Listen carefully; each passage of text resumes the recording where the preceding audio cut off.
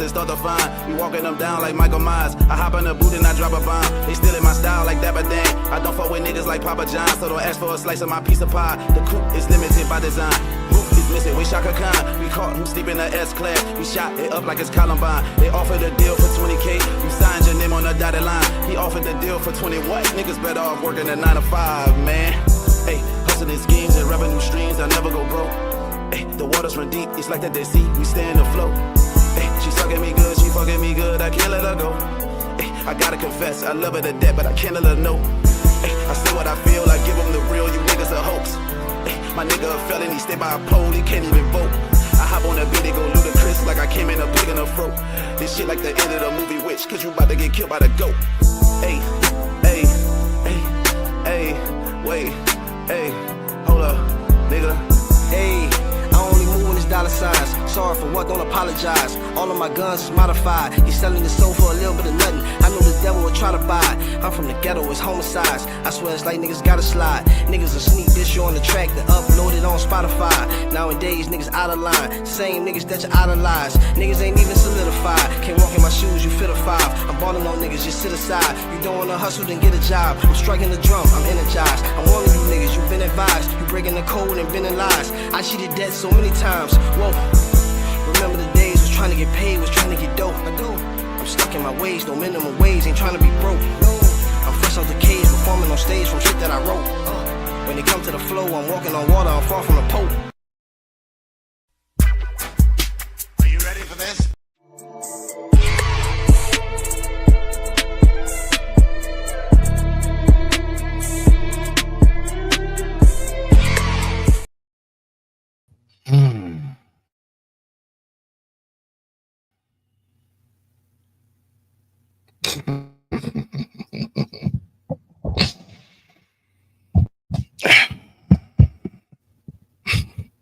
Much respect to the family. I wanted to take a little extra moment. I apologize for being late. Forgive me. I want to make sure I had my composure for this. So let's get a nice little preview of what it is we're going to be talking about. So for those who may see the title screen, the whole nine, you see what it is. And I thank you all for tuning in. The time right now is 5:27 p.m. East Coast Standard Time. And I thank you all so much for watching. So this is what we're going to do for the evening, right? I'm going to just go ahead. I'm going to kick it right off. We ain't going to play no games. I don't have no long soliloquies, none of that. I guess all I got to say is I hope everybody's having a good day. What I will like to say is shout out to Izzy. All right. Izzy, everything that's about to take place, you have nothing to do with, sir. You're in the clear. I appreciate you. It's these two niggas that was talking, but we're just going to start off with this small piece. Fair use, fair use, fair use. Make sure you go subscribe to my man, Izzy Bands. That's right, Izzy Bands. Hashtag Israel Mills, Ismailite Nation, right?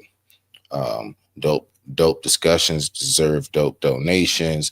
Compensation for the compensation. That's right. Go holler at my boy, because we all we got at the end of the day. If we don't salute us, then who will? And with that being said, I digress. My mic is muted. And now that we through the formalities, let's get smooth smack into it. Mean that you have to do whatever they're saying. You are the man. You are the one that set the precedent. You are the one that set the bar. So because they're young and because they're approaching you, why does that mean that you have to be with them or have to be involved with them? I don't understand. Well, you don't always say yes, do you? You're the one that said it. I'm asking you the question. Don't ask me a question with a question. I'm asking you. You said it. I would say this at the end of the day. It's more about your judgment of that woman, right, in that particular circumstance. There are some women out there who are 21, 22 years old who are more mature than some of these 40-year-old women are.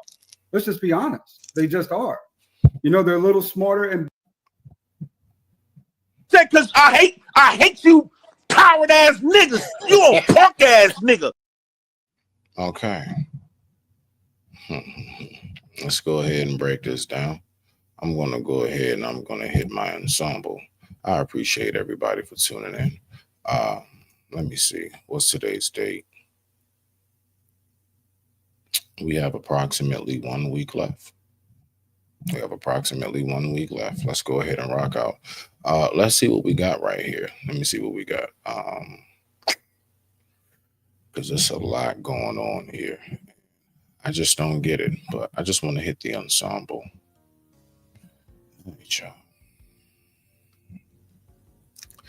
Now, this is what we're going to be speaking about this evening, okay?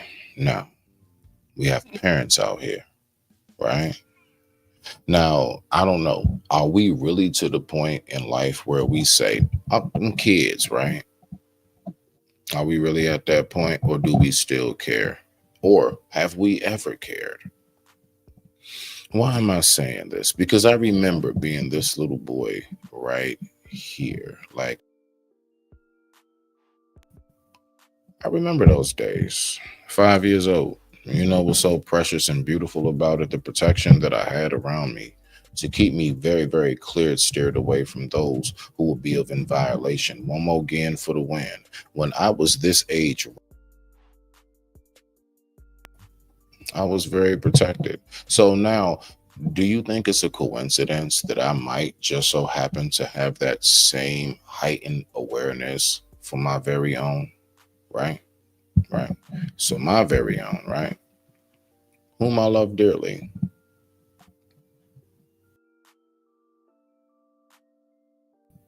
I have a heightened awareness for her. Right? So I want us to listen to how this all kicked off. Right? Let's go ahead and listen to how all of this even got going in the first place, because I'm going to be honest with you, it's crazy. So let's go ahead and get back to this, right? All right, so this is what we're going to do.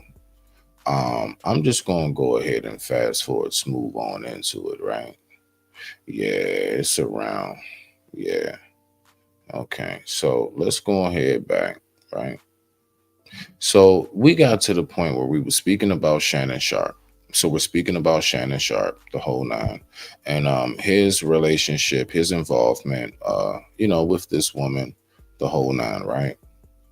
My whole thing is everything kicked off. Let me just real quick. All right, hold on 1 second.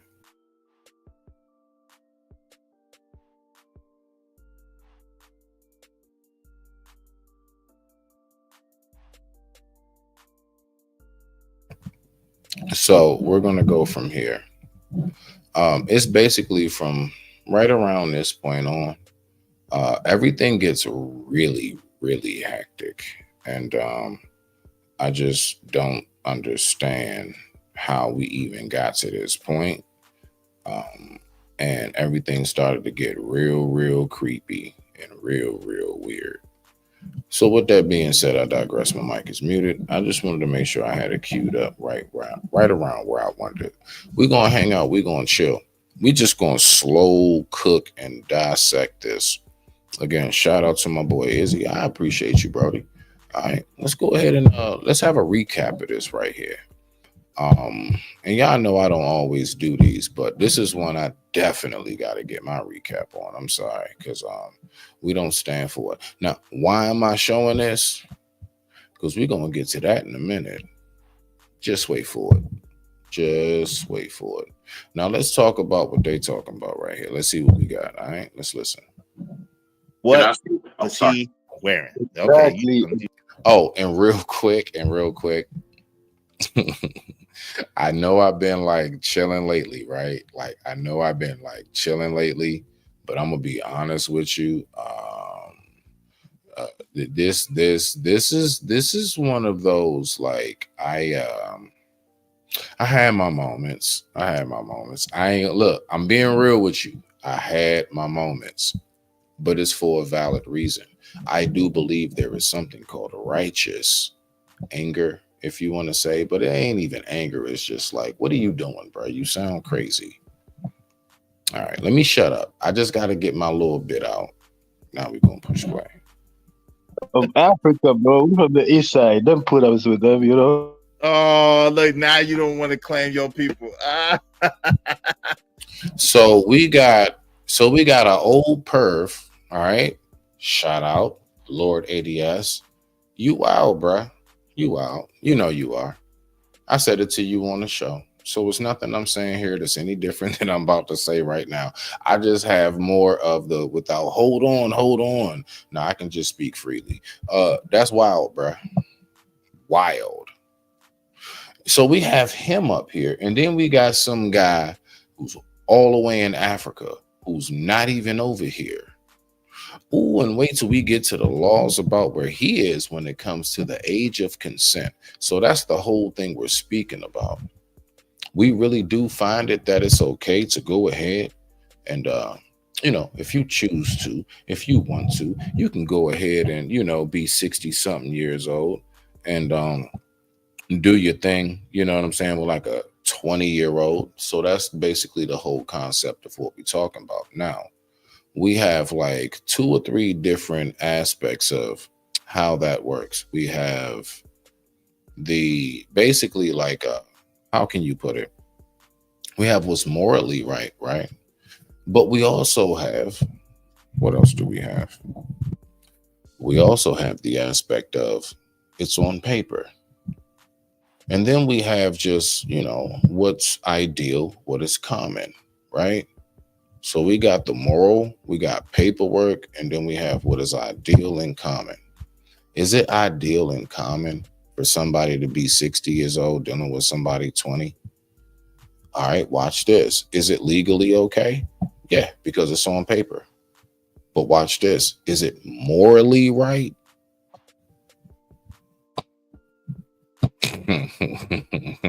Let's listen. I'm gonna just let the video play for a bit. Shout out to everybody who was on the panel, especially these 2 goofballs who I'm getting ready to address directly.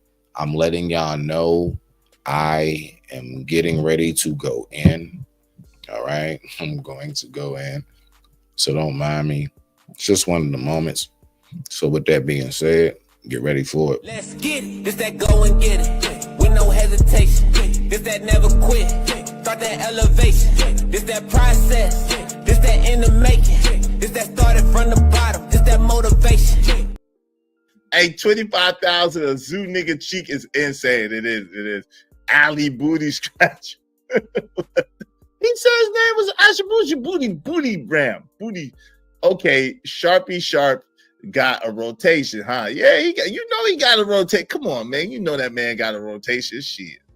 Come on, man. You know Uncle Shay. Hold on, I gotta hear these names again. I don't trust these niggas. I'm just gonna say. You know I don't trust these niggas, right? This was good. Prosecuted by OJ Kingbola and Factor Digital producer Jibola Budaran to talk about this case. So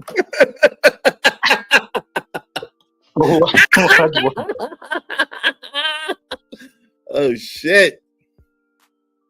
Woo! Can't make this shit up. Let's go.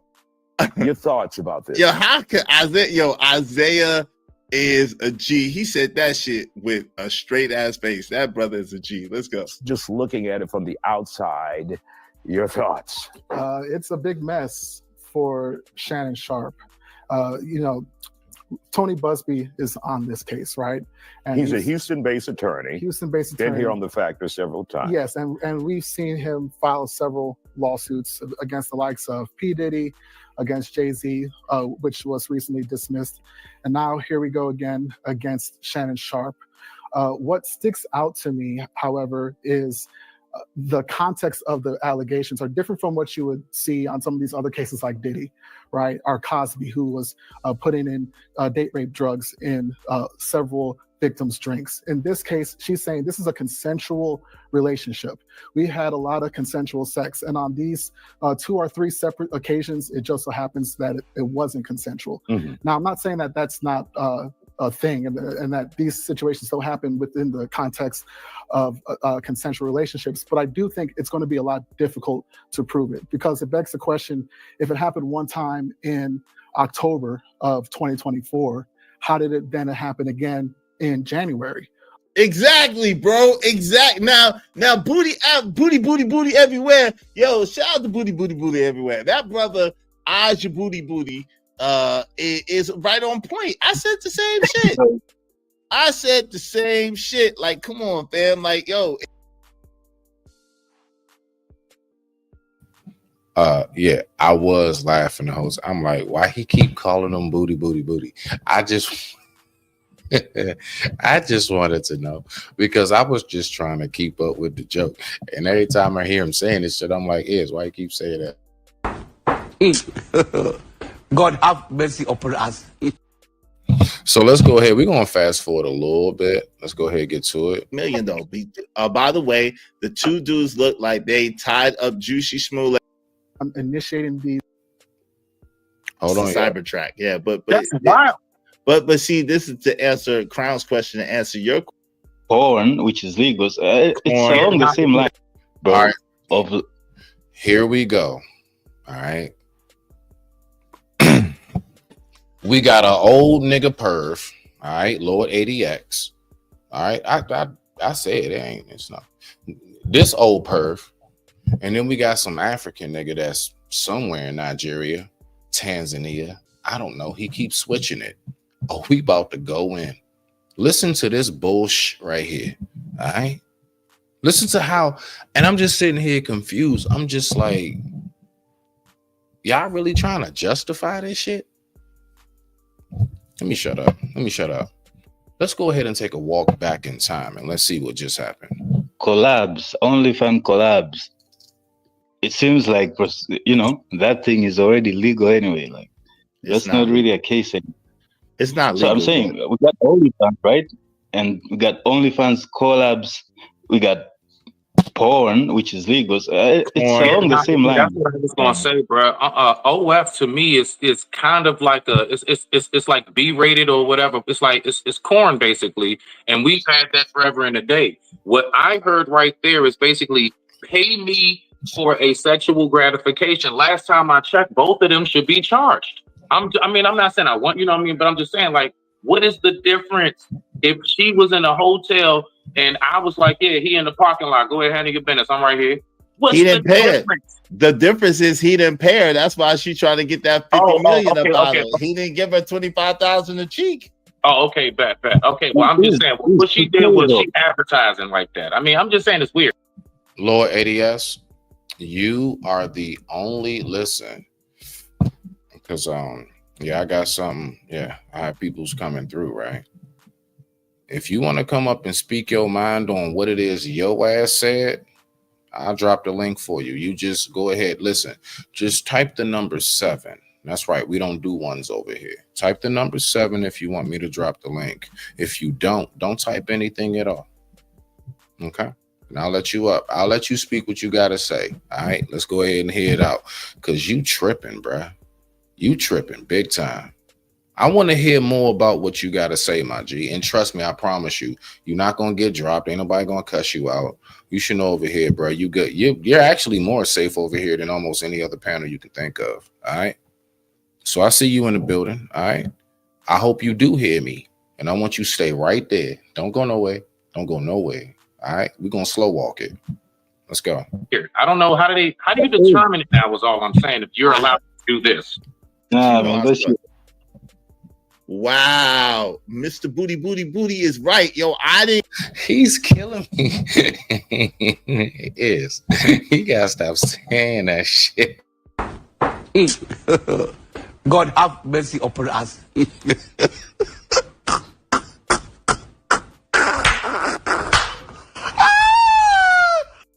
Wow, this shit. Let's go ahead and go. All right. Didn't catch that. Oh shit. Uh-oh. Hey, why you keep calling them? Hold on. One mic. Don't tell me, yo, I will drop you down. Don't tell me what to say, boy. I will drop you down, boy. I call him booty if I want to, boy. What's wrong with you? Hey, yo, so like I was saying before I was rudely interrupted by this booty scratcher. Izzy Bears, yeah, I saw him talking shit too. He don't want me to start dropping names and shit. I know, man. I saw him talking shit. I saw him. But that's why he's an African booty scratcher. He will forever be the booty scratcher of the space. Yeah, he can't say nigga or nothing else. If he say no, I'm gonna drop this man. If he say no, he get dropped. I'm not playing with him. That's a good question though. Well, hold on real quick. Nah, I want to talk about this real fast. Hey, that's funny, man. Hold on real quick. The The crazy thing is, I did not. No, the crazy thing is everything Lord ADS is about to say. Let's go.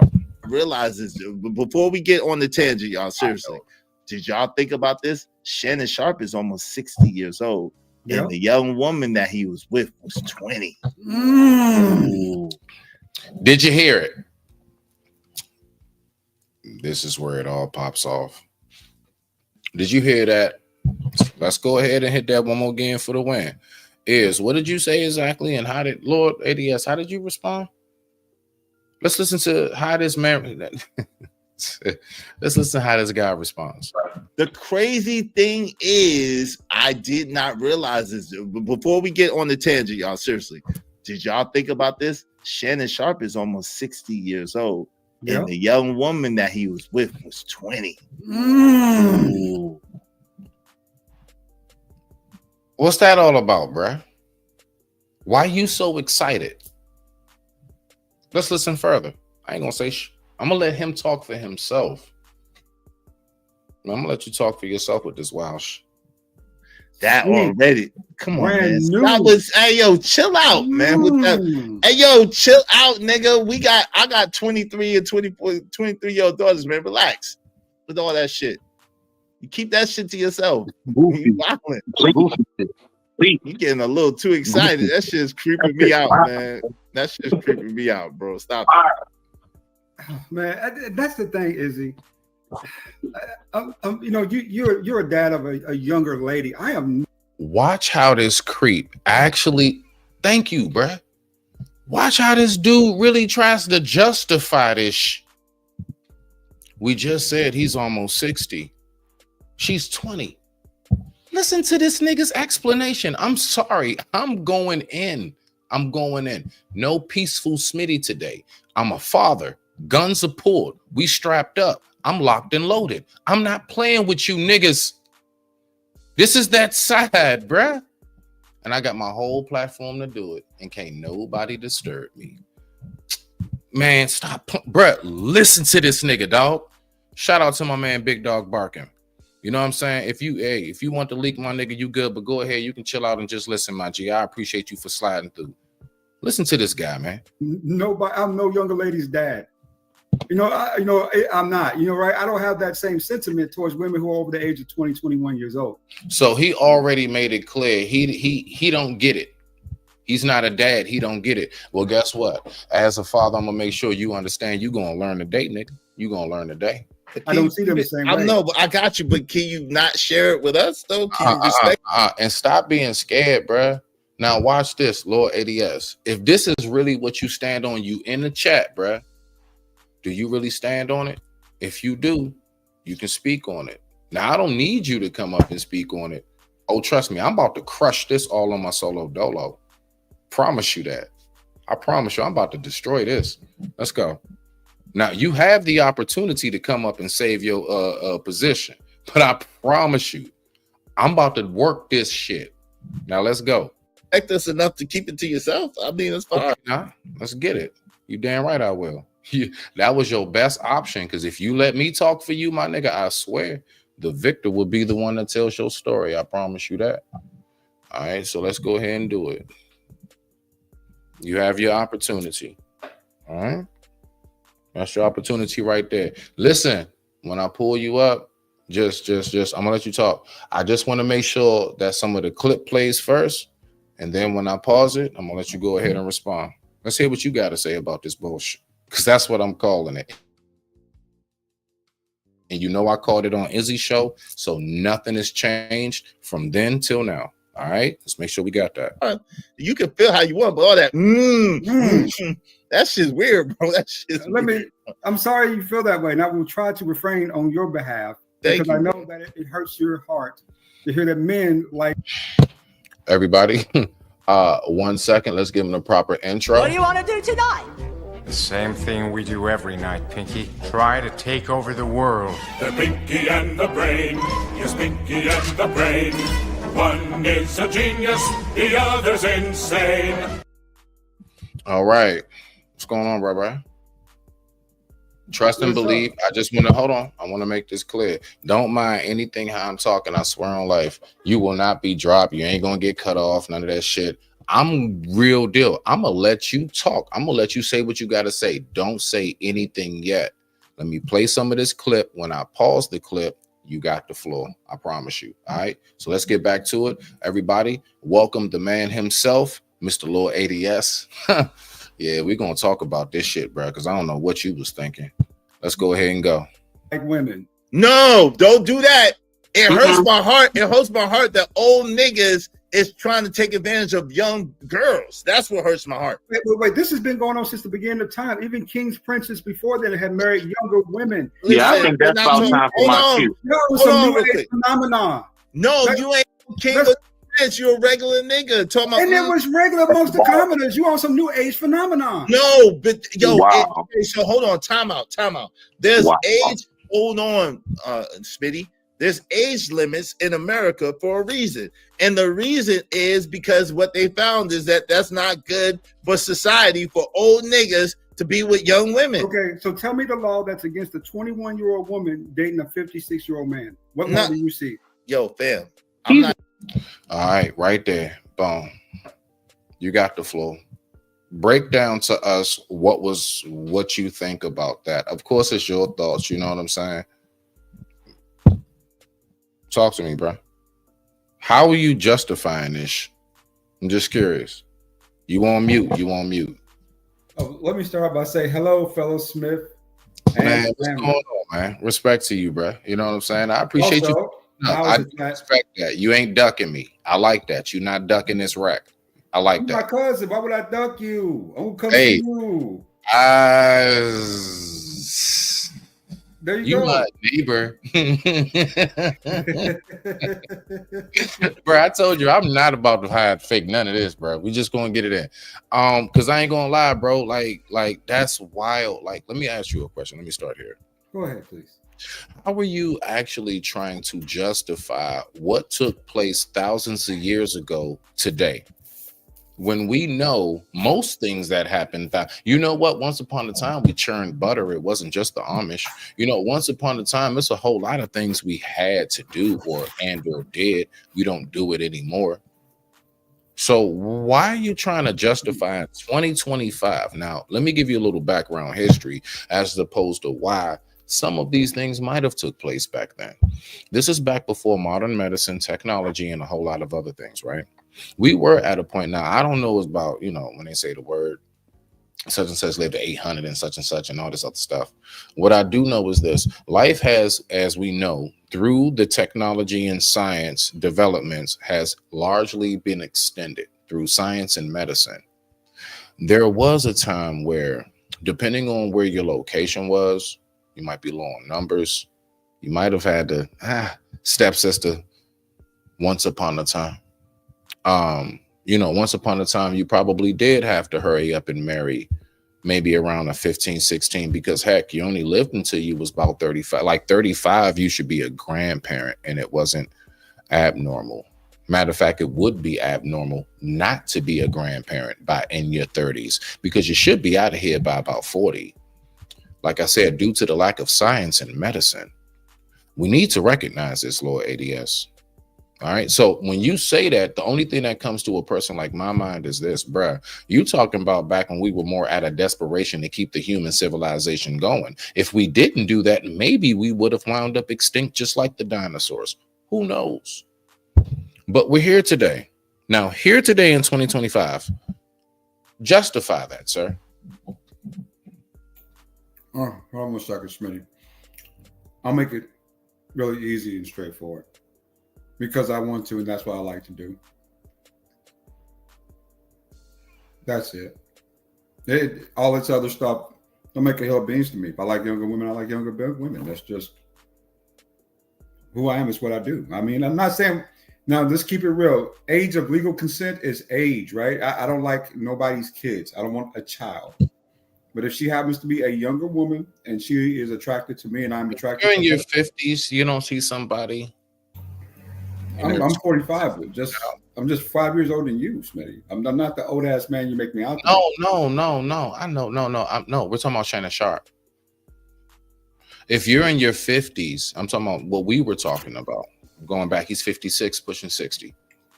So him being pushing 60, you don't see that as like bruh, when you were 20, she wasn't born. When you were 30, she wasn't born. You had to wait till you was like 41 just for her to reach the age of 1.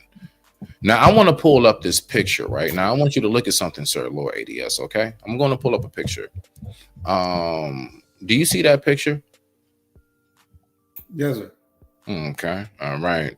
You know who that little girl is being held by that man? Watch this. Bam. That same little girl grew up, and that's the same man, and they're now married and or divorced. Sir, you don't see nothing wrong with this. One more again, bruh. You see that little girl he's holding I want you to look at her face, bruh. Look at this little girl. Look at this grown ass man. Now I want you to look at this flash. Let's go fast forward. Wow. That's her picture on the left as an adult, right? Okay, what? I don't know, 18, 19, 20, whatever. He's in his 60s. That's her stepfather. That's her godfather, stepfather, godfather, whatever. That's basically family. Now, sir, I mean, so again, you got the floor. I'm gonna shut up. I mean, there's some context to that story too. He was hitting the mama for years too. I mean, he was really hitting the mama, which was kind of Woody Allen type situation, right? Okay. I'll give credence to that. That was very Woody Allen-ish the way he pulled that. Do me out. a favor. Could you name those? You remember those celebrities? So who are these? You said Bill Belichick. Who else? Now I do know. We all know about Leonardo DiCaprio. Who else do you got in the mix of that? As far as like when you were saying it is more normal nowadays. So who are these people you naming? Ron Isley. Ron Isley. Okay, keep going. I think it's Robert De Niro, if I'm correct. I forgot if it was him or not. I think so. George Burns, remember he did it as well. There's so many of them. I mean, there's a list of them. Kojak put it in the last chat pretty well. It's like 10 or 12 of them just right off, right? That he could think of. So it's not uncommon for this to occur. I do understand it. Okay, so this is what I want to know. Okay, so what I want to know is this. When you mentioned that, why did you mention it? Did you mention it to say it's okay? And if so, why is it okay in your eyes personally? Now let's take it off of them. I really want to go ahead. I actually want to tap into Lord ADS's mind. I don't want to judge you or anything. I'm dead ass at this point. I want this to be more therapeutic. I really want to understand, why do you think that way? Because my mind is totally different. But you know what? I got my own demons, bro. So ain't no judgment. This is respectfully, Smitty, a father's interrogation. I've been through this before, Smitty. All right. Okay. Let's go. Simple. Like I tell them, I like the daughter. You know, me and her having to hit it out. Age to me isn't it's a factor. If it's anything beyond the age of 20, 21 years old, it's a factor, right? I can't do it. I'm sorry. I don't want someone's child. I don't want to deal with someone's kid. But in above, though, if that's a grown woman having a conversation with me and we happen to hit it off, then it is what it is, right? I mean, sometimes, I do decline women, saying occasionally in that case, especially if they are, saying a little bit too immature, right? If you still got kid bops in your headset, I don't want to have anything to do with that. You know what I'm saying? You're a kid, but if you're an adult woman living an adult life, you got your own apartment, you live by yourself, you know what I'm saying? You got your own car, you work for a living, then why should you be off limits? Especially if you're age, right? Beauty, physique, elegance, and let's be honest, younger women have so much less baggage than older women in their 40s. You're dealing with someone who's been programmed by many men in some cases, right? Groups of men, many bodies, many spirits associated with it. You know what I'm saying? The engine's got over 300,000 miles on it because you got 3 and 4 babies. You know, you ain't had a tune-up because you don't go to the gym. You know, there's lots of things that go into that, right? I'm not just an all-out, how do you say, asshole about it, but I do kind of measure well when it comes to what I like and what I don't like. So when you said the younger women don't have as much baggage, all right. So what would you say, a man as yourself? We're going to keep it strictly on Lord ADS. We're not going to go to men. I don't even want to associate men with this. Lord ADS himself. What is more important to you? A woman who is younger, who has less baggage, or a woman who is older but has more maturity? Less baggage. I'll go with that every time. Less baggage means less trauma, means less drama, means less arguments, means less kind of conflicts. Okay. So you were saying something earlier in reference to how when you date or marry a younger woman, you actually wound up staying married longer. Could you go ahead and recap on that before I pull something up? Oh, I made that as a general statement. I married in my 20s. Wait. A general statement or a fact? It has some factual basis to it. No. General statement or fact. And I'm going to give you let's go with facts for now. Facts aren't truths. Remember that. Truths are eternal. Facts are just what we commonly know. You got the floor. Rock out. So, yeah, my first marriage, I was 25, 26 years old. I was with the girl for, I think, 3 years before that, before we even got married. The marriage only lasted in-house 3 or 4, I think 5 years, due to me being in the Navy and the dirty. It was the cheater. I'm filthy. I'm an animal like that sometime, right? When I was in my youth, you know, I needed, you know, and demanded multiple women. So, you know, my challenges with staying faithful were at a cost, right? Mm-hmm. Separation. Mm-hmm. Since I had gotten out, right? And keep in mind, I gave her the house and, you know, seeing a lot of the property that I had down there in Jacksonville, Broadway. We owned a little house. And when I gave that to her and everything too during the divorce, so make sure she was straight. So after that, though, of course, you know, I came to Atlanta, lived here probably since 2007, 2008-ish, maybe 2009. If you want to count, I was in and out for a little bit. I've dated women my age, women who are older, and I've dated women who are younger. In a lot of cases, what I found is better lasting relationships with the women who were younger due to them not having already a lot of preconceived, you know what I'm saying, conditions and thinking, right? The programming was different. A lot of women in my age group were simply programmed off Tyler Perry, Mary J. Blige, a lot of the whiny, you know, saying that black men, you know, right, I'm going to do this, I'm going to do that. You know, this is going on, that's going on. Just a lot of the preconceived programming, which made it more difficult for me to get along with them. Because at the end of the day, I'm not going to tolerate that if I'm doing things the, you know, saying the correct way, right? If I'm working every day, coming home to you, if I'm working out every day and you're not, you know, if I'm not going out on the weekends, but every so often, I ask of whoever I date, they give me 2 weekends a month where I can go out and be with my boys and watch games and do things I want to do.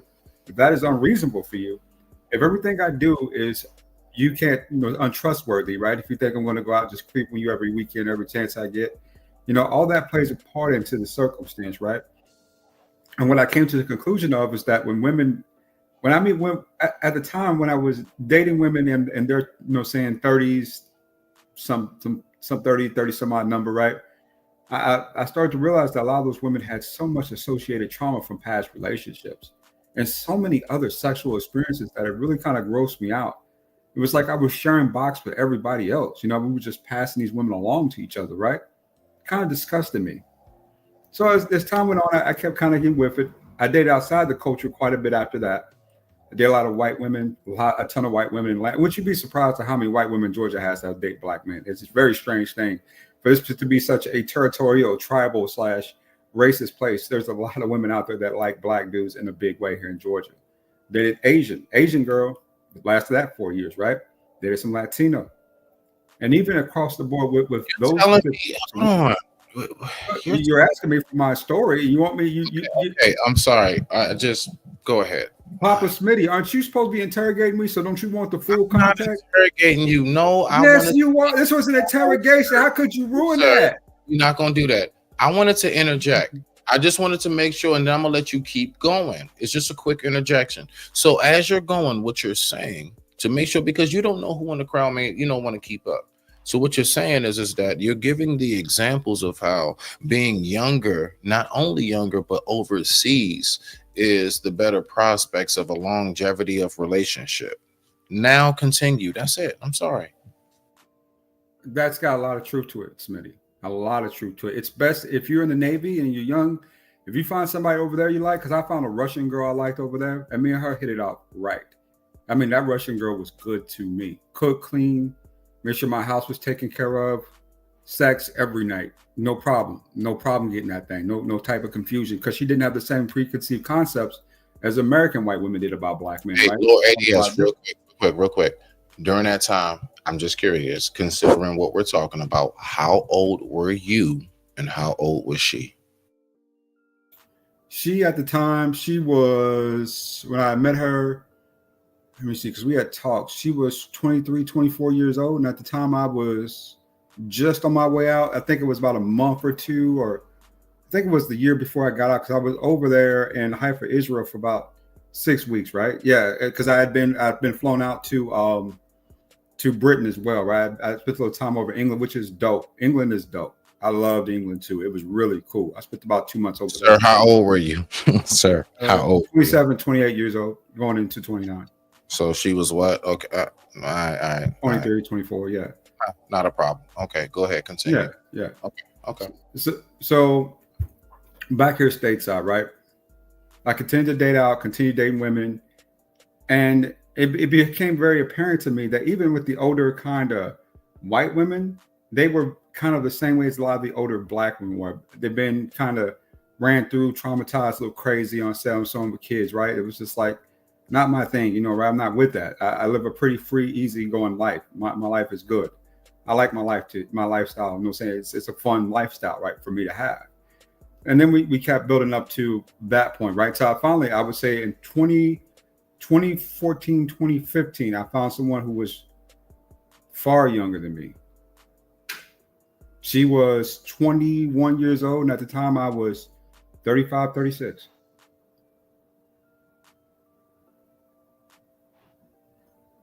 That's how it started. Okay, so Lord ADS, let's go ahead. I want to push play on this video, man. And I'm glad you're up here. However long you're up here, cool. You can speak for yourself as long as you're up here, okay? But the show will go on. And I'm going to give my full diagnosis as a father. All right. Now, let me ask this while you're up here. You have daughters? Not a one. I have a son. That's it. You got a son. Okay. All right. Cool. Okay. So that does also give some context as well. We're just gathering information. I thank you. Hold tight. So let's go ahead and do this. At the same time, we all know that she wasn't 21, she was 20, and she wasn't even old enough to drink. So this is the thing. Like, if you're not even old enough to drink, how are you old enough to be with somebody? Yo, you see that? Yo, first of all, hold on real quick. Legal code. If you don't know how to follow a conversation, probably you should keep quiet. If you don't know how to follow a 20-year-old, right, and a 56-year-old is way crazy, okay? Shannon Sharpe is old enough to be her grandfather. So let me ask you this, Izzy. Are you mad at Ronald Isley then? Because his wife is 36, the chick he had a chick with. Are you mad at George Burns because the chick he had a chick with was 30-something? Are you mad at multiple other celebrities? Are you mad at Robert De Niro because he just had a baby? He's 80-some years old. That woman is not in her 40s. She's in her 30s. Are you mad? There you go. You moving the goalposts. Now you're talking about there's a huge difference between 20 and 30 something. There's a huge difference between 20 and 30 something. We all know that. A 30-something year old. Hold on, yo, please be quiet. You want something? You want to say something, Lord ADS? No, Smitty, I would allow it to go. Okay, thank you. No, I just because I didn't know because your voice is going 2 times. Hold on. Oh shit. Everybody, everybody. God have mercy upon us. Everybody give it up for the absolute, the oh so lovely, the oh so beautiful and wonderful, my family, your family. She is always one of ours. Everybody give it up for Queen Sunkiss.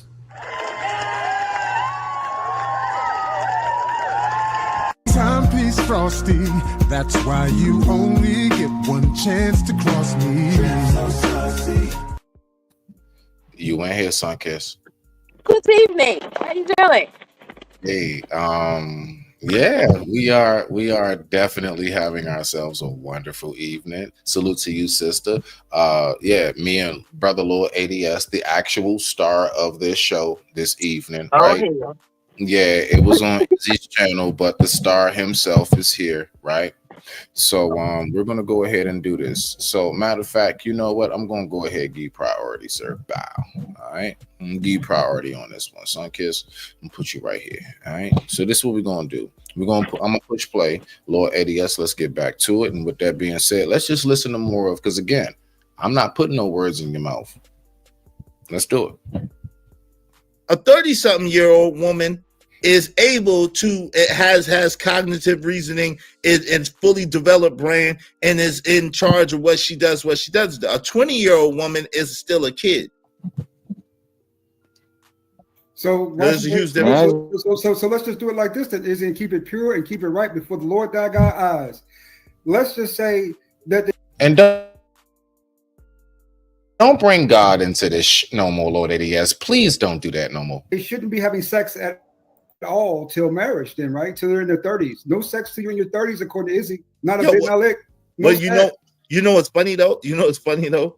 And I've said this a long time ago. That's why I tried to teach my daughters. I tried to teach my daughters to save it to marriage, but if they don't get married, don't be having sex until they're 30. Of course, that's not realistic. But that's definitely what I taught my daughters. That's absolutely what I taught my daughters. That was the running joke in our house. So may I interject? What would you like to interject? No, please don't. No, go ahead. What would you like to say, sir? I hate you, coward ass niggas. You a punk ass nigga. Hold the press is easy. You just said something here. That what? You just said that. Listen, you just said that Shannon Sharp is too old and he's taking advantage of a girl that young. But Izzy, right now, right here, the girl is trying to take advantage of Shannon Sharp. So what are you talking about?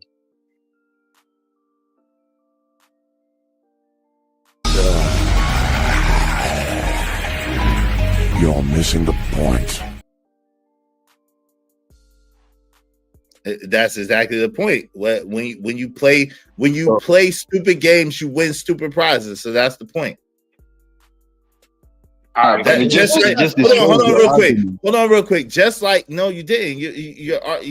Your logic is not logicking. So this is the thing. Just like Marcus Houston found out the hard way, when you play stupid games, you win stupid prizes. What do you expect a 20-year-old woman to do?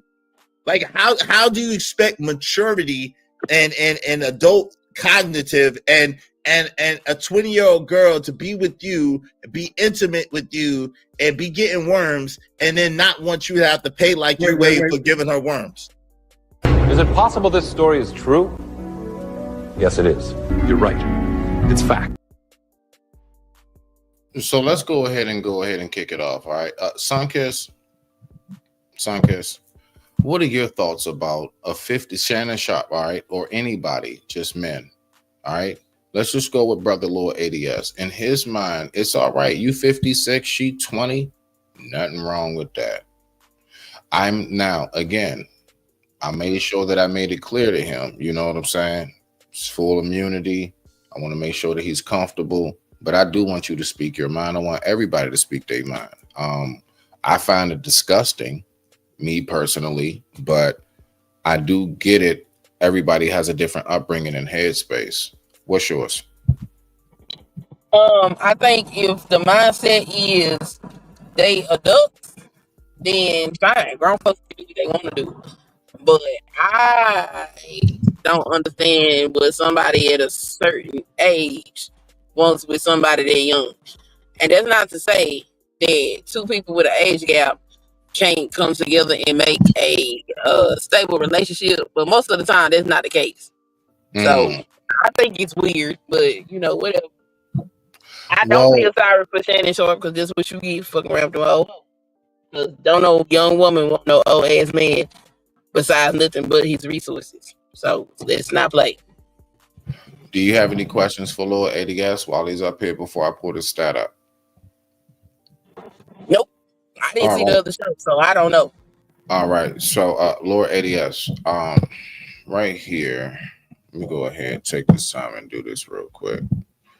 All right. So you were saying earlier that being with the younger woman, they usually stay together. I think you said longer, right? In most cases, it does work out a little better for me. Most cases. All right. So let's go ahead and pull this out. All right.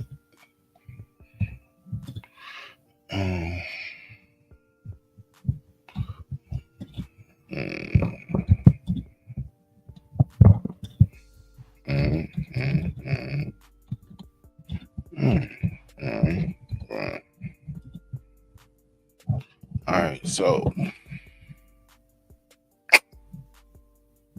let's go ahead and do this. So, all right, I don't know exactly how we should type this in, right? But what I have right here is 50 states. All right, so it says that 18 at least to be considered, right? All right. 38 states have legal expectations that still allow children in certain circumstances. 38 states. So that means children. What does that mean? That means 16 years old, right? So that's the first part. So we already know here we have out of 50, 38 states that actually say that we can go ahead and those kids can be emancipated, right? I know about that. Children being emancipated. Now, let's go to the history of this. Search tab. Let me see. Boom. Okay. Now we have this. Lord DirtyAzz. Now, while I'm pulling this up, I want to ask you this. If you had a daughter that was 20, let's just go with it, 20, and she comes to the family barbecue or whatever the family function, and she gets out the car, you're like, hey baby, ain't seen you in a minute, and she's like, hey dad, she runs up and there's tinted windows and you can't really see inside the car. You know how it is, right? And finally he steps out and you see somebody who looks basically who went to school with you. What would be your response to that when she said, and dad, this is Greg? And Lord DirtyAzz says what? Just curious. Me and Greg would have a very long, heartfelt conversation. Why? You're so good with it though, right? It's simple because long conversation about what? Matter of fact, about what? You got the floor. There are other factors that go into this too, right? Greg isn't a stranger if we're using the proper context to this particular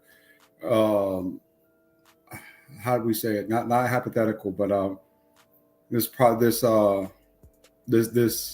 would just say this particular I don't know how to what I forgot the word right now. No, but and fascinating is, bruh, you are very articulate as to why it's acceptable. Now, I'm putting it back. There you go. I see you, sis. Okay, we got her back. Now, I'm asking this question. Why would it be a long talk considering now it's your daughter in particular? Go. Well, let's start with the first piece of it. I know that man. If this is what we're describing, right, in detail. If I know you, it's totally different for me to kind of see that particular circumstance and the way I would perceive it versus if it was just a strange man I had no idea who he was, right? So that would be the first big piece that would stand out. I do have rules to this. There are rules to this game that I follow, right? Certain pieces of code. Like, for instance, if I know you, you know what I'm saying, your women are off limits to me, right? Unless it is like a sister or something. But women's kids, your exes, all that stuff, off limits. I don't want it. I don't want that. I don't want to deal with that, right? No matter how appealing she might be to me. That was once yours, that is yours. You know what I'm saying? That came from your seed, and I know you, and we're especially the same age group. You know, I'm going to show you a certain level of respect and say, you know what? I'll pass on this one, you know, for the sake of your father. You know, your exes, I'll pass on them for the sake of my homeboy, right? That's how I would sort of perceive that. Now, if you're talking about a niece of him, you know, saying a niece or something, or a sister, those are perfectly on limits. They're not off limits. Yes, your sister is not off limits, nor is your niece, if she's over the age of 21. That's how I would view that. So, like, at the end of the day, wait. Your sister's not off limits, nor is your. Wait, Sunkiss, give us a second, this man. Stay right there. What did you just say? The niece, if you have nieces in this particular scenario that we're talking about, this is just my code around this, right? Mm-hmm. Not generally, we're taking all people out of it that we know, including us. Okay. My code is very simple. You know, if this is your children, you know, I won't mess with your child. You know, I got a respect for my friends, right? Plus, it's a trust barrier. You get shot. Oh man, 5 times in the face. Go. Yeah, and I understand that. I understand that 1,000. That's deservingly so, right? You deserve that if you would do something as underhanded and nasty as that, right? That's pretty. That is pretty. How do you say that? That's pretty. You know, shady. That's pretty shady type of behavior, right? You know, your exes, you don't have to worry about those. Won't deal with those out of respect for you because we boys, right? But if you have a cute sister and I think she's all right, don't be surprised, you know what I'm saying, if I take her out once or twice, right? You know what I'm saying? If you have a niece and I find her, you know. No. Lower ADS. You're not about to pull that, bro. Nah, I ain't about to pull that. Nah. Listen, I asked you a specific question, right? So I'm thinking you talk about family, like actual. So mind you, look, I want you to peep something, right? So everything you're talking about, I'm about to pull this picture back up, okay? Now I want you to think about what you're saying. Bow.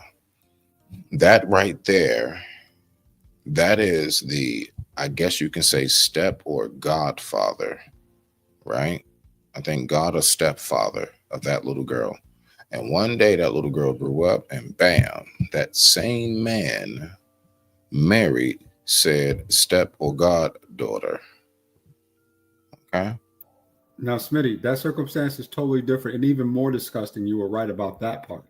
That was supposedly his daughter. You know, right? If I raised you, you're my daughter. I don't want any, you know, say my children, that to me would be more of a mental health issue. Listen, I don't know. Stop. And the only reason why I'm doing that right now is because I want us to stay focused, bro. I don't want this. Sunkiss, I got you, beloved. You good. I don't want us to get derailed, okay? All right? I don't want us to get derailed, okay? Lord ADS. So, yeah, when it comes to everything that you're saying, because I'm going to pull this video up. I'm getting ready to push play. I want to know, I'm trying to figure out when it comes to the mentality of why that's okay, besides you giving me what was written down in history or anything else, I want to know what goes on inside of your mind, sir, that allows you to think that being 56 pushing 60 is okay to be with somebody 20, considering when you were 20, now that you're 56 pushing 60, that person wasn't even a twinkle in their parents' eyes yet. I'm trying to figure out, I just want to learn the headspace of the one who thinks in such a manner. Well, hold up. Before we do that, can we make sure we do a little bit of cleanup, right?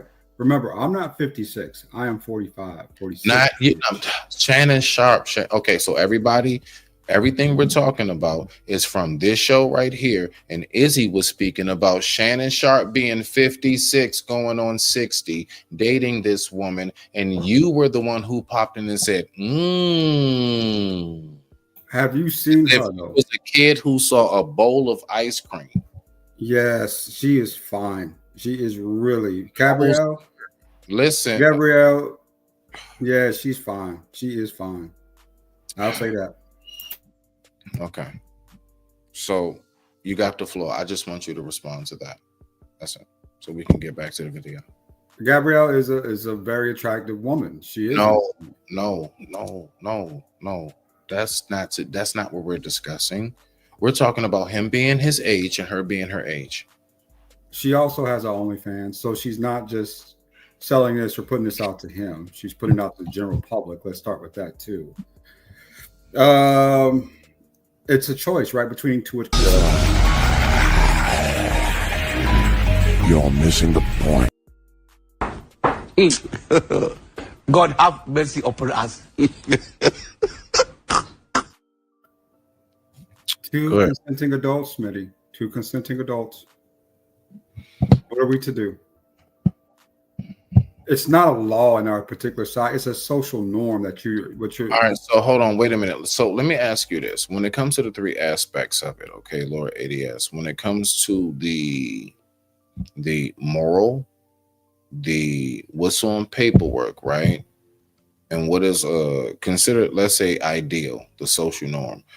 Which out of those three would you say stands out and you live by the principle more of? Moral, ideal, or paperwork? The moral. I do have a sense of morality, and I am more a legal type of citizen, right? I follow the law. So you with the paperwork? Yeah. Shit. God have mercy upon us. Whose mess is this? You put him on the TV. Go! Let's get back to the video, Lord ADS. We're going to get back to the video. So hold on real quick. At the end of the day, if you're going to give this young girl worms, you're going to have to pay like you weigh, Shannon. I didn't know that she was 20. If I would have known she was 20, I'd be like, shit, damn, that's a dumbass thing that you did, bro. That's dumb. I'm not saying he SA'd her, but it's just stupid. Let me ask a couple of follow-up questions, Izzy, if you would entertain them, please. Sure. Everybody, Lord ADS has some follow-up questions, and I must make sure I hit the disclaimer. Shout out. Hey, Lord ADS, thank you for pulling up. Thank you for staying through, and go ahead and giving us your take on this. Everybody.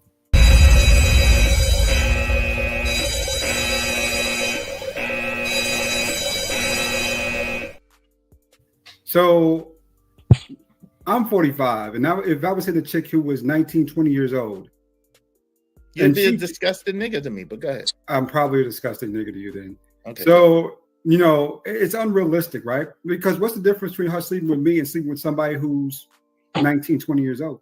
There's someone who's 19, 20 years old is her age. That's what the difference is about 26 years, bro. What are you talking about? That's the difference, 26 years. In that situation, take all of the side explanations out, take everything out relative to us, right? Let's just keep it straight there in the middle.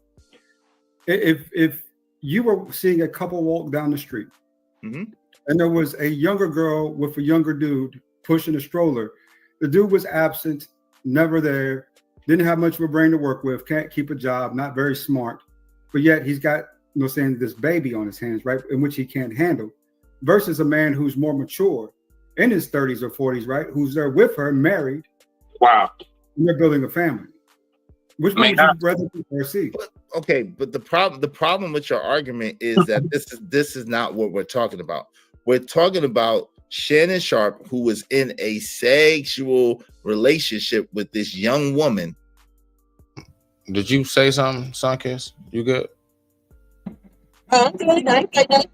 Okay. I was making sure. I don't know. This young woman who was young enough to be his granddaughter.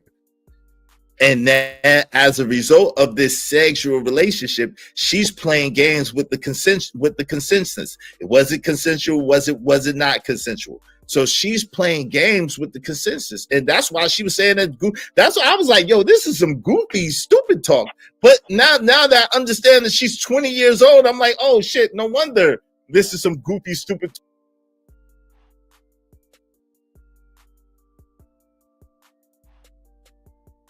Oh, so low ADS. All right, so that right there. Do you want to break it? You know, I don't have to speak for you.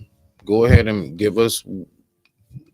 elaborate on that and what you was talking about. We're just gonna give you the flow, bro. This is your moment. No bullshit. Well, I think that at that point I was talking about which one would you rather see. Just us standing on the outside, right? Mm-hmm. Imagine this. Let's create a different scenario here. Mm-hmm. Okay, we all boys in the same neighborhood, right? We all kind of grew up together. Me, you, Izzy, but we also got other boys that we grew up with as well, right? You know, one of our homeboys is dating a much younger woman, and they're talking about a long-term committed relationship. They've got to that point. You know what I'm saying? He's in our age group, right? 43, 44. 45 is the in-between, between 39. Good in-between, right? He's 43, 44. And, you know, one day he brings out to the barbecue or whatever. We chilling out at the cookout, everybody eating, drinking, having a good time. And you find out that she's 20 years old as we go through the conversation that evening, right? But you also, in this particular case, when she begins to speak, you know who her ex-boyfriend is, right? Because maybe we recognize the girl like, hey, she dated Lil Ronnie. You remember Lil Ronnie? Yeah, the one that can't stay out of jail. Oh, yeah, Lil Ronnie, the one in jail for, you know what I'm saying, you know, all types of kind of crazy, right? Kind of petty crime. He's broke. He can't keep a job. Live with his mom. You know, can't seem to get along with society type, right?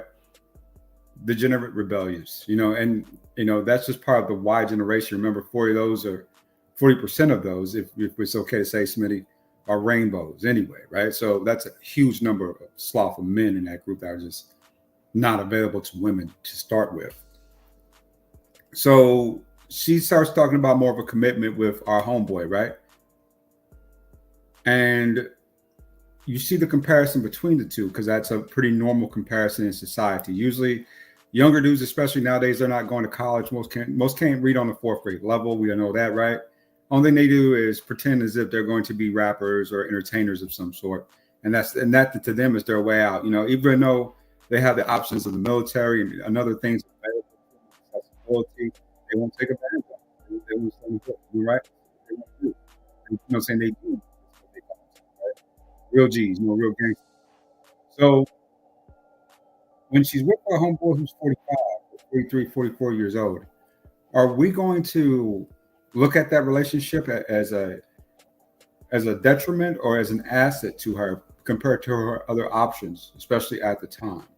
How do we perceive that relationship between the two? Is it healthy or is it something that will ruin her life, right? Because more likely hanging out with Ron, she's going to end up being his next baby mama because he already got 3. Which one do we feel as if this is a better path for her? I will give the mic to Sunkiss next, and then Smitty, of course. I want to hear the opinions. Please.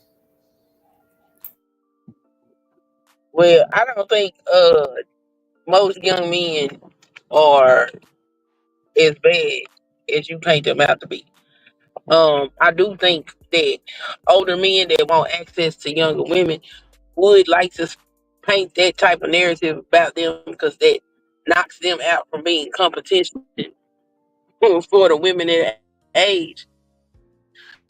But I don't subscribe to that. I don't see a whole lot of older men marrying or creating families with these younger women. So I'm not buying it. They're doing it because they want to tap some young tail. And a younger woman is easier manipulated than somebody their age. This is what it is. And they don't want to deal with it because a woman their age has been there, done that, seen it, moved on. And you can't play the same type of games with a woman your age than you can with a young woman. She don't know any better. So, I mean, like I said, grown folks can do whatever they want to do, but I wouldn't tell my daughter to sign up for this. Like, if an older man wanted to date my daughter, he would make sure he did everything decent and in order. Meaning, before he even took her anywhere, he would make sure he introduced himself to her parents because he already know that this is a funny type of relationship. So yeah, I'm not going for that. Well, there is statistical data to back up what I'm saying too, son kids. Did you know that most men who are married over the age of 40 are married to women who are significantly younger than them? We're talking What about is significant? 15 to 20 years. No, I don't know nothing about that. Yeah, it's very common. Where is like, where did they locate? It's How on you gonna Google. tell me you got data and tell me to Google it? Hold on. God have mercy upon us. I'll share my screen. We'll read it together. I'll pull it up. Go ahead. You can share your screen. All right. Hold up. Make sure don't get me hit now. Make sure don't get me hit. It's Google. It's fresh off Google tip. Nothing spectacular. Got it up. Please present.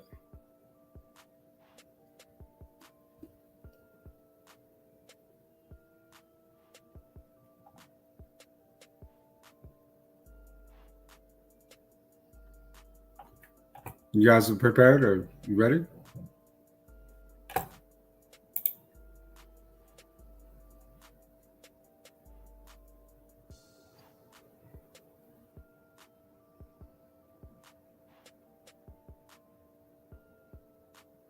Is you guys still there? Oh, my bad. I was talking on mute the whole time. I just put that in a link in there. It only gave me the option of the link. I apologize so dearly. I didn't know I was on mute. My bad, Lord ADS. Cool. So the link is right there. Sunkiss, can you pull that up? I can't see it either. Can I pull up what? I'm not on no computer. Damn it. I don't know how to pull this shit up. Can I read it? Yeah, read it if you want to. Well, hold on. Wait. Is this it? Yeah, there we go. Oh, that. You clicked it. I didn't know. You try to be slick, Smitty. You try to be slick and cute. You just got caught. You just got caught. I ain't mad at you, bro. I ain't mad at you. Go ahead, hit your thing. Go ahead. All right, let's start off, right? While specific figures on the percentage of men in their 40s marrying women in their 20s is not readily available, it's safe to say that this type of marriage is less common than marriages with smaller age gaps, right? Data suggests that most men in their 40s are likely married to women in their 20s or 30s and 40s, right? With a smaller percentage of them marrying in their 20s. But as we dip down into this elaboration, age gap prevalence, right? Studies show that a significant majority of men age 50 and over are married to women with who are 1 year younger than one themselves, right? Only a small percentage of men are married to women at least 1 year younger than themselves, right? So they tend to marry younger women. I think that's what it's saying, right? Marriage trends. Data indicates that the number of marriages that include 40 to 59 have increased. It is the minority compared to those who are marrying in their 20s and 30s. People in their 20s and 30s aren't getting married anymore. Why is this less common? Factors, social norms, dating preferences, and also stage contribute to lower preferences of age gap marriages, right? No specific percentage. While it is possible to find some statistics on differences in marriages in precise percentages of men in their 40s marrying women in their 20s, it's not really available. So there really isn't much out there, right? Besides what we see in some of these cases with some of this stuff. Now, what I have seen, especially in the last few years, and me personally, I have experienced, right, that women that are 24, 25, 22, 23 years old are looking for more mature people, right? They're not looking for childish adults anymore like they used to be. I think a lot of women in that age bracket have gotten fed up with guys who are just playing Nintendo all day and doing such and etc., which is kind of a very true statement, right? They're simply tired of taking care of a grown man, which happens a lot. And some kids can say, oh, this is just hating. But also some kids, you know, I think we could say something kind of, you know, counter to that, right? That women in their 40s are less married than women in their 20s and 30s. And a lot of them are, you know, alone. So we get a lot of that sentiment too, of that these guys in our age group, they don't want to date us or marry us. They just don't want to deal with us. They keep just going down to these different age groups and finding women in that age group that will deal with them. So it's all prevalent in the conversation, right? But, you know, it's neither here or there. And I can only talk from my anecdotal experience and what I've seen in that circumstance. But there are quite a few women in their 20s that are dating men in their 40s nowadays. All right. So, Sunkist, you gonna respond? I thought you said you had some damn data. There wasn't no data. I can't find it. It doesn't exist. But no, the damn shit that you read said that this is a minority. That's y'all make up all kinds of stuff. Y'all need to stop. If y'all want to date other women, y'all just need to say that. Y'all not marrying these women. Stop it. Y'all tapping young ass. That's what y'all doing. You make it sound so crass, Sunkist. So But that's what crass. it is. Why we? I'm not gonna tell my daughter, that old man after you, girl, because he see something special in you. You just a no, he don't. He see your small hips. He see your nice young snapped body, and he want to get some of that. That's what the hell he want. You better be careful if you gonna fuck around with them old ass niggas, and make sure you get your paper. Shit. And if he ain't got no money, leave his old ass alone.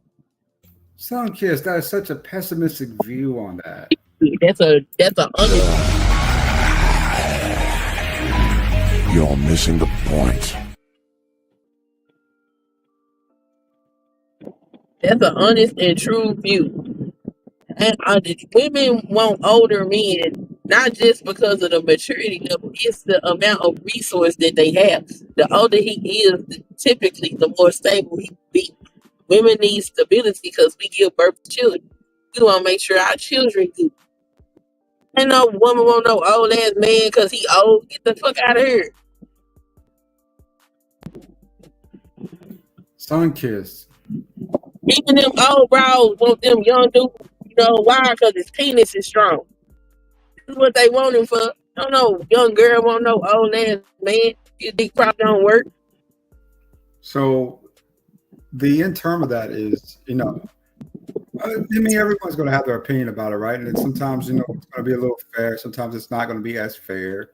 You know, that's just something that kind of occurs in these circumstances, right? I don't have any ill will about that opinion, believe it or not, Sunkist. I believe it's an honest opinion, like you were saying, from where you see it, right?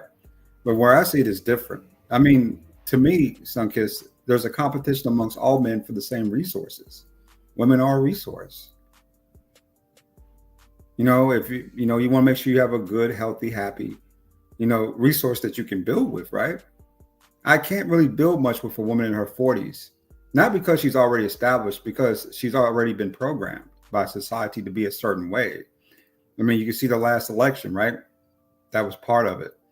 So with that being said, it's more about someone you can grow with, right? Fresh, fertile ground, per se, versus, you know, having to till no up hard. old gonna grow with no young ass girl because he done lived the life that she just now starting to experience from some program. Even more reason to be with her because you understand what she's going through, right? You've seen it. Your experience does matter. All right. So how much experience does, all right. So if you're 56, you don't think that your experience is well over like that woman who is in her 20s? See, that's when I was talking about earlier as far as the commonalities. Like, what really, like, how am I really going to relate to you? Now, mind you, you talking about like living with this person, but you know what's going to happen, Lord ADS? So since the marriage statistic rates, I don't know why I got tongue tied. The statistics are the same, right around roughly. All right, cool. So you gonna be in your like late 50s, she's in her early 20s, and then if the divorce rates are still right around the same, she gonna wind up divorcing you within like 5 years, and your old ass gonna owe her for the rest of her young ass days. That comes with the territory, friend. really. That comes with what? With If you what? if you are, see, the man is accountable for the relationship because we control access to that relationship. So when the relationship fails, even from a societal perspective, even a legal perspective, right? A lot of the onus will likely fall on the man anyway. Remember, you're talking to a guy who's already been through alimony. I've already paid child support before I got custody of my son. So I'm not, I would say naive to how that works right in that circumstance. Now, yes, it is a toll on the resources, a big toll on your resources, right? Mm-hmm. But at the end of the day, especially if if this was a relationship built out of love and it just happened not to work out, it was worth the risk. It just really is. The money doesn't matter as much as the experience, right? Or the time you spent with that person. Okay. So you're willing to take the risk with I mean, somebody. if you claiming to be the exception to the rule, then okay, I can get jiggy with that. But to make this a general thing, hell no, I ain't going for that. That's crazy. Because that's not what's happening. And generally what happens is these old men get with these younger women. They go ahead, they have their babies and all of that. And then he be dead and then she free when she a middle-aged woman. And she got his resources to go ahead and live like she want to live. She done about raised her children. She done did what she needed to do. She got the resources. Her kids is good. So now she's free to do whatever she want to do. That's usually how that work out for the ones that do and do it successfully. That is how it kind of really goes. So you're right about that, some kids. Because as men, we don't live forever. And be honest with you, our counterparts live much longer than we do. Women live a lot longer than men do. Okay, so everybody, what I want us to do is I want us to get back to the video. We're not going to get too far distracted, but of course, you know what I'm saying. I make it very clear. I'm gonna get good. I'll make sure you get a nice little. Make sure you get a nice little chunk in. Let's go. Talk that I can't even imagine. Like what? Let me help you out here a little bit, Izzy. What Deshaun you helping me Watson with? was 27 when he was sued for $100 million Wait, say by what? women who were in their 20s. So this happens anyway. So okay, but yo, fam, again, this is what I'm saying. But when you are messing with a 20-year-old who's not even legally old enough to legally drink, who barely is old enough to vote and doesn't have her full brain capacity, then you're going to get stupid situations like this. Is it possible this story is true? Yes, it is. You're right. It's fact. This is insane, right? It's not right what she's doing. At the same time, like what it's not right at all what she's doing. It's just like, but it's not right what he's doing either. He should not be messing with a woman who's younger than his own children. He should not be messing with a woman who is 20 years old. That doesn't make sense. That's all I'm gonna say. So all a part of the game, baby. Have the brain capacity. Most people have It's all a part of the game. It's not, except for a few. So that's just common. What game are you talking about? What, the game of goats and chickens? What game are you talking about? Nah, it's all part of the game. Listen, a 20-year-old woman is more mature than a 20-year-old man. Let's first understand that. Okay, because I hate you coward ass niggas. You a punk ass nigga. Okay, well, what does that have to do with? Hold on, time out. Hold on, Spinny. What does that have to What does that have to do with her getting with a 56-year-old man? What does that have to do with a 56-year-old man looking at a 20-year-old girl and saying, "Yo, you know what? This is some shit I should be doing." I'm listening. I'm saying that the girl is mature enough to know exactly how to play the game. She knows that the old man wants her for her body, and she only wants the old man for his money. God have mercy upon us. So it's all a part of the game. That's what I'm saying.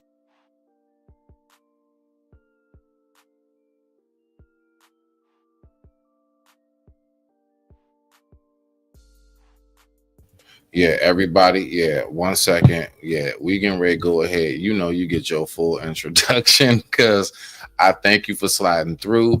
I am getting ready to go ahead and just chillax, and I just want to welcome the family into the building. With that being said, yeah, I know what it is when you see this.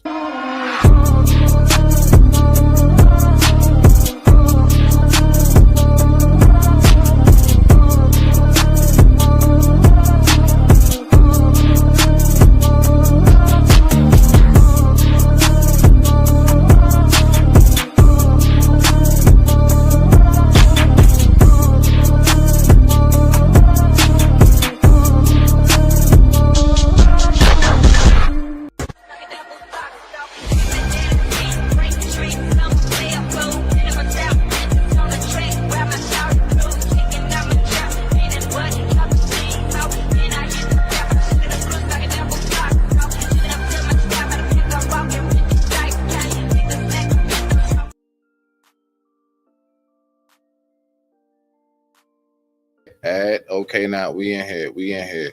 Yeah, buddy. I can go ahead, chillax. Go ahead. Let's go ahead and get it. Let's go ahead and get it. Salute. It's always lovely to see you, family. You already know, fam. My favorite cousin in the world. I ain't gonna say nothing, man. I'm just gonna chill. Thank you. I know you got a lot to say. Lord ADS, you definitely have a contender, sir. Rock out. Can I be introduced, please? She's a beautiful woman. This is the oh so lovely, the oh so wonderful, my family, my in-law, Miss Inshu. You know, Miss Oshun. That is who that is. Miss Oshun. Oh, I do remember that conversation a while back. Is that? Yeah. Okay. Now you remember. This is your cousin, right? This isn't your girlfriend or your wife. Okay. This is your cousin. Family, bro. Nah. Okay, I want to make sure. That's family. So respect my family. Nice to formally meet you, Lola. You're on mute, baby. I need you off mute. I guess I was double muted up here. Can y'all hear me now? Yes. Okay. I was listening earlier, but I had to jump off, so I wasn't here to witness what was said within the last like 5 to 10 minutes. So I guess I would like a formal update if that's possible. And excuse the noise, my son is in the next room exercising, so his creatine will work. Okay, it's just a general conversation about age gap dating, right? We're discussing Shannon Sharp, who is 56, dating a 20-year-old. Actually, this is the accuser, right? OnlyFans model. So the big consensus is it's more of a, how do you say, a father's perspective versus a single man's perspective in this particular case, right? So, you know, Smitty, as a father, is going to tell you that this is not what you should be doing. This is wrong. This is morally inept. And you know, saying there's no way you should be behaving in this way as a 56-year-old man. The way I see it is, quick, not to, you know, something. Before I was a father, I already had that man state. When I was in my, like, I don't know, 17, 19, early 20s, my daughter was born when I was 28. I was 28. She was born in 08. I was 28, right? Funny, right? 2 infinities, right? So, no, I already had that headspace. See, everything that when I stepped into fatherhood of, I was already prepped and prepared for. I didn't step into it and I had to just wing it completely. I had to wing little stuff like, hold on, wait a minute, how I powder the right way? You know what I mean? When I got to change diapers and stuff. But when it came to actually fathering and my headspace, nah, bro, that was already there. Well, okay, I'll give credence to that, Smitty. Versus me, a single man, right? My position on this is that you have two consenting adults. There's nothing illegal about it. Somebody feels if, saying it's wrong from a perspective of, okay, saying this shouldn't be so because she's so much younger in the age gap difference, right? But for me, I see a grown woman dating another adult man, regardless of age in that particular circumstance, right? And so that's, I think, the crux of the argument between us two that we're having this evening. Okay, you said that's the crux of the argument? Yeah, I believe that's the core of it. Well, that's the discussion. I see it as it's perfectly okay because they're two consenting adults. And I do date younger myself. And Smitty sees it kind of from perspective that it's morally wrong. Yes, I do. 100%. Rock out, y'all. Okay, so I'll give my perspective and then I'll speak to the crux that you said right there, Lord ADS. In my perspective, right, you can do a lot of things. Even if it's illegal, you can do it. The law of nature says you can do whatever you want. There is no age limit in nature.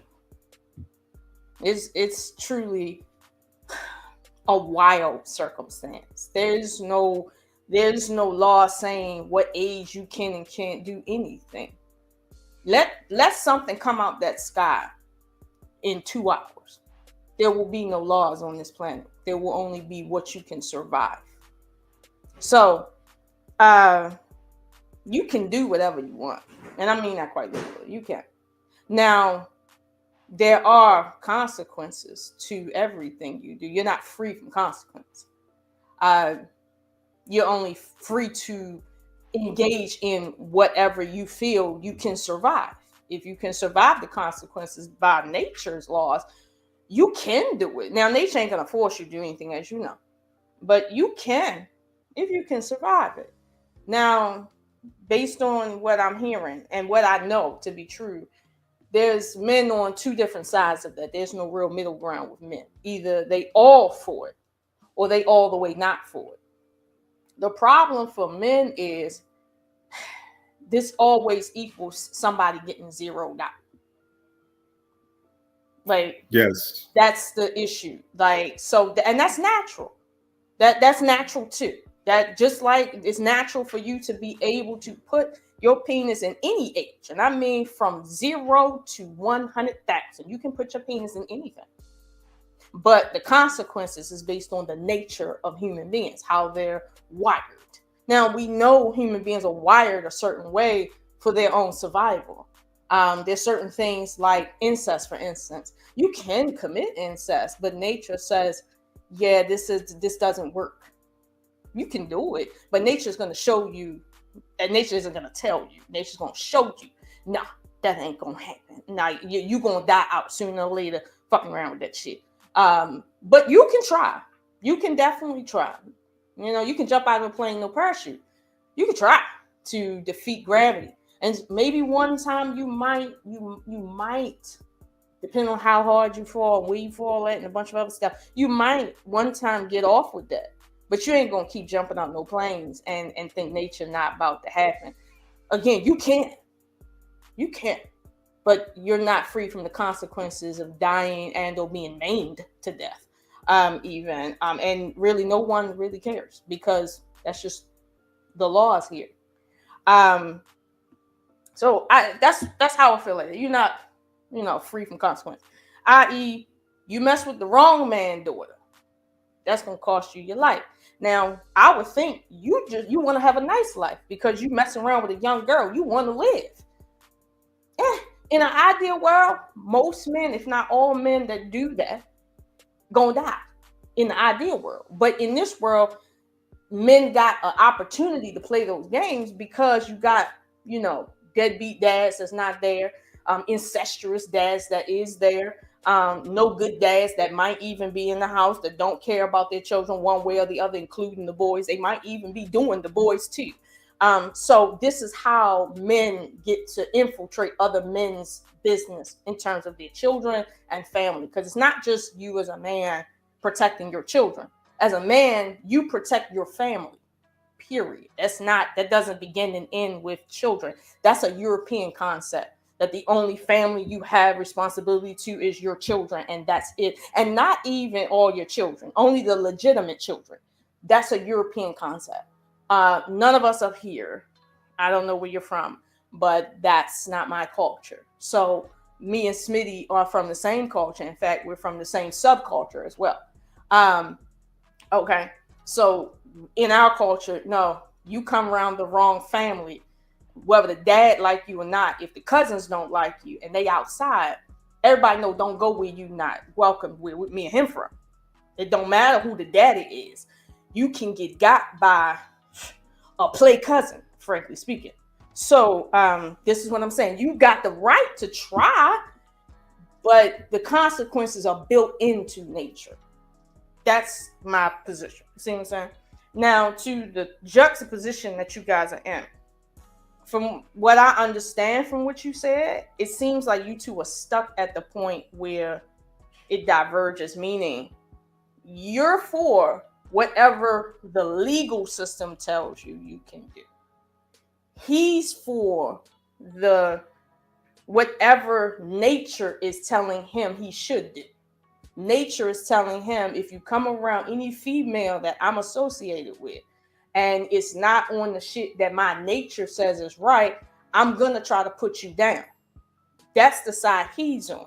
You on the side of, well, the law in wherever the plot of land where you're at says, well, I can do this right now.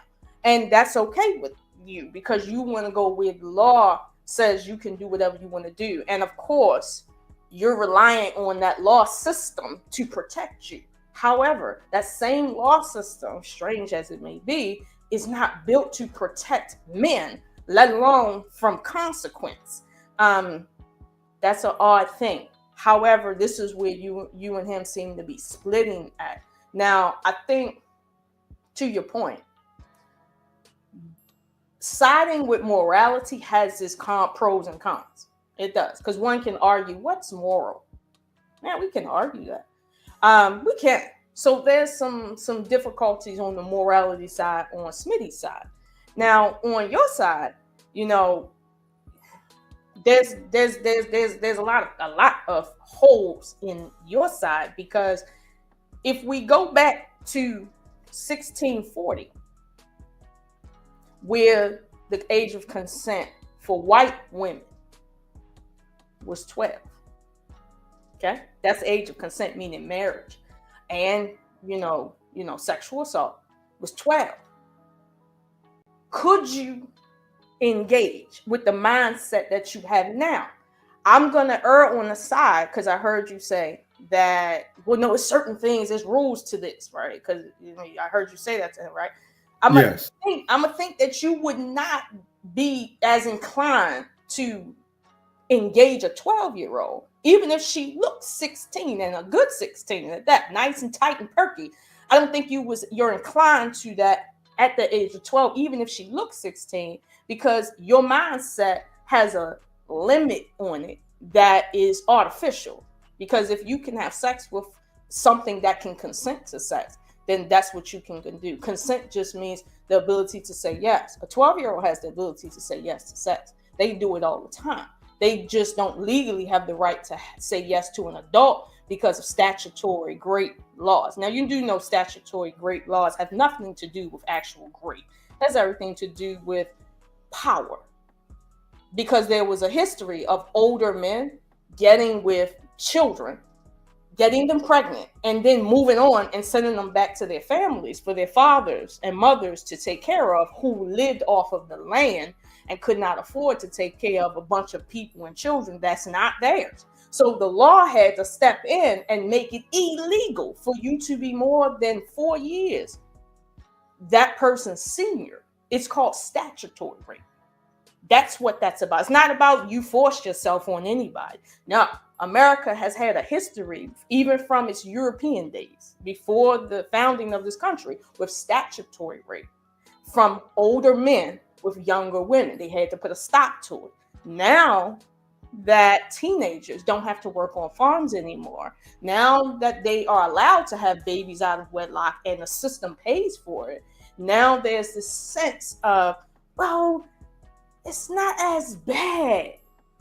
But in truth, this is what is happening and has happened, because I heard somebody else, not today, but maybe on that other, well, on the other panel, mention about, well, this is what we do in Africa.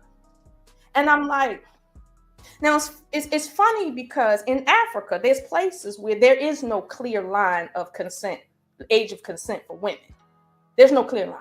These people are still killing people over being albino because they believe if you have sex with an albino, no matter what age, it can cure you of AIDS, as in HIV, you know, that thing, right? There's still that going on over there.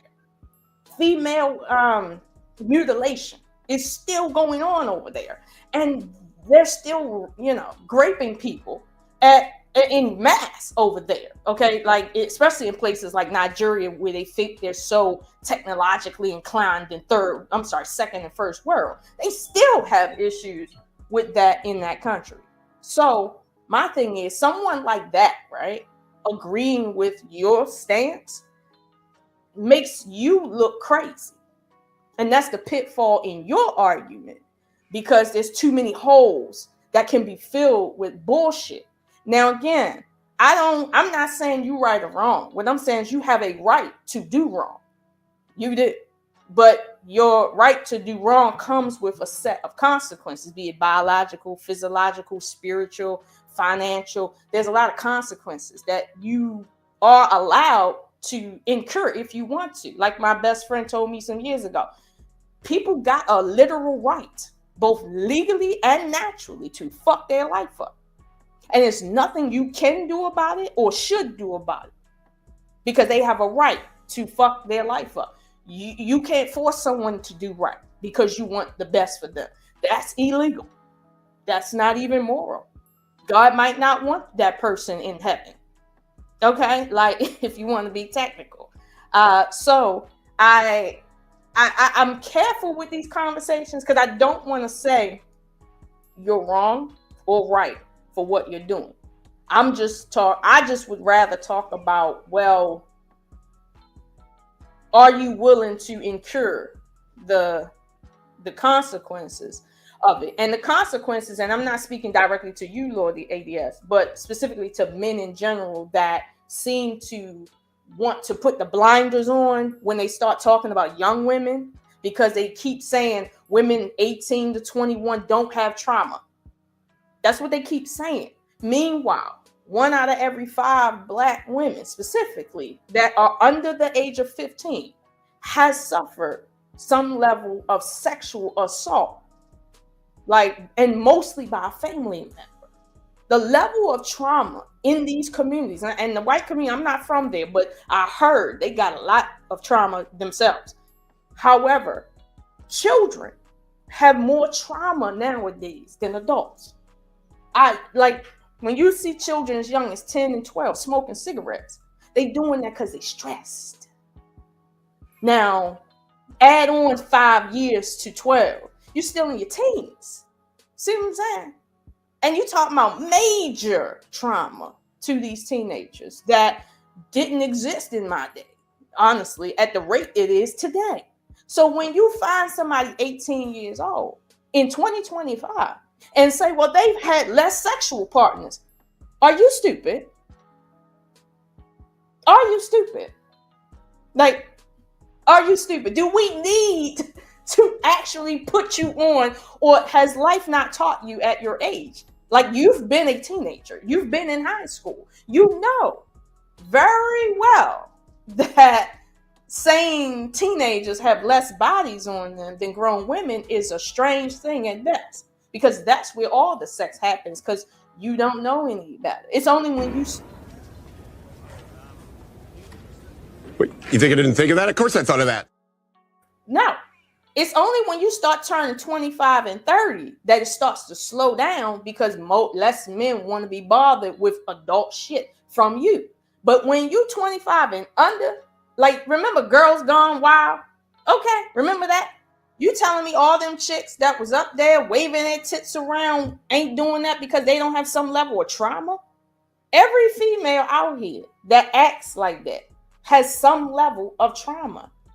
And so, you know, this myth that youngins don't come with trauma because they ain't had as much sex. It's like, yo, I don't know what planet you on, but that's not true. And that's not true by a large margin, to be honest with you, very much. And now that people don't want to get married because, you know, the young people are like, you know what? Fuck that shit. They're more sexually inclined nowadays. So with that being the case, again, I'm not telling you you're wrong, but some of these myths that I've heard on that panel with some of these men that engage the way I know they engage, because if they, and I don't mean no harm to the African brother, but I got some African connections, okay? And I'm telling you right now, when they say, well, the age of consent is teenagehood, trust me, it's more like 9. Trust and believe that without me putting nobody's name and circumstance out there. It's more like 9. You can trust and you can trust. Hey, Lola, 1 second. I'm sorry. Everybody, welcome my brother. I apologize. I didn't see you, my G. Bow. Let's go ahead and bring my man up. Everybody give it up for my homeboy. You know what I'm saying? My man, you know what I'm saying? The Real Podcast.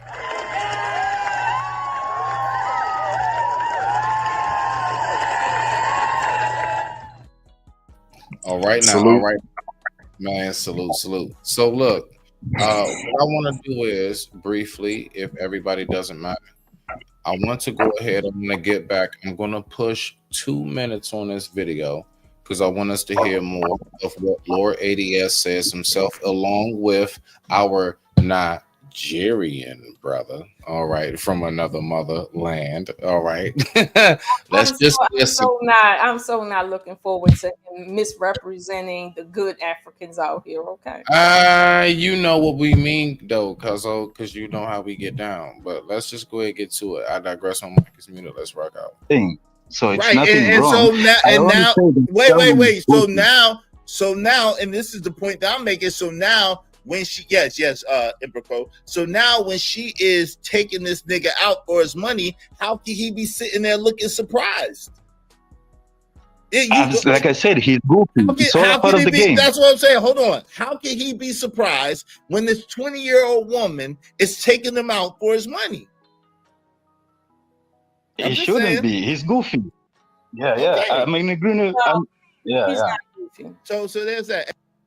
He's not goofy. He's only listening to people that have told him things like the younger women have less damage. The younger women are more pious and they cook better and they cook more. And the younger women are more submissive and the younger women can do it better. Meanwhile, at the ranch, this is what we really dealing with. And this is on celebrity status. Imagine the problems you see with regular people doing this. And this is celebrities. They got a reason for people to want to stay with them. They got mass money.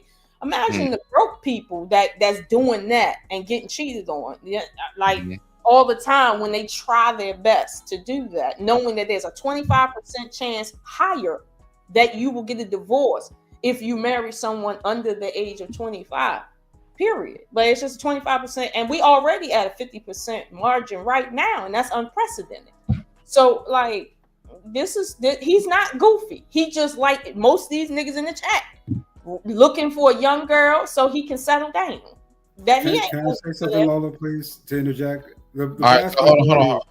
Real quick, Lord ADS. I just want to make it clear.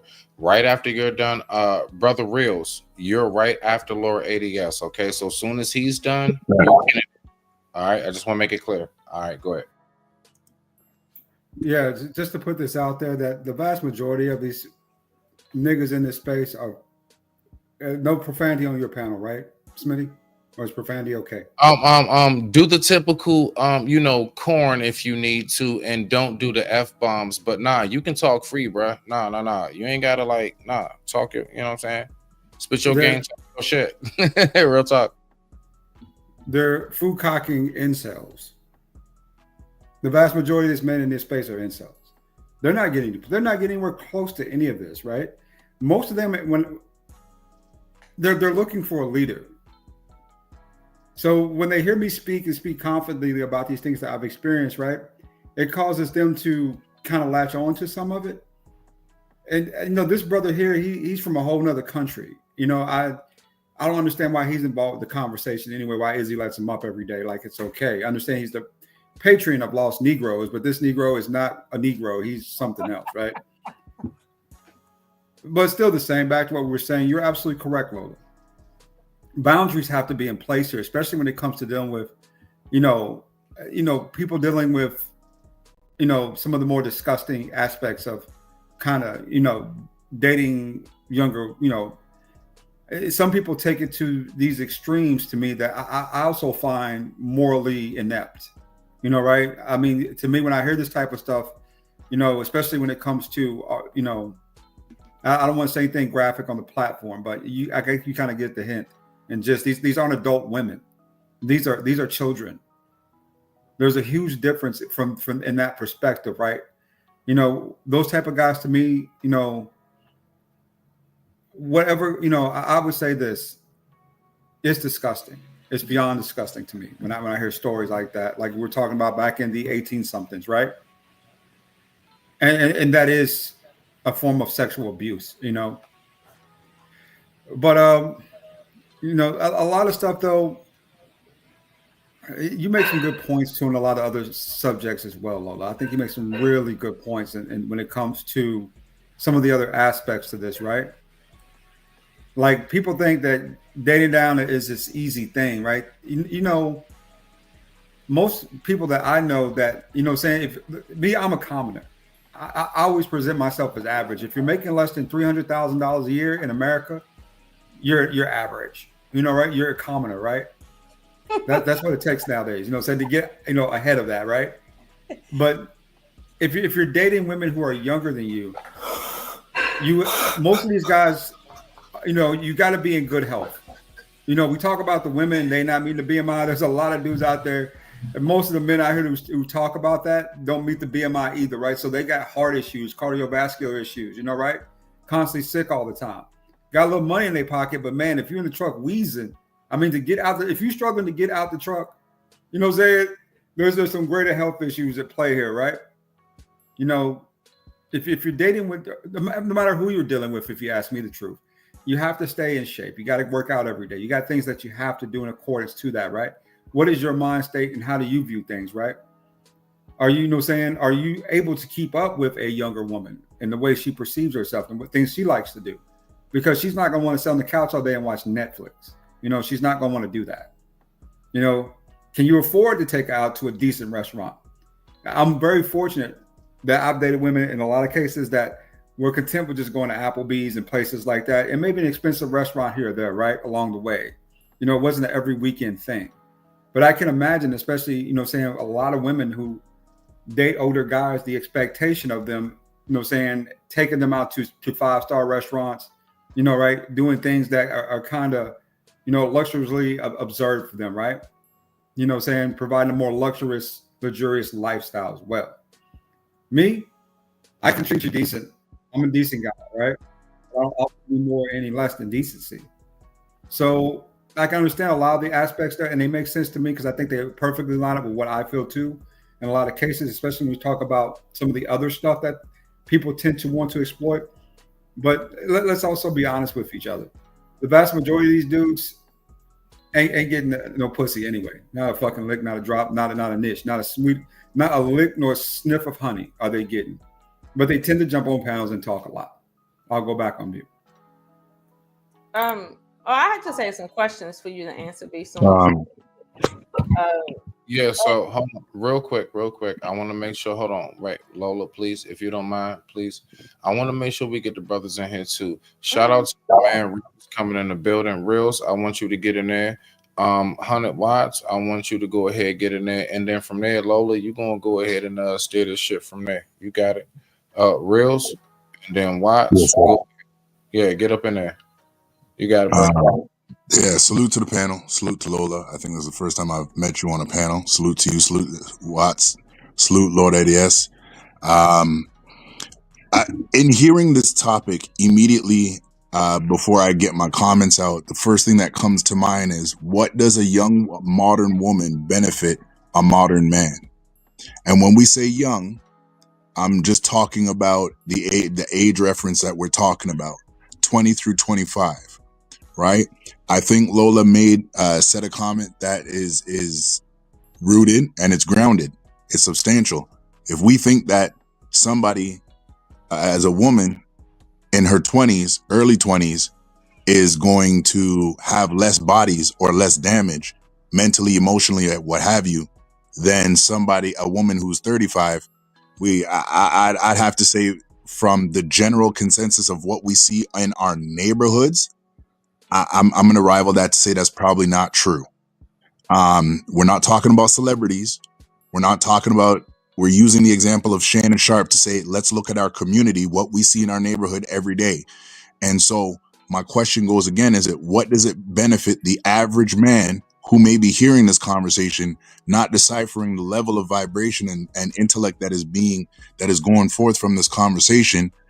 What does it benefit that average guy in the average neighborhood making average money? What does it benefit for him to try and go after somebody who's 20 to 25? Is there a benefit to that? Because from what I've seen, there's more danger for both of them. Mm-hmm. This is where we start having to understand how the everyday average guy is going to end up being looked at by the legal system. We don't got Shannon Sharpe money. Does anybody up here have Shannon Sharpe money? So I can exclude you from my comment. Does anybody in the comment section have Shannon Sharpe money? Can I jump in after this, Smitty? So at the end of the day, that's just my first overall thought. What benefit is that? Now, the reason why I preface that comment is my wife younger than me. She's 6 years younger than me. But I've also been with my wife for the past 12 years. I was 27, she was 21. Before that, when I met her, I was like, okay, we're going to put this forth to start moving from a dating or I like you to courtship. I said, it's 4.5 years of building. That is my terms of negotiation. You are a free woman to make your own choice and do what you got to do. If you don't like it, you're very free to walk away. But I don't do the whole, we can remain friends. In a couple of years, we see how this works out. So again, looking at this whole situation, Lord, I hear what you're saying, but we have to understand how we're having this conversation up here. The average guy across America or North America on a whole that is in some neighborhood somewhere is not going to understand your viewpoint, or is going to take what you said and reverberate it in his mind and sit there and use it in a negative capacity and then say, well, social media validates how I'm thinking and how I want to live. And for the lack of a frame context, we'll clip what you said and take it further. So I think that's just why I bring up that question. What does it benefit a man to be yoked with, especially if he's in his 40s and 50s, with somebody who is 15 plus years younger than him? I cannot see the benefit for the everyday man to even entertain a thought like that. I mute my mic. There is no benefit. Thank you so much. No, real quick. Hey, thank you for that, brother Reels. Not real talk. Because, I always appreciate, man, different perspectives. And I always want to encourage that, bro. Like you, that was solid. I appreciate you. Real quick, Lola. I want to make sure I get Watts in here. Watts. Go ahead, Watts. Yeah. Watts, and then Lola, it's on you. It's on you, sis. You already know you got it, cuzzo. I'm gonna just rebound and outlet back to Lola, but to Lord, hey fam, 300,000 is a commoner. I'm gonna tell you as a broke motherfucker that if you make over 100,000, we not in the same. If you make over 6 figures, we not in the same struggle, cuz like that's you already in a different space. 100 watts. Let me tell you, it's not what it's cracked up to be. It's not what it's cracked up now, to be. now, trust me, I do understand what you're saying because you make this money and then taxes and then lifestyle and all of that shit. That lifestyle is your fault. Just because you make $300,000 and you decide to go buy a $7 million house, that's your fault. So, what I'm saying is, in those two different income, in the income level that I'm at, and over $300,000 a year, that it's completely different. Completely different. It is in no way, shape, or form the same. And if it is the same, that is self-inflicted. There is no reason in the world why you're making that much money and we live in the same. As someone that makes less than $60,000 and someone that makes $300,000, there is no reason in the world why we should be living the same. So, but let's keep it on the topic though. Let's keep it on the topic. I got you. I just wanted that was weird. Yeah. I want to say real focus on this one. I got you. Go ahead. Gotcha. The question that was asked: what does it benefit an average man for him to date someone younger? What if the benefit is simply just having a good time? I mean, that why would that not be benefit enough? If this man is yoked and does have his stuff together and has figured his things out, his financial situation is taken care of, his home, his kids, everybody's good. And he's done all of this for so long and been stressed out and then missed out on a whole bunch of shit because he was taking care of responsibilities. And now this man is in a place where he can just do what the fuck he want to do. I think that's benefit.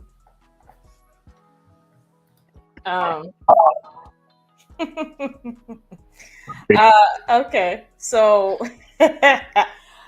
everybody, before we go ahead and do this, we got to take a quick commercial break. I apologize, y'all. We got to take a quick commercial break. This commercial break is brought to you by those who stay lit, because we are the lamps, and I want to make sure that I'm welcoming. After these messages, we'll be right back.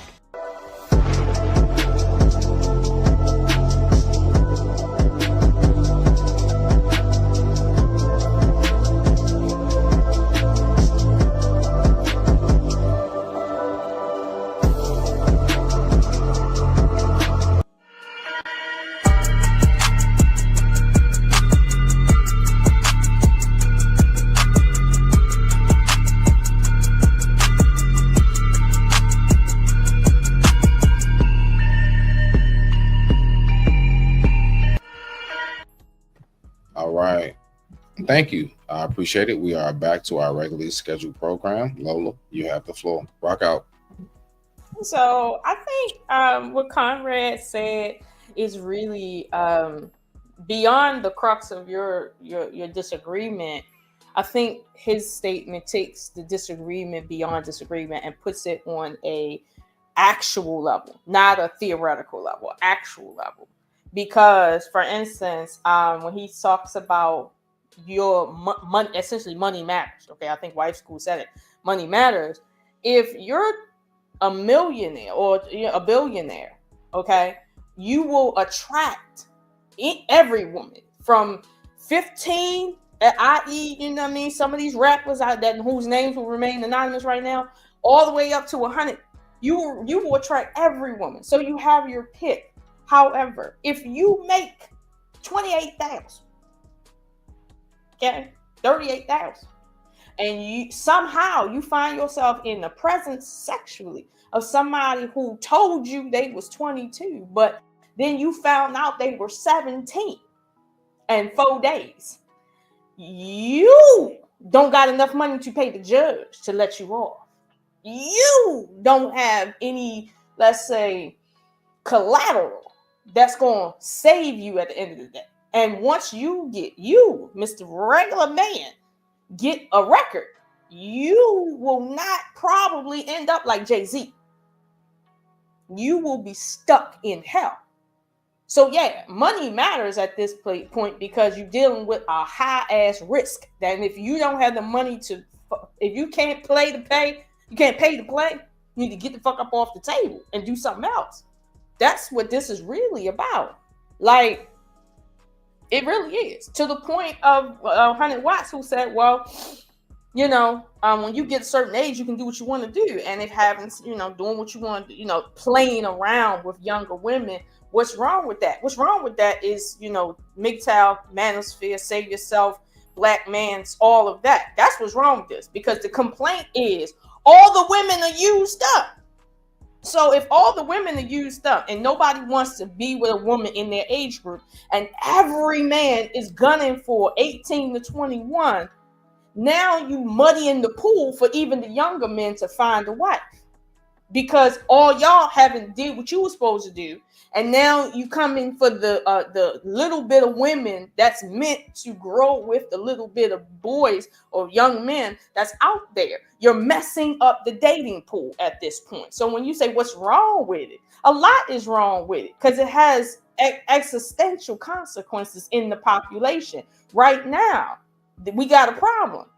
They just rolled back Roe versus Wade, and now they got to roll out something that's going to help people have more babies. Now, riddle me that, Batman. This is the problem. When people live their life and they reach 50 years old and they haven't gotten married, haven't had kids, and then they want to go back to when they was teenagers and situations and act like that, it's like you messing up the dating pool, and it's throwing the whole shit off, because it's not a few people doing that. It's millions of people doing that. Period. That's the first problem with it. So, and I'm not saying that a man can't do it. Like I said to Lord ADS, you can do that.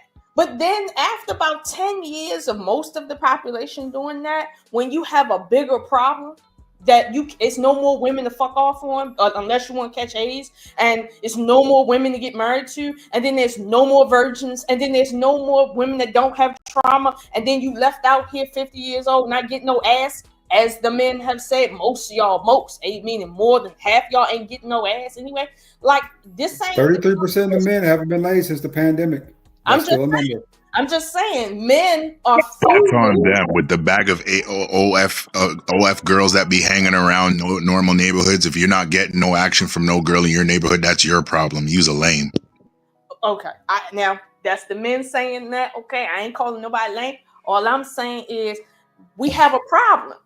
And the problem is men need to pair with women. They need sex, according to some people, okay? And if you need sex, and a small portion of the men is taking up a large portion of the women, and I don't mean men with money. I mean men like older men that want to sleep with the young girls, the players that want a lot of women. Then you got the regular men that ain't getting it. Then you got the strange men. It's like, we got a problem, and we're fueling our own problem, yet we're complaining about it. We can't keep doing that. And right now, even though we're talking about 18 to 21, and that's a legal age to do whatever you want to do, what we're really talking about, really, right now, is the women who look 18 to 21. That's what we really talking about. That's the pink elephant in the room. Everybody talking about, oh, if she 18 to 21. I know more men that then got caught up with chicks that look 18 to 21 than men that actually married and are married currently. Time. We got to get back to the video, because I want to make sure while I got time, while Lord ADS is up here, y'all. All right. Hey, Smitty, I want to interject really quick. And like I said, I had a couple of things I wanted to say, because I'm getting ready to go work out here really soon. All right, well, go ahead. Hit your piece, and then I'm still gonna go ahead and hit respect to you. I want to start out by saying Comrade found something my mother and father found. Real rare. That is so rare. You know, right? That you find somebody that you can actually be with, you can grow with, especially from a young age, and y'all turn into something special, right? That's a very rare occasion. So kudos to that, man. You know, that's something we all kind of yearn for, right? But on the flip hand side of that, though, you know, Brother 100 Watts makes a lot of sense too, right? When it comes to that younger, depending on the man, because believe it or not, age gap dating ain't for most men, in my opinion, in their 40s, it's not really meant for them, right? Because they're not in the type of shape to really be able to handle that circumstance. So, you know, I would say the vast majority of men would be excluded from that anyway. Now, with that also being said, though, there's a major problem with the wives, and I think it's starting to become more and more apparent with the women that and this is, you guys can correct me, but 40% of the boys are LGBTQ. You said what? Yeah, 40% of wives are LGBTQT. Wives or the boys? Which one did you say?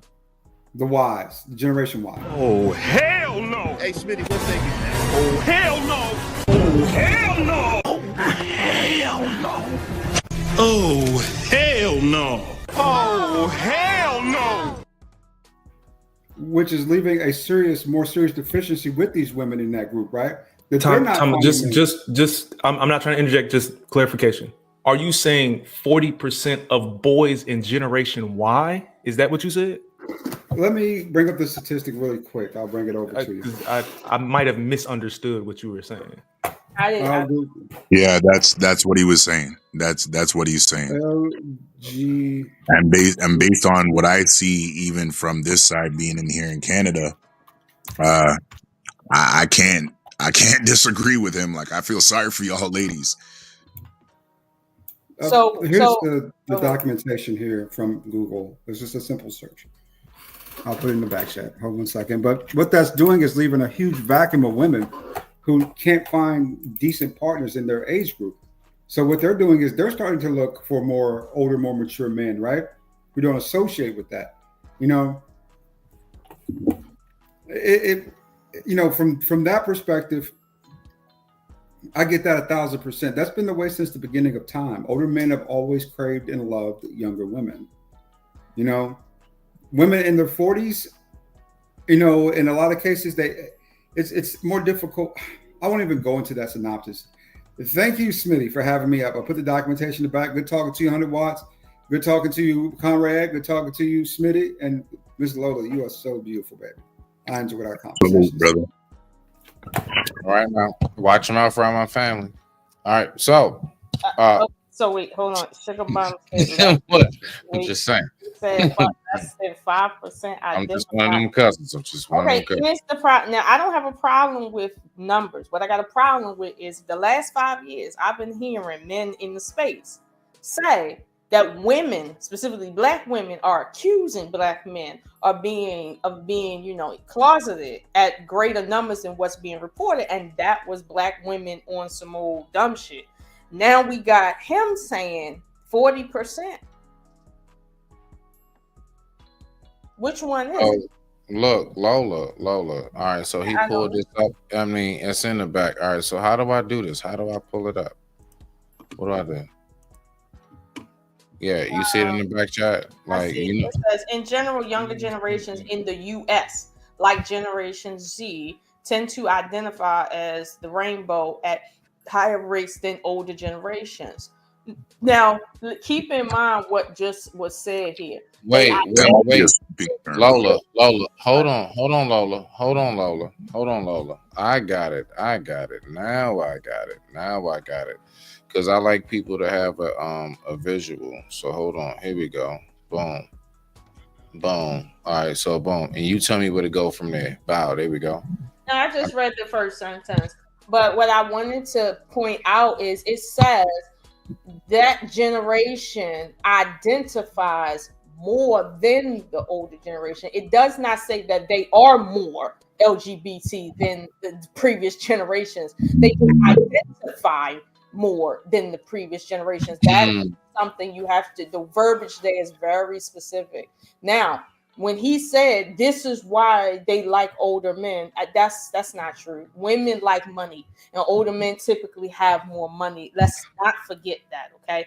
Everybody likes beautiful things. I like beautiful men. Everybody likes beautiful women. The younger the woman, the more beautiful the woman is. However, it's like when we talk about marriage and partnership, age plays a big role in that. Now, if you just want to have sex, you can have sex with a goat periphery in some countries, and it's okay. Like, you know, sex is sex, right? So it's like, I'm not really here to argue, well, you know, men just want to have fun. Have fun? Life is not about you having fun. If you was 27, like Conrad was, and you got married to a 21 to 25-year-old, like a normal person, you wouldn't be 45 looking at somebody 21, 64 looking at somebody 22. if you would have did what you were supposed to do. But we got a problem in this country with older men trying to infiltrate the teenagers and the young folks so that the younger men don't have a chance because they make less money. Boys 22 years old to 28 years old don't make the same amount of money to compete with these old niggas. However, I had to tell my son, who's 24 now, don't ever try to compete with this girl father. He owns 2 estates. He owns a ranch. You working at a car dealership, trying to make your way. Don't try to compete with that man. I don't care what she need or what she say. Don't you try to compete with that. If she can't be with you because she want to be with you and build something with you, leave that shit where it's at. So no, this is a problem right here. This is a problem with our community, with our culture. And again, you grown, do what you want to do. But when you start fucking around with the kids, this is where I got a problem, because most of these men, you say 18, they pushing 15. So real quick, no. We're gonna get back to the video. And with that being said, I digress. My mic is muted. I will push pause in 2 minutes. I got the timer on. The time right now is 7:40 p.m. East Coast Standard Time, and I appreciate you all for tuning in and watching. Let's get back to the video. But it's not wrong for them to be together. It is on so many levels, but it is what it is. I just want to say, moments like this reminds me, and I'm so thankful that I teach my daughter how to shoot. She's in Hapkido. I'm so thankful that I'm here to go ahead and make sure that niggas like y'all stay clear from her. It's not y'all. It's not y'all. Relax. No, them two. No. Izzy, you know I ain't talking to you, bruh. I've heard what you said the whole time. These two guys, crazy, bruh. You like, whether you, I don't know if you're trolling or not, my nigga, but like, this is wild. This is my response. This is where your headspace is, bruh. No. I'm listening to your bullshit for us. Hold on now. Give me a second, please. Nah, real talk, my G. Because that's crazy, my nigga. See, this type of headspace is why we don't get no respect from women in the real world and even here. Because big, wild, geek and shit like this. This is a horrible representation. Now, first and foremost, we all know him being 60-something, the very first thing that comes to my mind, y'all want to talk about more mature at 20. How old, if he's 60, she's 20, how old was she when he was 20? Matter of fact, how old was she when he was 30? That's right, she wasn't even born. You do sound, what does that matter? You sound wild, bruh. Hold on, time out. One mic. Hold on. One mic. I said I digress. My mic. I got you. Hold on then. I got you. I heard you. Let me ask you a question, Cash Kid. What do you mean? Why does that matter? If he's saying, listen, that young woman wasn't even born when this guy was 30 years old. When he was 30 years old, she wasn't even born yet. Why doesn't that matter? What does I asked you? Hold on. I need you to answer. Okay, thank you. Yeah, I'm answering. So the only thing that matters is whether they were both in the legal age and are both consulting adults. That's the only thing that matters. Yo, what I know, but that's not necessarily true. So what I'm asking you is why. So you're saying the only reason why it doesn't matter is because she's over 18. That's why it doesn't matter, because she's over 18. So you think that, so if Shannon Sharp was 56 and he got with an 18-year-old, you would find nothing wrong with it. If she was out of the home, she's in college, she's 18 years old, you would find nothing wrong with that. I would find nothing wrong with that, because she can go to college, she can get dogged out with people her own age and get treated badly. She got an old man that can't even do that much, who treats her like a sugar daddy. And she what you don't get is that she's in control. Wait. Not only is Shannon Sharp in better shape than me at 56, he's in excellent shape physically, but he promotes this pill, right? The sex pill is what he promotes. And you think for a second that he's not like what are you thinking? Like, you think that he's not? So you think like, yo, fam, and I'm biased. I'm not gonna lie. I'm biased. I have a bias when it comes to this. So if people say I'm stupid or whatever, I'm not stupid. I do have a bias when it comes to this. I was gonna ask when you was about to cut that shit the fuck off. About to ask. Like, this is really, really frustrating at this point. We gotta have the tough talks, Lola. We gotta have the tough. No. The toughest talk is I hear an accent, which tell me that he from a different culture from us. And I'm gonna be honest with you, I ain't judging people. You do what you do amongst your people and your family. But when it comes to us, we have a whole different situation over here. Okay, we got a whole different history. We got a whole different mindset. And as you can see from ADS, his mindset is not the same as these foreign niggas. Even though we working on this, brother, it's not the same. It ain't coming from the same place. So when you start mixing cultures like this, and you got this man saying, as long as it's legal, what if the age goes down to 11? As long as it's legal, right? Because he doesn't care about the morality of anybody. He's saying, well, she can get fucked by somebody else. I know a 9-year-old that got pregnant. Are you telling me because a 9-year-old can get pregnant, that means it should be okay for you to impregnate a 9-year-old? This is the logic that these people, without naming names, this is their culture. This is why I don't judge them. I just leave them over the fuck there. Like, seriously. Y'all. If I can interject, because I gotta go very shortly, but I want to speak to the why and the mindset, and I want to extrapolate something from what Lola just said. Do any of us hold a law degree? Like, I know we study and we're learned, right? Okay, so Lola holds a law degree. All right, so Lola, I'm gonna ask you a question. Let's take what you just said and play this in the court of law. Let's say I'm in court trying to defend myself against a case where a minor has said that I pursued and persuaded her many times. Would not what I've said on these panels be used as admissible evidence against my character, even if I have the whole church and the neighborhood to defend me and say he would never do that?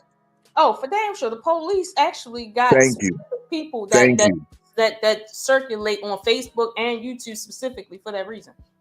Thank you. So this is my point when I talk about the why. What would it benefit the average man? And let's broaden the fences and the horizons. Why would it benefit any man? Because like somebody said, and I won't even quote what somebody said, but let's look at this. A black man is only a rich man until he's no longer useful to the men that are above him, making him rich. Can I say that again? A black man as a rich man is only useful as a rich man to the men above him until they no longer need him. Damn. P. Diddy. Damn. And that's just an example. He thought he was in the crux.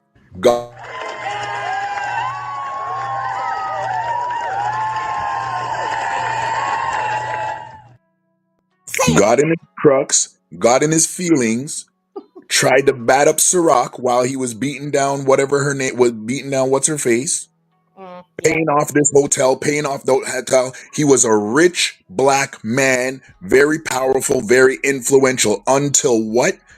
The others that brought him and put him on did not need him. Now let's come back down to the average society.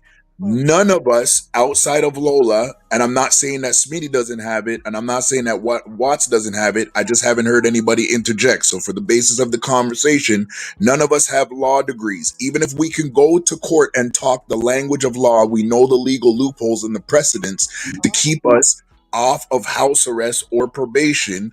We do not understand that when we get on these panels, we have these conversations, God forbid that something is even fabricated against us. Our own words and admissions of our internal thoughts and practices that lead towards external results do weigh against us. And this is the problem, because when I get hit, YouTube doesn't stop. Facebook doesn't stop. The world doesn't stop. It keeps moving. And guess who gets used as an example that here's one more thing against the black community? I get used against Smitty. I get used against Watts. I get used against Lord ADS and every other black man in any space on YouTube.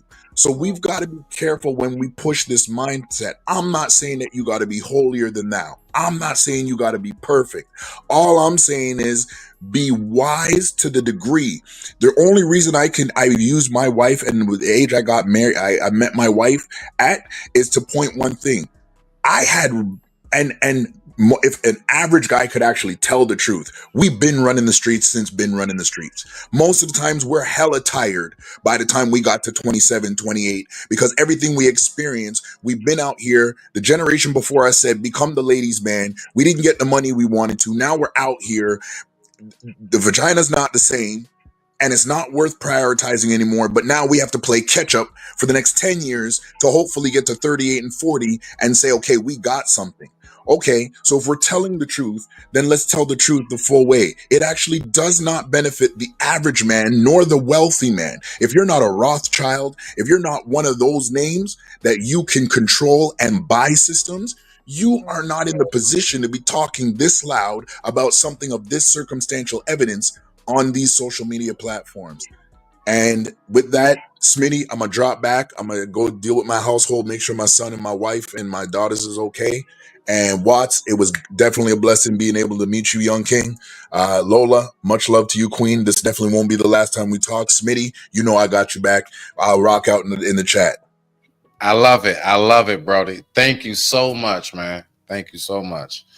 Let's go ahead and get to it, man. Listen, does anybody want to listen? Please briefly respond, because I want to play more of the video. Like, I don't understand. Like, it's a lot. I was gonna ask you what was what's beyond in the video, like as far as these they're concerned. Got you. Go ahead, Lola. No, I just want to know because here's the thing: hearing that perspective, oh, shit. make it like we kind of already anticipate what it's gonna be, and it's gonna be more of the same bullshit. I'm just letting you know. Can we play some more of the same bullshit at least for 5 more minutes? Can we just entertain the audience for 5 more minutes, Lola? Can you snap it? Look, I cringe too. You see me cam down, I can't stop from hitting the J. You know what I'm saying? I be trying, my nerves be worked up. You don't understand how I feel when I get up off this damn I was done when, I don't know who said it, but somebody said I was having sex with somebody and I felt like I was sharing the vagina. I felt like I was sharing the vagina. And I just was like, let me tell you something, dude. You feel like you sharing? Why? Because her walls was too wide or you was too small? Because I assure you, all she had to do was sit in some hot water and it would have been different. Now, if you think that having sex with a 17-year-old or 18-year-old is better because it feels tighter, I bet you sharing with a bunch of 15-year-old boys. I bet you that. Because there seems to be an influx of these older teenagers fucking around with these young ass kids, like extra young ass kids. Like, for real, on some auntie shit. Like, so when you say you feel like you sharing, either you is or you not. There is no I feel like I'm sharing. Because at the end of the day, unless you're dealing with a virgin and a bona fide virgin, I don't want to hear this complaining about how you feel. At the end of the day, does she treat you right as a grown woman? Because too many 18-year-olds think that they're grown. I got children that got almost 10 years, actually 10 years plus on these children, and they still kids. I got a daughter who's 28. They still need their mother. And you sitting up here acting like for some reason, your biggest issue is you feel like you sharing. Really. Now to Shannon Sharp, because I forgot that we was really talking about Shannon Sharp. God damn, girl. God damn, girl. I ain't gonna be long, 100 Wise. I know you got your wife in the back and asking questions and shit. I ain't gonna be long. I ain't gonna hold on. Watts. I need you. Look, real quick. Y'all not hit. Look, stop all of this. You better let me remind y'all who's speaking right now.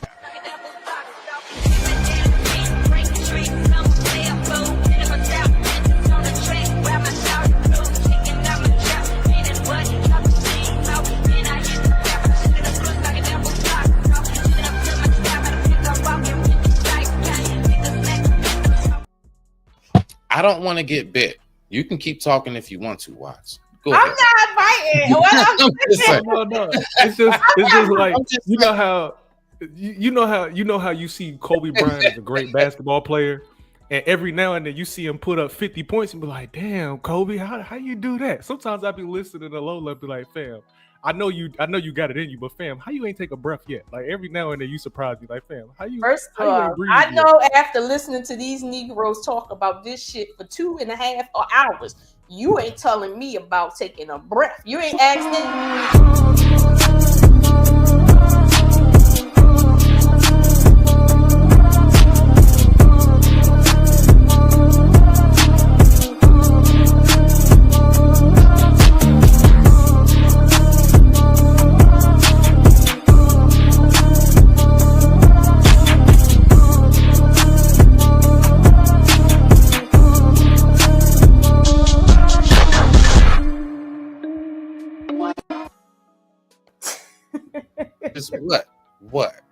What?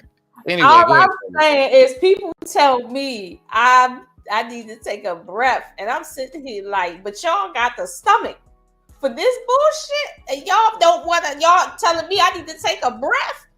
I need to take a breath. Really? Let me take a breath for you, honey. Watch. I'm sorry, I can't do it. Now, here's the issue, okay, that I was gonna say, okay, about Shannon Sharp, okay? Again, Shannon Sharp is an old man, and if he ain't pumping extra iron and taking extra pills, his dick gonna shrivel up along with his arms, and his face is not pretty, and that money is not enough to make a bitch stay, okay? That's what the fuck he dealing with, okay? So at the end of the day, a 20-year-old chick, right, got enough sense to say, I need some food and some clothes and some red bottoms, and oh, he got money. Let me go and twerk. Let me go and act like I like him. A 20-year-old can do that. A 17, 16-year-old can do that. Matter of fact, I've seen girls as young as 13 do that, okay? So that is not hard for nobody. Now, if we're going to sit here and say, well, he's a celebrity, he represents our community. No, the fuck he don't. And we need to learn how to excommunicate these Negroes from our community. He does not speak for black men. He might be a black man, but we, just like we can trade out Negroes, trade his ass the fuck out. And don't be afraid to say, nigga, fuck you and the boat you came in on. Make waves over there in the other section because you're not part of us. No, you don't represent us. Period. But wait, Lola. Don't look at me like that, honey. What? No, I'm just saying no, because no, Lola, I kind of listen, Lola. You gotta understand. The main dialogue of this is that we're supposed to be looking at what she did wrong.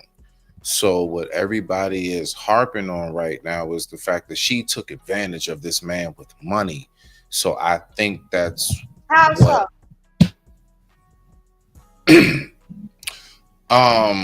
What did she take? What did she take from him? Because I'm sure she swallowed. I'm sure about that. What did she take from him? So this is where a man deflects. I'm going to take a quick commercial break, and this is brought to you by I Digress. My mic is muted. We're going to go ahead and rock out.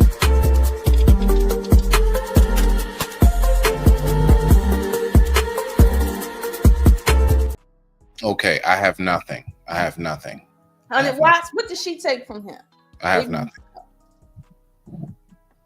If I'm not mistaken, the same person here that we talking about is the one attached to the lawsuit. If I'm not mistaken, or am I wrong? Like there's a lot happening in this conversation right now. I'm not sure exactly who we're referring to exactly. It's a lot of pieces. What we talking about? Oh, okay. Shannon Sharp been doing a lot of fucking the last year. So who are we talking about right now? Like, God have mercy upon us. Oh, he don't know what bitch we talk about. He confused about the bitch we talk about. Which one? I mean, look, to be honest with you, I don't That's be why I'm trying to connecting get back to the video. Everything, like we're talking about all of it. That's why I'm saying let's get back to the video. Thank you. Shut. I just don't see where the advantage was at. Like, what did she take from him? Lord ADS is going to tell us because he's the expert on this. Can we please listen to the expert who has a psychology on knowing how to go ahead and run through women? Women. He talking about women right now. Oh, the man who knows how to run through like females. Yeah, let's just keep it at females because grown women ain't 18-year-olds. Grown women ain't even 23-year-olds. Like 23-year-olds can still be on their parents' health insurance because they're kids. I don't want nobody fucking with me in these streets. Same children.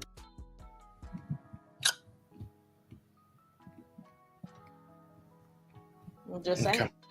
Okay. All right. I mean, what else is there to say?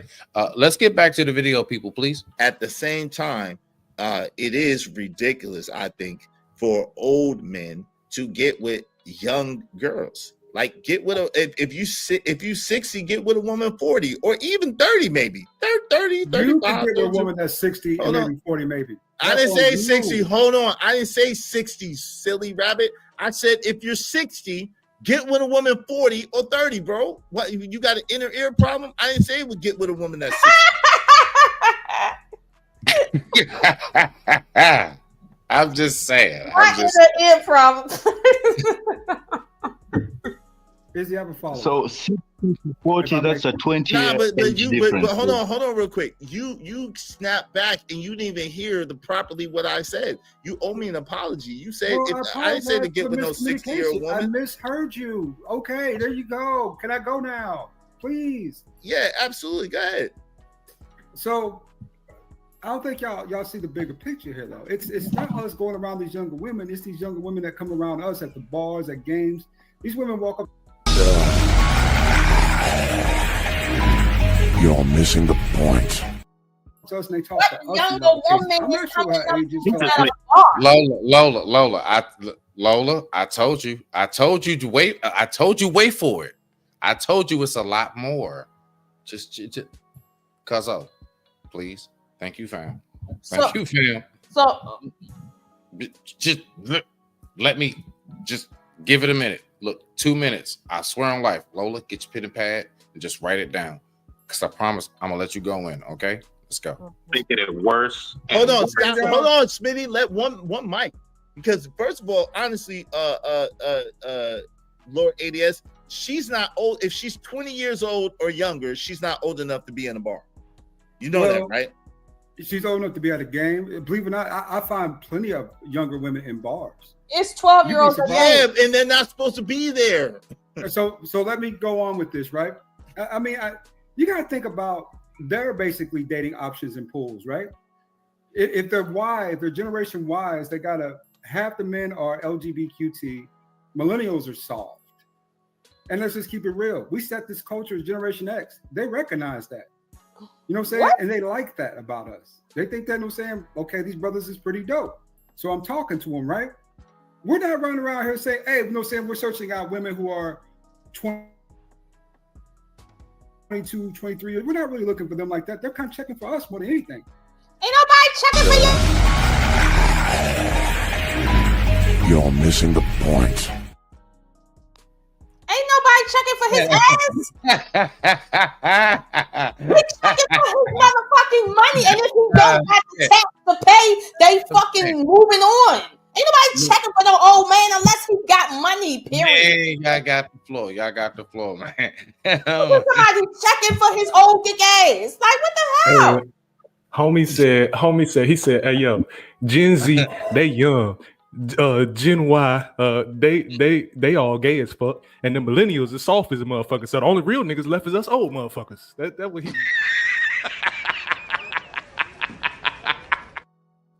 How's he a real nigga and he that old and haven't made shit shake? Help me understand that, yeah.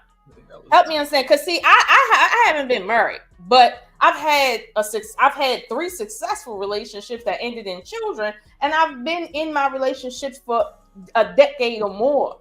Like, you know what I mean? Like, come on, like, what are we doing here? If you don't have nothing to show at 45 years old, as far as like commitment level, because usually when you've been in relationships, right, you don't got enough patience to be around at 45. You don't got enough patience to be around 20-year-olds. I have a daughter who's 28, a son who's 24, and I have a 15-year-old. And them and their friends, I can't. It's not a thing I can stomach. But yet you got the patience at 45 to be around fucking kids. Now Lola. There is the part of what he said that I do want to hear your response to is, and I'm telling you as someone who has worked in the food industry for 16 plus years, okay? I've seen it all. I've been at the bar. I've been at the bar at the game. Shout out to the food industry. Shout out to the food industry. Big ups, because y'all be disrespectful to us. But anyway. That'd be good tips. But I'm telling you, it'd be plenty of games where I do, because I have certain regulars, and it's some of my old head regulars that come in there, and these dudes be sitting there watching the game, and it do be some young joints that'll come up, "Ooh, you smell good," and rub it on their chest and shit. So in terms of that happening, what are you saying? Because that does happen. It happens quite often. I didn't say it doesn't happen. I didn't say it doesn't happen, honey. Watch, you gotta listen carefully to the dragon. I said they ain't checking for you if you don't have no money. Period. Okay. So let me say something. If I'm 22, I walk up to a guy at a bar and I say, "Oh, you smell good," and then I realize he's just getting off of his blue collar job, and he just like everybody else, 1.5 checks away from being, out on the street. Like, I'm not checking for homie, because I can do that with somebody my own age. Like, the fuck, I'm not checking for him, like, at all. What he got that I need. That go back to Conrad. So you're saying that the blue collar dude that's at the bar, you're not checking for? Is that no? I'm not looking for the old blue collar nigga at the bar, because I can do that with a nigga my age that got some sense with him that can handle me. I ain't checking for the old blue collar nigga at the bar. If I'm 22 years old, I'm looking for the nigga at the bar that's 30 years my senior that got money. Period. So, you know what? See, here's the thing. This thing about what money looks like is funny as hell. Because how would you know? It is. Because how would you know? That's why I'm asking him. That's why I'm trying to get in his head. And I'm saying, "Oh, you smell good." And I notice what kind of drinks he buy. And then I notice what kind of car he drive. Then I notice what neighborhood he live in. Then I notice the type of shit he want to buy and do. Then I notice, other shit that can tell you if a nigga got money. At the end of the day, women have their ways of figuring out to smell who got what. It's not hard to know who got what. Okay, so you run up on a 45-year-old dude that has a nice gold watch, smells good. How old am I? 22, Lola. Let's go with your scenario. He's 45, you're 22. You run up on a dude, he has nice clothes on. It ain't nothing flash. He just has a decent outfit on. He's not wearing a bunch of jewelry because he ain't trying to be flashy. The man smells good because he's trying to present himself well. The nigga drive a Mercedes Benz, all of these different kinds of things. You run up on him. Are you telling me that you're not checking for him? At 22 years old, that car is gonna look like he got money at 22. But at 43, I know if I see you in a Mercedes and you leasing that bitch along with other shit, I know you don't got no goddamn money. Now here's the thing: at 22, hold on, stop. I'm telling you as a woman, I'm not checking for no old nigga my father age if he don't got money that I'm looking for. So if I walk up on a dude and I'm trying to figure out, do he got money or not? My point still stands. I'm looking for the money. I ain't looking for his personality when he my father's age. The fuck? Women don't like doing that shit. They do that shit because they in rebellion. They do that shit because they got needs and they ain't trying to meet them themselves. Lazy bitches that gold digging bitches. They look for older niggas that need their dick sucked a little bit so that they can get some money involved out of it. Like that's the only. And here's the thing: a nigga don't got to be rich. Like for real, as long as you willing to take a bitch on a dinner date, she's still checking for you for your money. Period. Not for you. And that's what niggas got fucked up in the game. These young chicks ain't checking for you to see how well they can cook for you. They checking to make sure, yo, if you poor, can I still get my rent paid by you? If you're middle class, can I still hit you up every now and then when I need something? Like they looking for money, period. So it don't matter why, like a chick is looking for money. She looking for money. Nobody was arguing with her like she wasn't a 22-year-old woman. I was asking her from the perspective of a 22-year-old woman, and she flipped to if I see the bins in my 40s. I wasn't asking about seeing the bins in your 40s. I was asking about seeing the bins in your 20s. I'm saying I this just because had to make sure that you understand that I'm fully aware that at 22, certain things is going to appear a certain way to you. But when you know money, right? When you get older and you understand finances a bit more, a car like a Benz don't look like money to you because you understand. But at 20, and in your flashy 40s, cars look like you got money until people realize later on, no, this ain't that. I would assume that in your 40s, if you find out that a dude is driving a paid-off Honda, you would probably find that to be more appealing than a leased-off Mercedes. Am I wrong in that? You damn right. Okay, see? So being older, you have that understanding. Like right now, my paid off Mazda is the reason why my son gets steak whenever the fuck he feel like eating a steak. Yeah. See, that'd be my thing. Buy used, buy at a nice price, and fix that motherfucker I up. I bought brand new and paid that shit off, and I'm keeping that bitch. I mean, well, you know, yeah. Anyway, look, this is what I'm saying.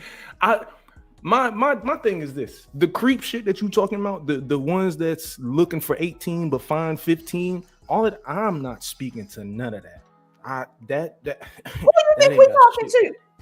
Okay, I'm speaking about the part of the conversation we had. If Smitty want to play more of the video, I'll hit mute and I'll be quiet. You know what I'm saying? I'll hit mute and I'll be quiet. I'm waiting. Okay, cool. I'll just say this. I'll just say this, and I'll hit mute. I'm waiting. I'm just being polite. Look, I'm keeping my word. I'm a man of my word. I said the platform is for us. Okay, y'all are part of us. Y'all having y'all dialogue. Damn it. I'm just trying not to be rude. Okay.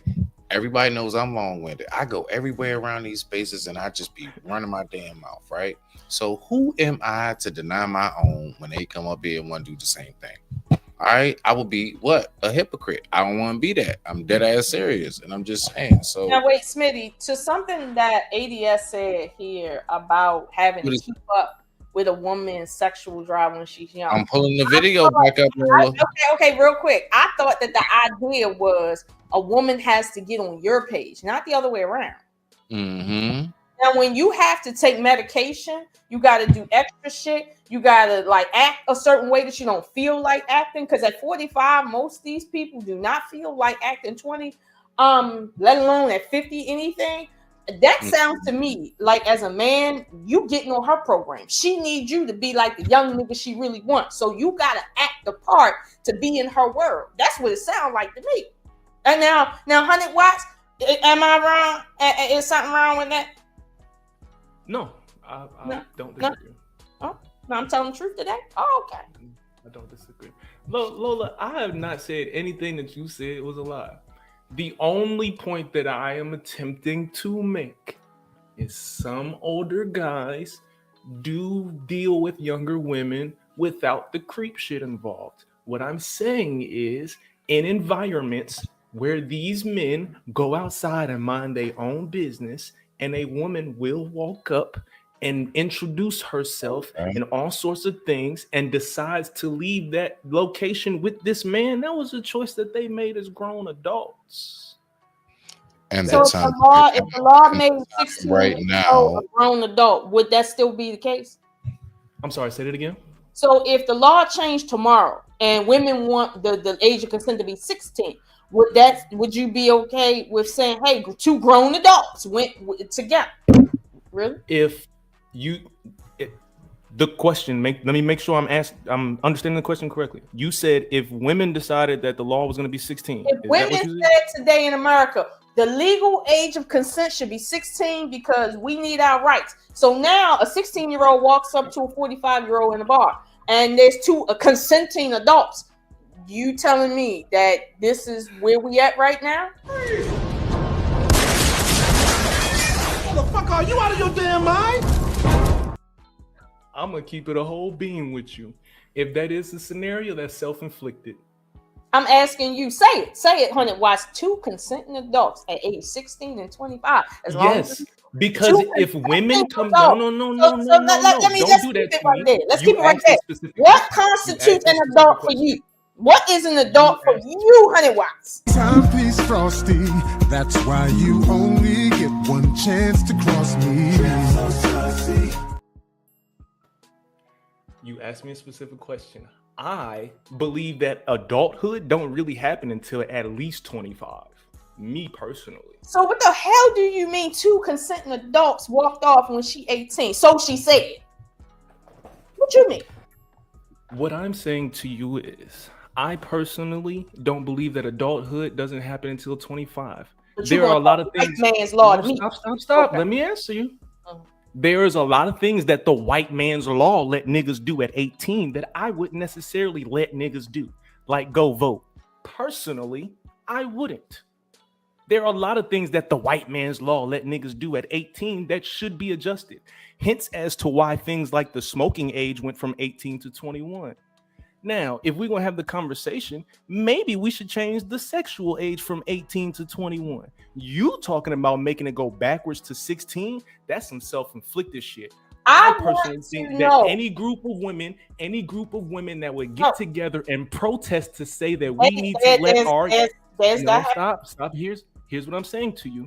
Just hear me before you go, Lola. I need you to hear me first because you're not listening if you're talking. I've heard you say that too. If a group of women decide to come together and protest and say that I want my daughter to legally be able to give her pussy away at 16, that is self-inflicted. I'm not asking you that. I'm asking you personally.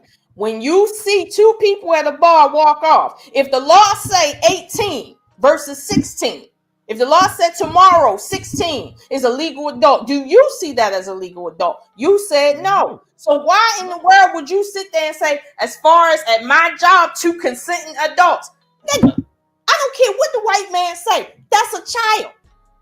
So if I know that this girl is 20 years old and she talking to this grown-ass man, why would I get in the middle of that if it's legal? I didn't ask you in the middle. Shit, you behind the counter. If I know that this girl is 16 talking to this 40-some-odd-year-old man, I am going to interject myself, especially if it's at a place where it's my job. This shit is not legal. Legally, I can say something to him. I can do this whole moral high ground shit with him all day. I could talk to him all day behind the bar about moral high ground about why he's fucking a 20-year-old, but that ain't gonna do shit. Now, if he's messing with a 16-year-old, I can do something. I can call the police and report this as a crime that is happening because it is not legal. If she is over the age of 18, there's nothing I can do about that other than tell the two of them that they nasty for it.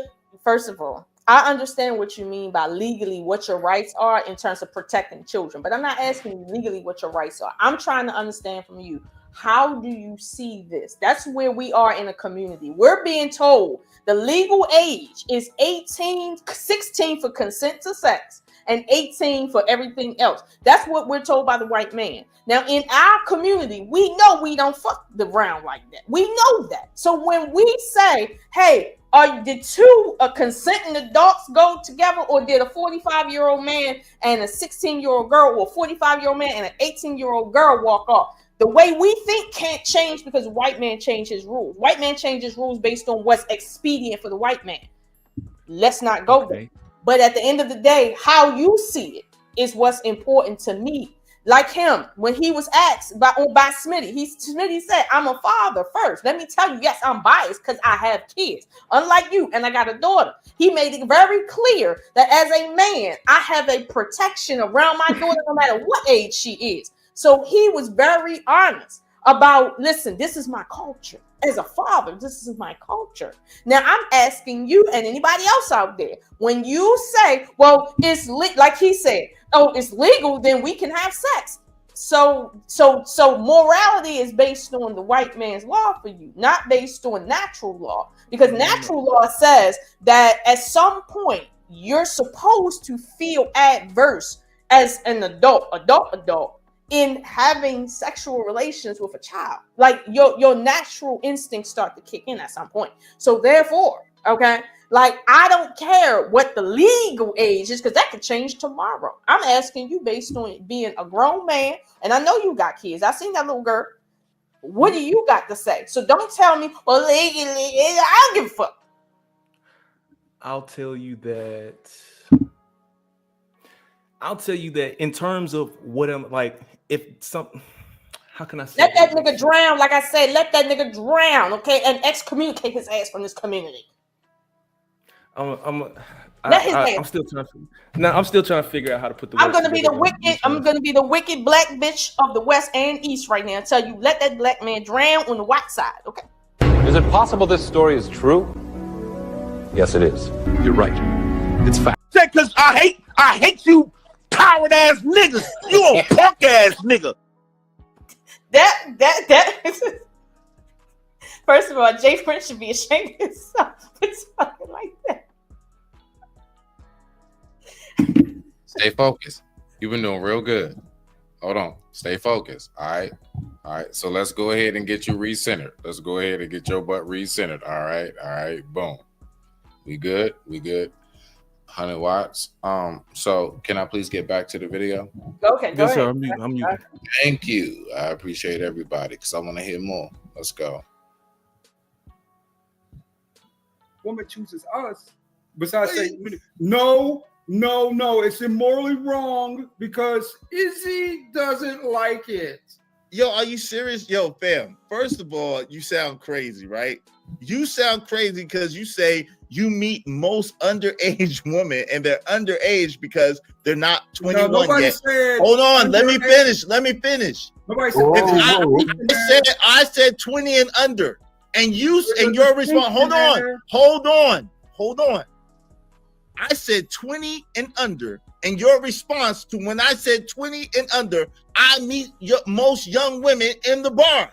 I retorted with, they're not even old enough to be in the bar. And you said, so they're in there anyway. What's your exact response? So I'm smart enough and I use language well enough to understand that means that they're under the age of 21. Correct or incorrect? 21 and underage are two different things because this is underage. Hold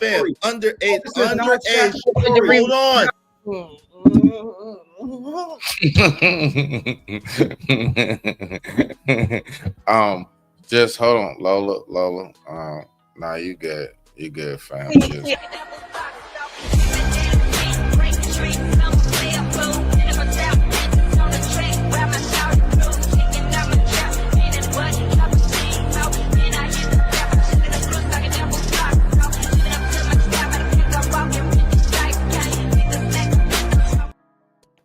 Like I told his ass, I said, I ain't trying to tell you what to do. But what you're not going to do is come up here and talk to me like I don't live in this world just like you. Izzy did not say we dealing with underage children. That's not what he said. Everybody with two ears and a brain could hear he's not talking about minors. He's talking about young girls as young as 18. That's what he's talking about. Nobody's thinking about minors, even though low key, we know that's what we're really talking about. But nobody said that. But his ass is out here slipping. And all I'm saying is, okay, well, if you hearing shit, the question is, why are you hearing shit that ain't nobody saying?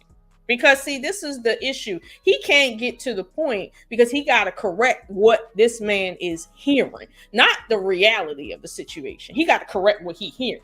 So my thing is, again, I'm not, and I think y'all can attest to this. When we listen to people, we don't just listen to what they say. We listen to what they don't say to understand. But if all you hear is what someone has not said, you're not really listening to them. You're here to defend yourself. And the fact that he needs defending while being an unmarried man. God. Help, please. Where is baby Jesus? Help. Never mind. Fuck baby Jesus. We don't need no babies around here. Where is old man Jesus to come get his boy? Not fuck Jesus. Damn. God have mercy upon us. I didn't mean fuck Jesus, okay? I didn't mean that. I meant fuck baby Jesus. We need old man Jesus right now. Is it possible this story is true? Yes, it is. You're right. It's fact. And by old man Jesus, I mean 33-year-old Jesus. You on mute. I mean 33-year-old Jesus. I was just trying to save her. That's hilarious. All right, Lola. Listen. This is hard to listen to because as we see, we gotta hear this man interrupt somebody saying something regular. Like, okay. What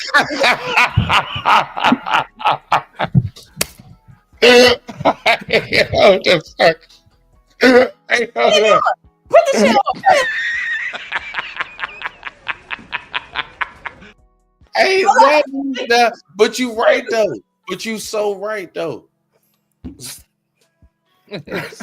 We got this man being interrupted for saying, all right, so Lola, look. All right. Imagine being in the same room with a nigga like this. Imagine it. I'm just all right. So at this point, I just want to know this. All right, this is what I want to know. All right. And so when we think about how all of this plays out in this day and age, so considering that is something that is ancient, right? Let's say most people go by the Bible, the word, so on and so forth. And I'm not even bringing the Bible into this necessarily. I'm just saying, like, he said this is something that's been going on forever and a day, so on and so forth. So has slavery. Right. Yeah. But like, so since we know that this is something that's been everywhere from real life, some places of the word, today, now as we speak and everything, basically, is it something that we shouldn't ignore? What do you mean? I mean, should we go ahead and just say, hey, maybe we should go ahead and just have that headspace and think like Lord ADS, and you know what? If they're old enough, then they're just good for the market. No, because Lord ADS made it clear that his boundaries is with people that he know will fucking blast him. Now, do you think it's a difference between somebody who says that and somebody who actually has children, whether son or daughter? No, because there's men that don't have children that don't believe in that. So I'm not going to put that on men, like just men in general, because I know too many men that don't have their seed out there, okay, that would never do no shit like that. So that's not a man issue, period. Like, that's not what we're going to do and act like, well, this is how men think. Nigga, I got more men that will blast you for even saying that shit in front of them than not. There we go. All right. So yeah, we ain't dealing with no man Oh shit. my God. Can we please get the round of applause for that one? That's the first time I ever heard of black people.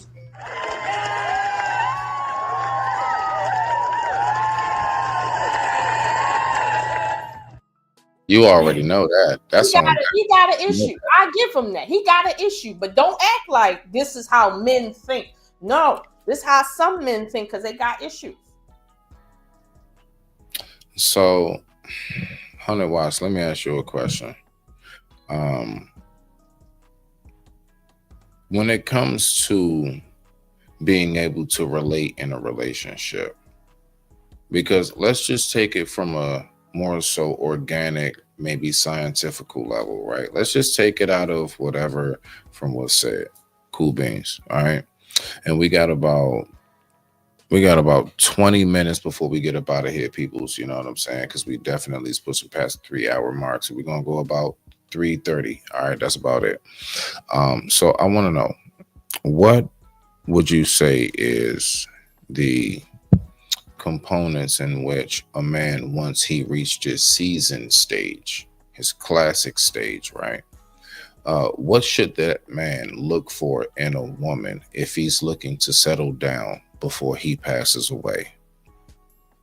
What qualities? I mean, even down to physical, all of it. What should be the main components? Let's say you take 3, just to keep it simple. I mean, Lola, you next. As far as what? No. Your question is going to be different. Wow, yeah. Oh yeah, it's different for you. Way different. I got you. Of course, it's gonna change based on perspective, and not every all that. Let's get all that cute shit out the way. I'm gonna tell you that for myself, it's really only 3 things that I need you to do. It's be able to communicate, be able to make good decisions, and have a level of emotional control. If you can do those 3 things, then everything else we can figure out. And it's, to me, as simple as that.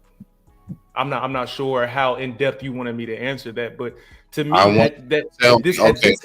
on, wait. I want you to just try your best to imagine you're now 50. All right, you're whatever relationships you had have failed off. You happen to come across a nice, I guess they call it tenderoni. All right, you're 50, and let's say she's 25. Yeah, you 50, she's 25. But like, I want to know, like, if a man was to do that, what qualities should he look for in that woman if he was to even try? So if you're older, is there anything that you can possibly think of that you would want in a woman from 25? Because look, your answer could be nope, nothing. Because I can't think of anything. I'm hoping you can maybe try to make some sense of what this nigga said earlier. All right, so okay, cool. For the sake of conversation, let me do it. Can you make some sense of it? So cool. For the sake of conversation, let me do it. Lola, don't look at me crazy because I'm just doing this for the sake of conversation. You know she will. I know. But look, okay, cool. You got a 25-year age gap between you and the person you're dealing with. Right. I would think that the reason that this is happening is for a sense of a release. I would say a release of pressure, right? I think that there may be a pressure that this man may hold inside of himself when it comes to dealing with women his age. I don't think it might necessarily be a pressure that a woman is putting on him, but a release of pressure. You know what I'm saying? I ain't really got the same responsibility of a 25-year-old that I have of a 50-year-old woman. There could be a level of fun that he's looking for. Like, he probably is looking to go zip lining and skydiving and all that other goofy young shit. I don't know. I'm trying, dog. It don't make sense to me. That 25-year age gap. I'm trying. I try. I beg your pardon. Most 25-year-olds is not taking trips like that to be zip lining. If he paying for it, they are. Yeah, because everybody wake up waiting to pay for a vacation for somebody else they don't know. Mm-hmm. Oh, you talking about tricking? No, tricking. He a 50-year-old trick. He got like real talk though. He got divorced. He in his 50s now, and now he just trying to trick. Divorce. Most of them virgins. What you talking about? Divorce. Most men ain't getting divorced. Oh Whoa, Lola. We're not gonna go that far now, fam. We talking about the majority of men. The majority of men are virgins. You're not gonna tell me majority of men are. The majority of men are virgins. Are retiring? All are virgins. One still virgins retiring. Are you a virgin or are you a virgin? Because if most men are virgins, one of y'all got to be a virgin up here. Which one of y'all virgins?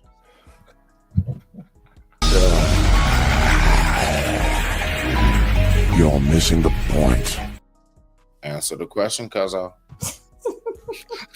Answer the question. I'm just saying, like, real time. Answer the question. Like, what? No, because you already know. Like, most men are not ending their lives as virgins, and honestly, I think we need. No, wait. Now watch this. I am against not going like not actually inserting being still considered you're a virgin. Okay. So now that I think about it, all right, I actually, by the age of 20, I finally woke up sweaty and naked. Boom. All right. But before that, I've had experiences. My point is, right, I actually realized in life that if we consider cheating all the way down to like what, like dudes, you know that guys, Lola, actually consider cheating more of harsh if you only like don't that dude as opposed to let him hit. You see what I'm saying? So if I actually have had like, you know, lap dances from chicks, and I've had don't from chicks, I'm thinking to myself, was I really a virgin when I turned 20? So my point is, I understand how all of that shit can play out. We don't have to have no type of like let's say format to how we operate as men. Now, when it comes to women on that fashion, well, it's always gonna be different. So those dudes that are virgins until they're older, they chose to be. They chose to be because they wanted to be, Lola. Well, they don't want to do nothing with women. And that's why you got those guys that say we're on a man's island. We're on a man's island, and that's where we're going to be. And that's why folks like us is like, I don't know what you talking about. Well, the reason why I say that is because according to, Lord ADS, he wanted to bring up the Bible. Now, in the Bible, a man can't be a virgin. So when he say most men are virgins, based on what Bible are you read? I don't know. Ask him, Lola. I don't know, Lola. Ask him. No, I can't ask him because see, ain't no damn Bible telling him men got hymens to be broken to be virgins. Ain't no Bible telling him that shit. But see, he brought up the Bible, so I want to know, well, which Bible we talking about? Like which one? Because see, if we talking about the other Bible, the Bible that nobody read, maybe. But this Bible that everybody read, no, not that Bible. So you ain't no such thing as most men being virgins out here, based on the Bible. Now, to say most men are virgins is a very progressive thing. So when we say we don't like these woke bitches, it's nothing more woke than Lola, listen. No, wait, real quick. That's why, listen, just so it's not like in any, like, I want it to be really clear. I'm about to clear it up for you. I want you to really hone in on. I got you. Trust me, we got time on it. Trust me. I want to make it clear. There are guys who just don't get it. The reason why they talk the way they talk is because of their lack of options. That's why I said what I said. There are certain guys like us, we don't get it because we've always had that option. No. But wait, Lola. I gotta bring somebody in the building. Ain't no such thing as lack of options.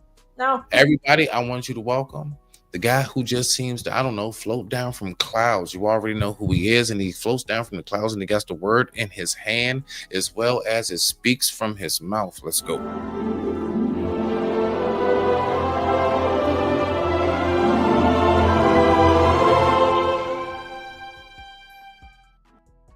We got Bolo in the building, y'all. We got Bolo. Blessings, everybody. What's going on, Lola? What's going on? What's going on? Hey, listen, That's a hell of an intro. I think it's gonna be Bolo, and then it was Bolo. That's a hell of an intro. Okay. So what I'm saying is, and I'm poking fun, but I'm only doing it with people who act like that because I like to play the game right along with them. He want to bring the Bible in. So let's go by the Bible. Men can't be virgins. Based on the Bible, men typically pay for whores. So you can't be a virgin, yet you can pay for a whore. So if you don't got $20 to get your dick sucked, because technically there's no such thing as you being a virgin, something's wrong with you. Because I know a bitch that sucked a nigga dick for 2 cigarettes.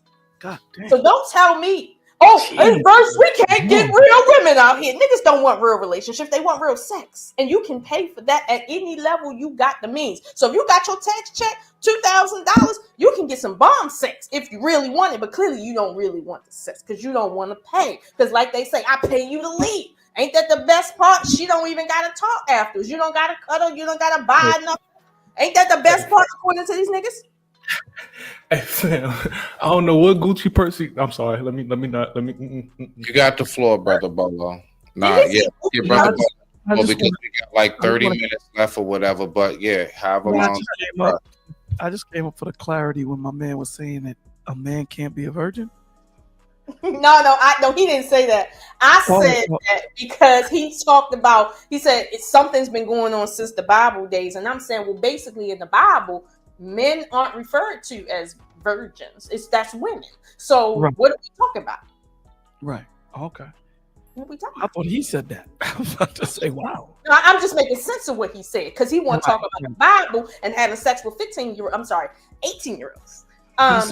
Lola. How about okay? So watch. What exactly did you say? How about you just? You know what I'm saying? Like you right here. You know what I'm saying? What I'm saying is that I like to play the niggerdom fuckery game. I like that. So I like the fact that he brought the Bible into it because now I'm locking him into that Bible. So now that we locked into the Bible, and not the New Testament even, nigga. We talking about the Old Testament. I like to lock you niggas into the Old Testament. Might now be extending, ladies and gentlemen. So in the Old Testament, ain't no such thing as male virgins. I need y'all to get that clear. Okay, there's no such thing. So now that we know you can't be a virgin, we can talk about, well, what can you be? You can be a dry dick nigga that can't even afford a whore.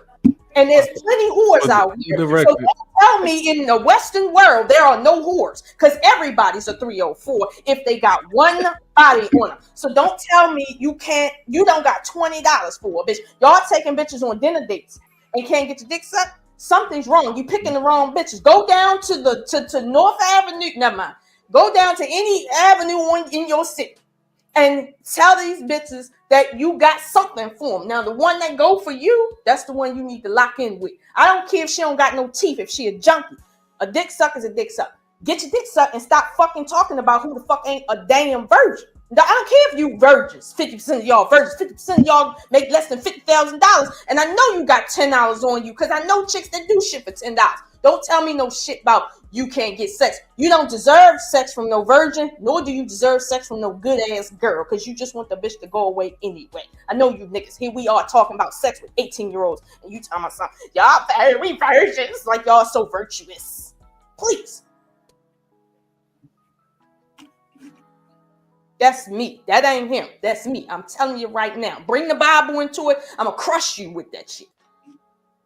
So keep that shit where you need to be at in your secular, progressive ass woke life. Lola. We only have discussion, family. Oh, I am discussing it with him. Look, Lola, please, because that's all. Now I'm not gonna say nothing. I'm just gonna fade off into the wind. I just don't want to scare Bolo. You good, right? Right. Yeah. That's it. I don't want him to go nowhere. Because I want to hear what he got to say, Lola. That's all. I mean, there are some. You good, Bolo? Let's talk. Yeah, there are some men in the Bible that were virgins. There are some men that had taken promises of not having sex with women. Yeah, they were. I get the point that you're making that they weren't called virgins like they would be called a woman, but yeah, there were men, a Nazarite, Samson, Paul. These were men that swore off women. What do we call that today? Today, well, excuse me, Samson he was a Nazarite with his hair. Paul was. We call a guy like that today, I guess, weak, simp. I don't know. No, a simp actually trying to get sex. They ain't swore it off nothing. What do we call the men that swear off with? What we call them? Today? You got me. What would you call them? Any man, heterosexual man that swears off any I got you. What, gay? What we call them? Gay? I mean, we don't know if they gay because we ain't seen it with other men, but what do we call these men that swear off? Incel? Those are the incels. We call them the incels. But technically, we can't even call them incels based on the Bible, because the Bible said these other men have noble reasons for why they saying, you know what, I can have a woman, I can buy a whore or get a wife. I want to be celibate. That ain't no incel. Well, here's the thing too. You know, if you have a man that values himself, because you know what we say on this side, what I say to young men is, you know, women are always there. They're not going no place, you know, but get yourself together so that when you present yourself to a woman, you're presenting them a plan. You're not going over to them trying to figure it out. You already got it figured out, right? Because the scriptures tell you that a man findeth a woman, a man shall leave his house and cleave unto his woman. So what does that mean? That means that he has to have something to offer. I believe you were saying something towards that. You know, he has to have something to offer. You're not moving into your parents' house. You dig what I'm saying? I have something. And you know, you work on yourself and you have a trajectory. And this is what the problem, you know, happens. You know, a lot of the times people are getting into the NBA and trying to learn to be basketball players. It doesn't work that way. You should have a firm foundation of what basketball is before you get into the NBA. You know, there's other disciplines when it comes to it. So men and women are learning how to be husbands and wives while in the act. And this is why things are not working the way they should be. And the children are the ones that are suffering, because I'm trying to learn how to be a husband. I'm trying to learn how to be a father. I'm trying to learn how to be a leader. I'm trying to learn how to do all of these things. And I have no foundation. And I got you following me, and I'm making these beginner mistakes, and it's affecting you. It's affecting the family. Now, again, there's no man, there's no woman that is perfect, right? And we're gonna make mistakes, but it shouldn't be the beginning mistakes, right? If I'm with you, I should have my act to a certain extent together. You're mute. Correct. So when we have a 55, 45, 65, 75-year-old man making the decision to get with an 18-year-old, right? An 18-year-old, at that age, the first mistake is thinking that she's loyal to you for you. That's the first mistake. That's the one. Two, you don't want to be used for your money, but you getting with a chick that only has the purpose of money with you, like by any means. So we're talking about some very beginner mistakes with that. Well, we're talking about men that have not learned themselves. Correct. Very beginner like. Correct. Right. So I don't think it would be the thought process of these men being beginners. I think it goes into these men haven't even gotten to the game yet. At 55, 65, 75. They out of curiosity. Don't let age guide you in thinking that, because we know that maturity should come with age, wisdom should come with age. We know this. It should. But is this the same thinking? And I'm now, I just want to ask you, just to be clear and for the record, are we saying that these same things apply to the women that do the same thing? Absolutely. All of this thought process and everything that I'm hearing has been in this conversation. Are we saying that the same thing exists in women? And here's why I'm asking that question. Is because the example of these young NBA basketball players that are having babies with women that are twice their age, is that not the same thing? And on some of these panels, particularly with women, it's not the same. It is the same. I'm not sure as to how, but I'm curious if we could expand on that. It is the same. It's just it's on the other side of the coin. So like what Lola is saying, you have these these older men that are looking for these young women to love them for them. And we know that's not what it's going to be, right? These young women are going to take what they can get. You know, the majority, can't say all, but the majority is going to take what they can get and squeeze and then move on. Now, if you flip that, it's the same difference. These older women are looking to be kept, so they grab these young NBA kids that have no clue of anything, and they grab them, and it's just the opposite side of the spectrum, but it's the same thing. Absolutely, 100%. It's the same thing. Now, in this society, we shy more on the men that do it towards younger women opposed to the women that do it to younger men. Mm-hmm. You know, we get at the older men that do and say, that's disgusting, going after a 20-year-old, 25-year-old girl. You know, but if it's a dude, if it's a older woman that's 50 going after a 25-year-old man, we'll say, yo, you go, girl. You know, you go out there and you get them to clear your cobwebs or whatever, you know, cliche they use it. So there is definitely a double standard when it comes to that. That's absolutely 100%. So again, in this society, unfortunately, truth has to feel good opposed to truth just being truth. It just is what it is. A lot of these cats, when you hear them talk, and Lola said something that was really important. I think, you know, we don't focus on it enough. We listen a lot to what people say opposed to what they're not saying. And if we listen to a lot of what they're not saying, it's like when I go on these panels and I hear these men claiming who they are and they're all these alpha type dudes and they knock buildings down with one punch and all that. All that tells me is that in your real life, you ain't that guy you say you are. Basically, a man don't need to walk into a room and say that. He doesn't need to do it, right? You know, at the end of the day, you feel his vibration. Okay? So when a man walks into a room, you understand he's that dude. Leave him alone. You know, I don't have to walk in and talk all loud and be all, you know, with all that bravado, because that's the type of dude that'll get you in trouble. That's not the man, you know what I'm saying? So we definitely have to be more mindful. And the sad thing about it is mediocrity is the new standard. You know, just because you function in your dysfunction, it doesn't mean that you're functional. And that's what these men are doing, right? Both men and the women. They function in their dysfunction. They don't realize that they're functioning through hurt, through pain, through trauma. And instead of getting help, they jump into the next relationship. And they bring all of that trauma and all of that baggage into the next relationship and blame her or blame him. When they should take the time to heal. You should take the time to learn from that prior relationship. Learn where your mistakes were. The hell with what she brought to the table. Let me think about what I did, because it's easy to blame Lola. It's easy to say Lola was the problem. It's harder to look in the mirror and say I was the issue, because now once you realize you're the problem, you then have to become a solution. And this is what a lot of us don't want to do, both men and women alike.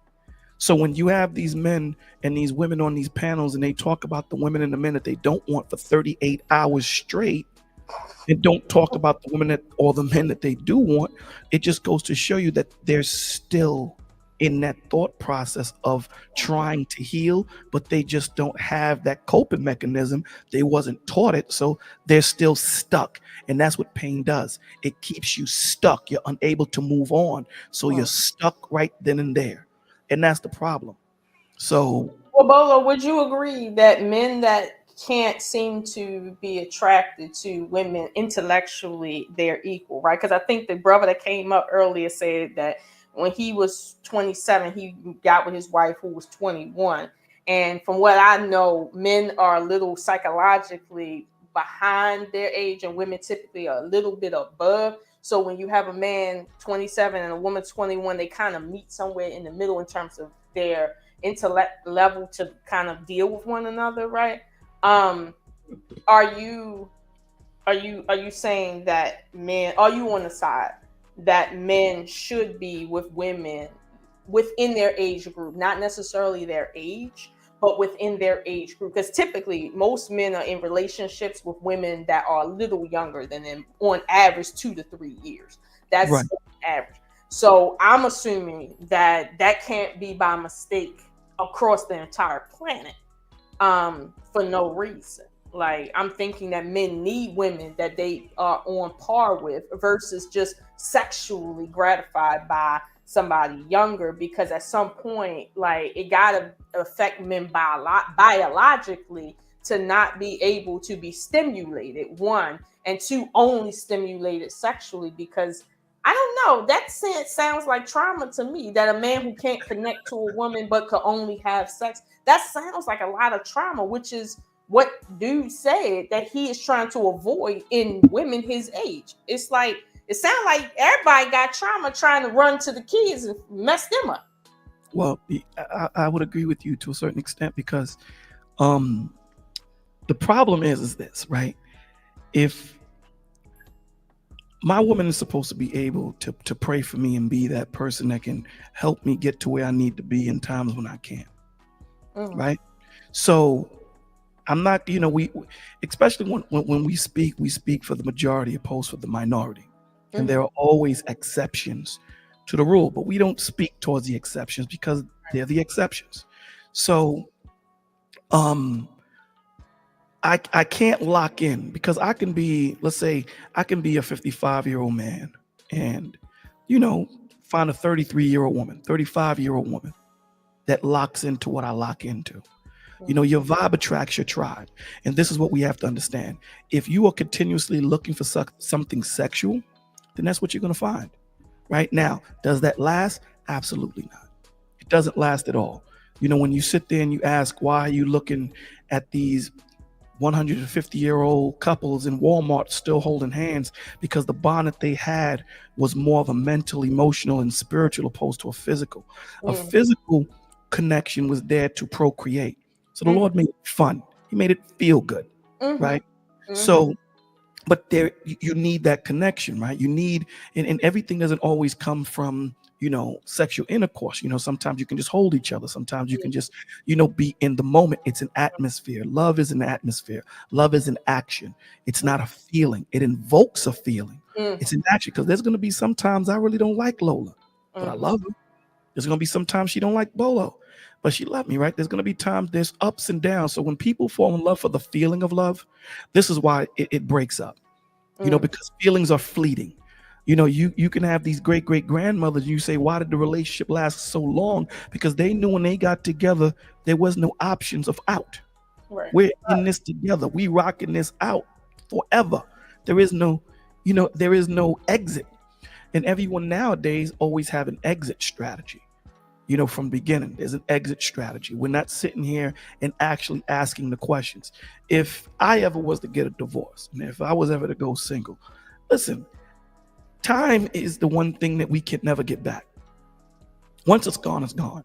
So if I take you out on a date, there's questions I'm going to ask you that you may think that I should be asking on the 8th date. I'm asking you on the 1st. Ma, check this out. Where are you with marriage? Where are you with submission? Where are you with this? Where are you with that? Where are you with this? And I would want you to ask me the same questions.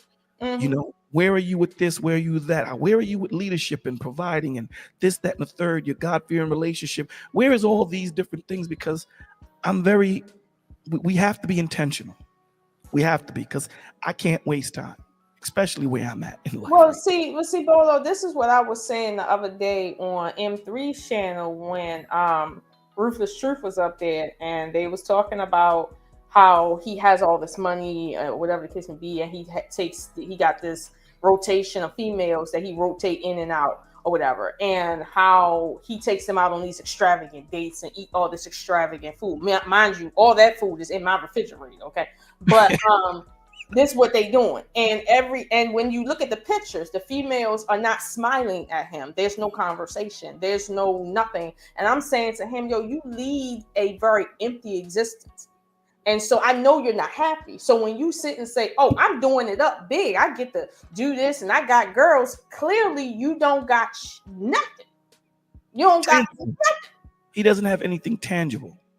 Right? He has, it's, it's like, I'll give you an example. Like, okay, when you look at reptiles, they're cold-blooded. They can't regulate their body heat, right? So they jump on that rock, sun heats them up, then they leave. That's typically what it is, right? In other words, no woman can make me happy. I make myself happy. They add to my happiness, right? So whether with or without you, I'm going to be a happy dude. So when this man is saying that I'm spending all this bread, or whoever is spending all this bread, at the end of the day, what do you truly have?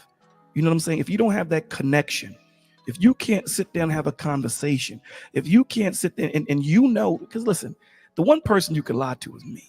The one person you ain't gonna lie to is you. You ain't gonna lie to you. So that all the rotations of the different women that you have, they're not there for you. You know, they there for what you're bringing and what you're providing at the end. And here's the thing: when these men lead with their wallet, this is what you lock yourself into. Whether I lose my job or not, my position as head of household doesn't change.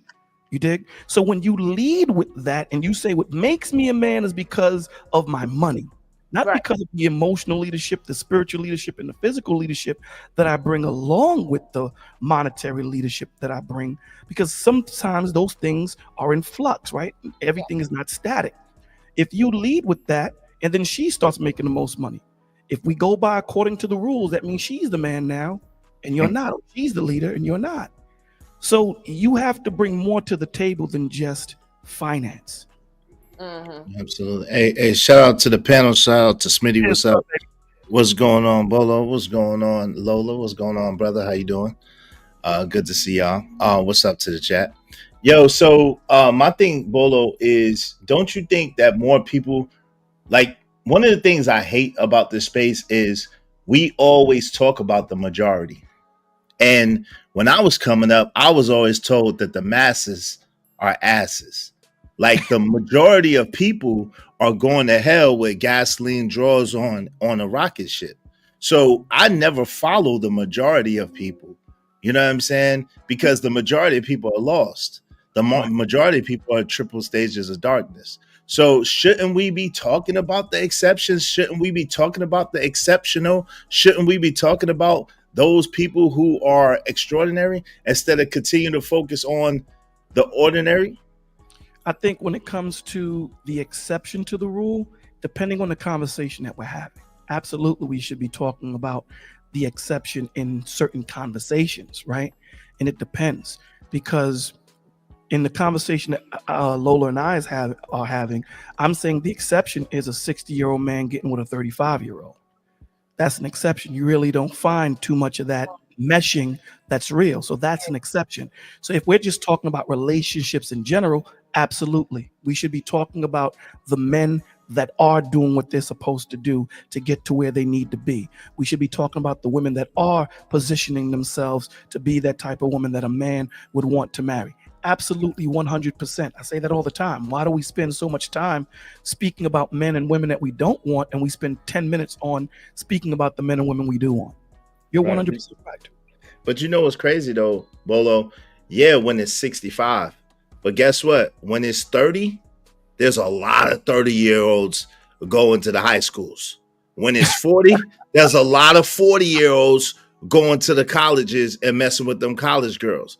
That's the thing. So yeah, when you get up in your 60s, you're right. It looks a little different, but it ain't different. Like when there's a lot of 20-something-year-olds going to them high schools and to them, you know what I'm saying? Like, let's keep it real, because we all know the stories about the older brothers coming through on a car to the school and picking the young girl up. We all know what time that was. Them brothers was way older than them girls. Yeah, absolutely. But see, here's the thing. Those brothers wasn't looking for relationships. Those brothers were just looking just to smash.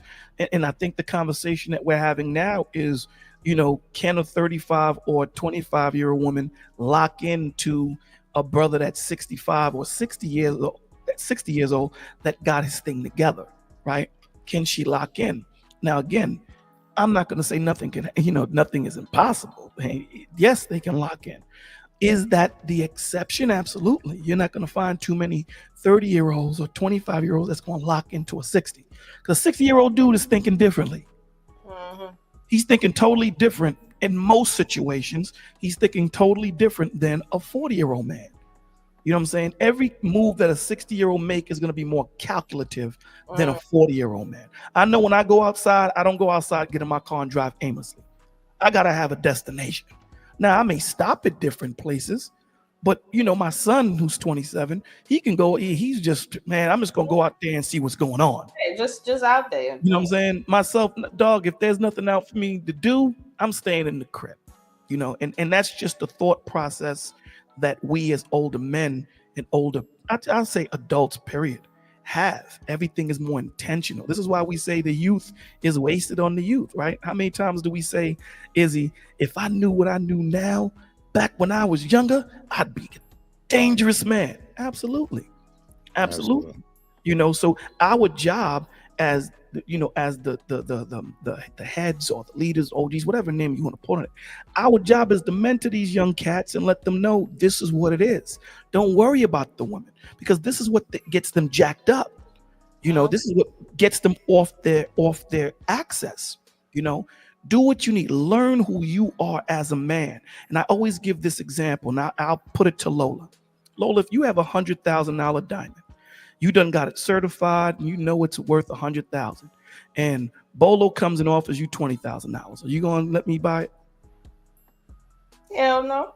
If I offer you $50,000, are you gonna let me buy it?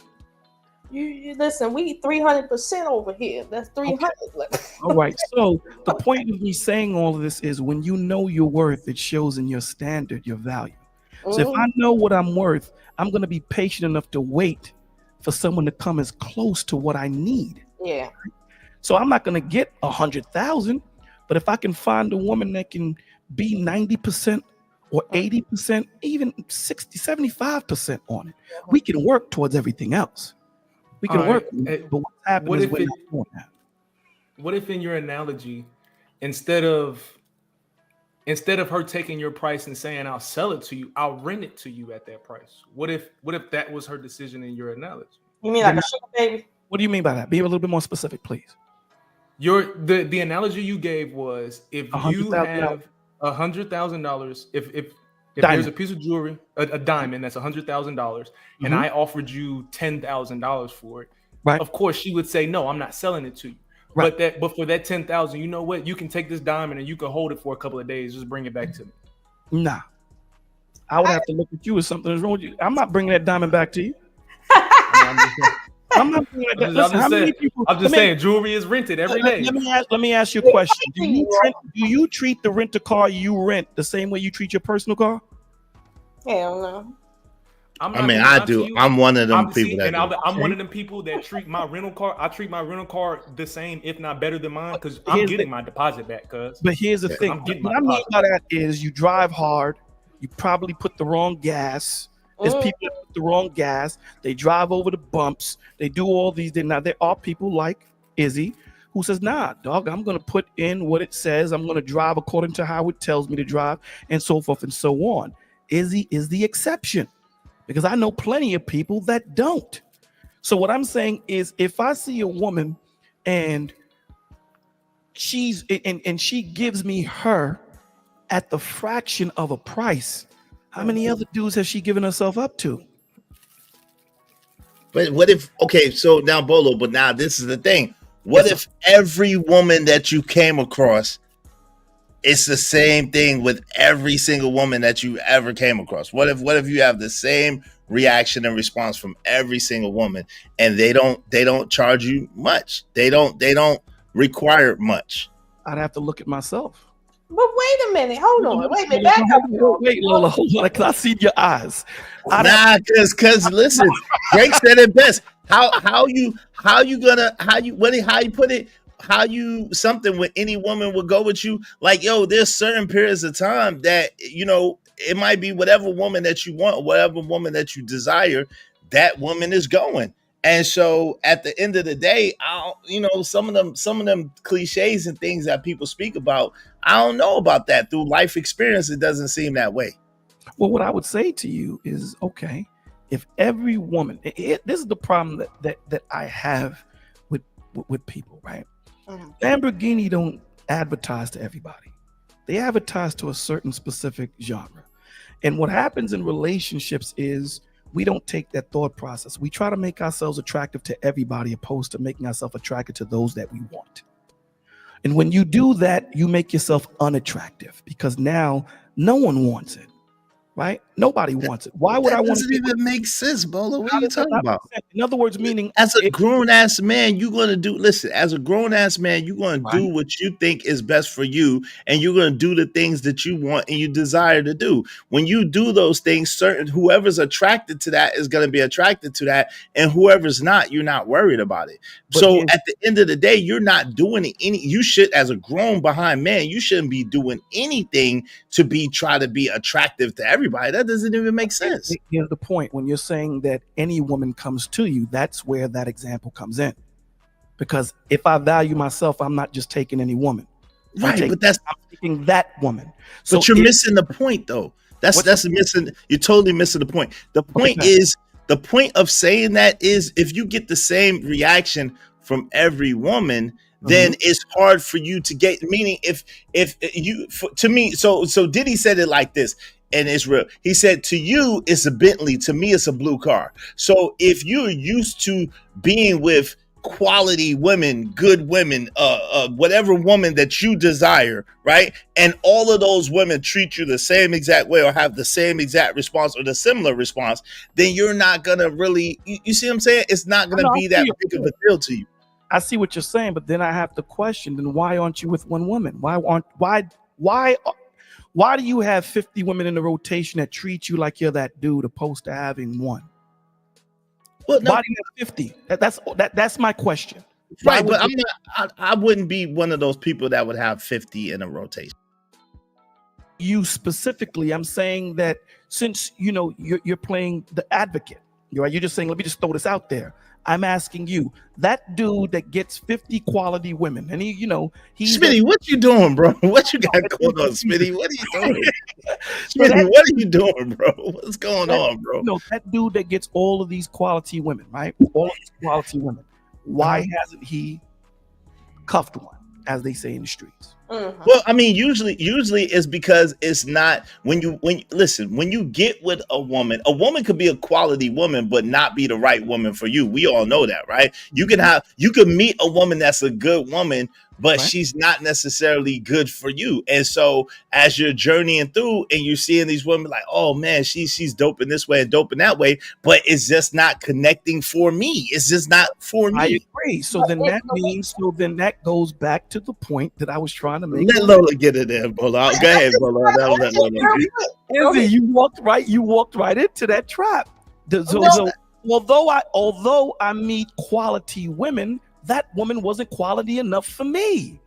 She's quality enough for another man. That's not the one for me. So it goes back to being patient and waiting for that right buyer to buy that diamond. Doesn't mean I'm not going to meet people that kind of qualify or people that kind of can meet certain qualifications to getting that diamond, but I want to make sure that I meet the one that's going to be that one. Doesn't mean that I'm not going to meet good women. Doesn't mean that a woman's not going to meet good men. But just because you're good doesn't mean that you're good for me. Okay, hold on. Go ahead, Lola. Jump in. Okay, Bolo, I understand what you mean. I do. Now, two things. One, even though you meet a lot of quality women, right? If you run through them quality women, you fucking it up for other men. That's one. And that's what's been happening. That's what women been saying. That's what they've been saying. And another issue is what Izzy just said is what black women were saying, but they was being ran out because black women been saying for the long time, he's quality, he's just not right for me. And the space has been saying, hold on, you meet a quality man and then you gonna say it's not right. Oh, you want everything. So F you. So my question to you, Lola, is when you hear me say you meet quality women, do you think I'm talking about running through them, having sex and all that stuff? No, I know you're not saying that. What I'm saying is the talk some years ago was women were saying, hey, there's a lot of quality women out there, but we're not meeting quality men. And men were saying, no, that's not the case. When in fact, some men was telling the truth and saying, no, there's a lot of quality women out there. But like you said, they just not for me personally, even though they are quality women. However, when women said the same thing about men, to say he's a quality man, he's a good man, he's just not the man for me, they were told they were being selfish. They were too hypergamous. They was gonna die alone a lot. Yeah, that's crazy. But let me say this because I wanted to address this. That's crazy all the way around, and that's why I was trying to get cats to understand earlier. We gotta stop these talking points and all. Especially the dudes that have no experience. And that's why I had to stop Cash Kid. I'm like, yo, Cash Kid, I got love for you, man, but you don't have this experience that you're talking about. You're just talking from a YouTube talking point, and it doesn't make sense. It's not like you have the experience to back it up. And so this is problematic. But this is what I want to say to you, Bolo. Yes, sir. Unfortunately, and you could correct me if I'm wrong, but in my experience, the only way you know if a woman is quality enough for you is by you being in certain circumstances and situations with that woman, right? Because there are women who are very good pretenders, number one, but there are also women who are good women, but they're not good for you, and you don't find that out until you're in certain circumstances, situations that brings that out, and you're like, okay, because this is where I disagree with you, Bolo. You said a lot of dope stuff, and a lot of stuff I agree. The one place where I disagree with you, Bolo, is all of this talking and asking is the problem. You can't vet someone by asking them. You have to vet them by trial and by fire. You got to vet them by hold on real quick. You got to vet them by being around them. You got to vet them by having them in different circumstances and situations. You got to vet them by seasons. It can't be a thing of you ask them and then they tell you, because in my experience, if a woman wants you, she's going to tell you everything that you want to hear. She already done studied you. She already knows what you like. So she going to tell you the things that she knows you want to hear. So you pick her. Now, here's the thing, right? And I understand your point. I get your point. Here's the thing. And like I said, time is something that I can't get back, right? So it takes time for me to put her in situations where I can see how she would react in that situations. So the first thing that I have, the first line of defense that I do have before we get into those situations is conversation. And typically, like Lola said, when you listen to what people are not saying opposed to what they are saying, a lot of the times they reveal themselves. A lot of the times we wait that long to get into a certain situation for us to see, okay, that's not the man for me, that's not the woman for me. So again, if I'm just meeting a chick, I'm not going to put her in a zoo and me in the zoo with her and see if she's going to leave me with the lions. There's going to be conversations. And as we get progressively into the relationship, like you said, when we're in certain situations and I'm able to see her reaction and her response, that's going to help me to make a better decision. Because again, conversation isn't going to, it's not a, vetting is not 100%. It just gives you a better, decisive way of making a decision on whether to go left or go right. Sometimes you're going to make that decision to go right and it's the wrong decision, right? But you did what you could do with all the information you had in the moment. So the first process is conversation. As we start to get better in relationships and our relationship starts to grow, now, absolutely what you said, see her family dynamic, see how she moves in certain situations, see certain things and just take notes and see if this is the woman that's for me. That goes without saying. But the first conversation. No, go ahead.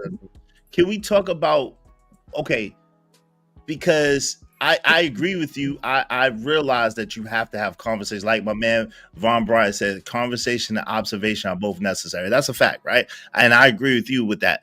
At the same time, what I'm saying is, if you, okay, so let's just say for the sake of conversation. I didn't disagree with you. No. Listen. Someone can definitely lie to me.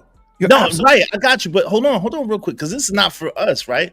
This is for someone who may be listening. Follow me where I'm going with this. Okay. What I'm saying is, can you give us some examples of what type of questions that are not necessarily direct questions that you might be able to get the answers that you need? Because, for example, right, some of the questions that you asked earlier when I was trying to come up was, hey, how do you feel about submission? And so you know what I'm saying, or hey, what do you think about marriage, or what's your feelings on marriage? And what I'm saying to you is, I know for a fact if a woman wants to be with you bad enough, she gonna tell you everything that you think that you want to hear in order to get you. And then once she gets you, it's gonna be something different. And I know you're gonna observe, but what I'm saying is, are there other type of questions in your experience that you could ask that might give brothers a better view without, and it not be as direct, if that makes sense? Yeah, you can. Well, again, what happened in your last relationship without being so specific? Why did it end? You better Kind of see what it is, because a lot of the times people tend to blame the other person opposed to saying, we both did some crazy stuff and this is where I messed up. So if a person only blames Izzy was the only dude that did this and he did that, then the way I take that is this brother here doesn't take accountability, or this sister here is blaming this guy and such. It takes two to break up in most situations. So, off the cuff, just by vibing with that person, you're gonna, ask questions from experiences that you've had in life. This is what I would do, my 5-year plan. And again, I'm very direct. I'm a very direct dude. From conversations that I've had with you, you're very direct also. So, these kind of questions are going to turn women off. They definitely are, right? But what you have to understand is I can't get my time back. And if you can't understand these questions that I'm asking, then the door's right there. So I'd rather waste the 10 minutes of having coffee with you than waste 5 dates and finding out that, okay, I'm very direct. And in today's time, the way things are now and the way things are progressing, we don't have time to procrastinate. We have to be very direct. We have to be very direct. And a person can tell your sincerity in the way you present the questions. If you present the questions in a certain way that isn't too intrusive or very, I would like to say, for lack of a better word, domineering, they'll answer the questions more, Lola, 8 times out of 10. Lola, do you agree with that? Or do you, in your experience, is it women don't really have a big trust of men, and so they think that men are playing the game, so usually they start out playing the game as well? Usually women start out playing games, and even if it's no fault of the guy, they start out playing games. For instance, when you go on a date, no matter what that first date is, they want you to see them in their best light. Now, mind you, they know you gonna see them without all that shit on, so they're not looking to show up like in their regular. You see what I'm saying? That's just women for you. Like, that is to be understood. However, there's a lot of women, like, when they know you got money, or they show up like Mary Poppins for real, because they hoping that you can drop one in them. That's just the nature of women. Women know how to allow themselves to mold around something when they have a motive, right? But when they don't have, let's say, a ill motive, they allow themselves to just be seen as who they are, and they can take it or leave it if it's not for them, right? But when they have a thing, yeah, they will lie the best, and it'll be crazy. But to Bolo's point, right, about the questions, the direct questions, I agree. But what I would say is this: I think both of you are saying something that is necessary, but at different times. The thing about indirect questions is it doesn't allow you to be lied to, and it allows you a choice. Meaning, I would never ask a man, were you raised by your father? Everybody know what I'm trying to get at when I say that. And if you wasn't raised by your father, is the date over? I'm not looking for no man that don't know how to be a man, right? So that's kind of open. He could say, well, yeah, my father was there, we cool and everything good. Meanwhile, back at the ranch, he done seen his father 2 times in his whole life. Like, no. So what I would say is, like, start up a conversation, play MacGyver. Start up a conversation about what happened, back at the film festival when we was little, and who showed up. And ask, did your mother let you go, or did your father let you go? And then when they say, well, my mother let me go, and every time I ask them about anything that happened back in the day, it's about their mama and shit. I don't need to ask you anything about your daddy. I know your relationship with your father. You don't have one. If everything about your mother. But I'm not going to tell you that and ask you that directly. Like, I never asked men about their money directly. Like, I don't know what any man I've ever dealt with, how much money he actually made. I just know the type of money he makes. I've never known how much a man actually made. Like, I never know. But I said that too. Right. Like, I just don't need to know. But if I ask you, so how much money do you make on your job? You're gonna know what type person I am. Right. I'm like, none of your business. You're gonna be like, listen, let me get this check, okay? But if I say something like, so what kind of work do you do? And you say, well, I'm a realtor. I can kind of, you know, and then we start talking about your life's work or your passion or your next project. I know what kind of money you making based on what you interested in and what you're doing. I don't need to ask you how much your employer paying you. When I walk in your house, I know what kind of money you make. And even if you one of them dudes like my father, you making 6 figures eating hot dogs because you cheap as hell. I can see that too. So it don't take much for women to figure out who got it and who don't. I just say that when it comes to men and all these men crying about how women are lying to them and using them for money on dinner dates and crab legs, it's like if you invite a chick on a date, you inviting her on a date because you either want to get to know her or you trying to use a little bit of dating time to get to smash. One of the two. So if you're trying to smash and you don't smash, right, that's on you. Right? Because it don't take a date to smash. If a chick really want to give it to you, you don't need a date. Right. That's okay. 2, if you're trying to get to know her and you take her on a date, right? And she show up looking like she trying to go to the club.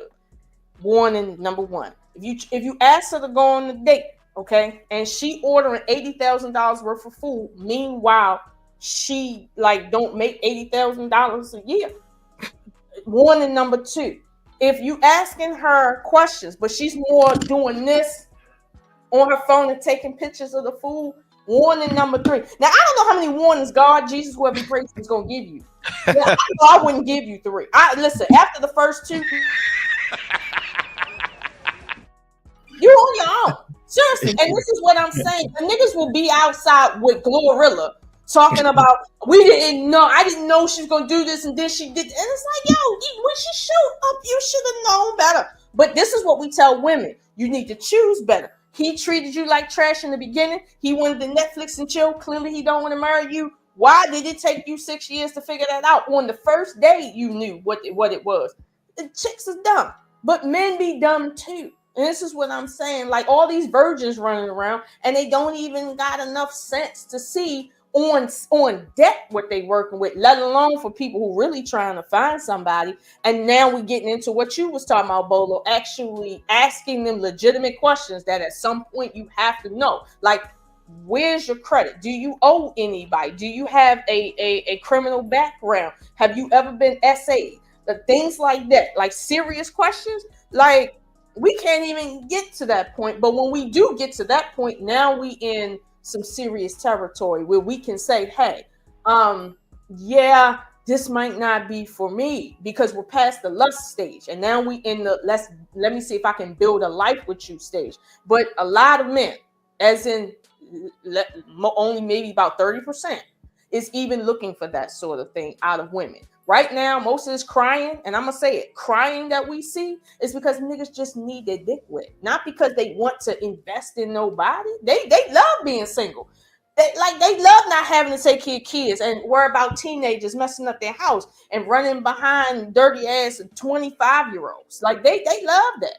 They love not having to deal with that. So it's like I don't believe niggas when they say ain't no good women out here.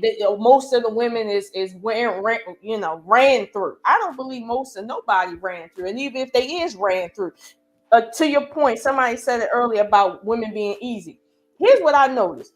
A lot of men will complain that they can't get good women regularly and it's too many hoops. Then when they meet a chick that is going to cook for them, come over, give them gifts and shit, and then kind of love on them without all of the dates, they like, oh, you must be a hoe. Meanwhile, she just really like you. Meanwhile, she just don't feel the need to go on 50 dates with you before she say, you know what, I really like spending time with you. Let's cook something or do something at your house. And right, Lola, but that's the Bolo. It meant that's what I was trying to get at with Bolo. Like, I don't see it that way, because that's what Bolo. I don't see it that way. If a woman might just be vibing with me. And if most women have that type of response, that's what I'm gonna look at it as. Not like it's anything out the ordinary. She's just digging me, and she just wants to, that's what I'm trying to. That's what I was trying to get at with that. If that's your normal life, that you meet chicks that just really like you, then and they be doing right, and they be moving a certain type of way. Do you like them? Well, you got to get cool. To we understand, but that's the point that I'm making. That's where I think our disconnect is. Right? I understand that. You're a chill dude, you're a likable dude, so a lot of women gravitate towards that. At the end of the day, your job is that you got to sift through all of that and find that one queen for you. Right. And that's the point.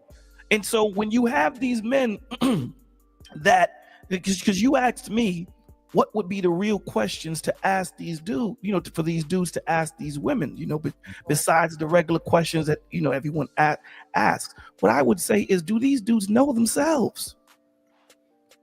Do they know themselves? A lot of these dudes don't have no clue of what their direction, their integrity, their character. A lot of them, they don't. They think they do. They have a question, but a lot of them are not on their mission.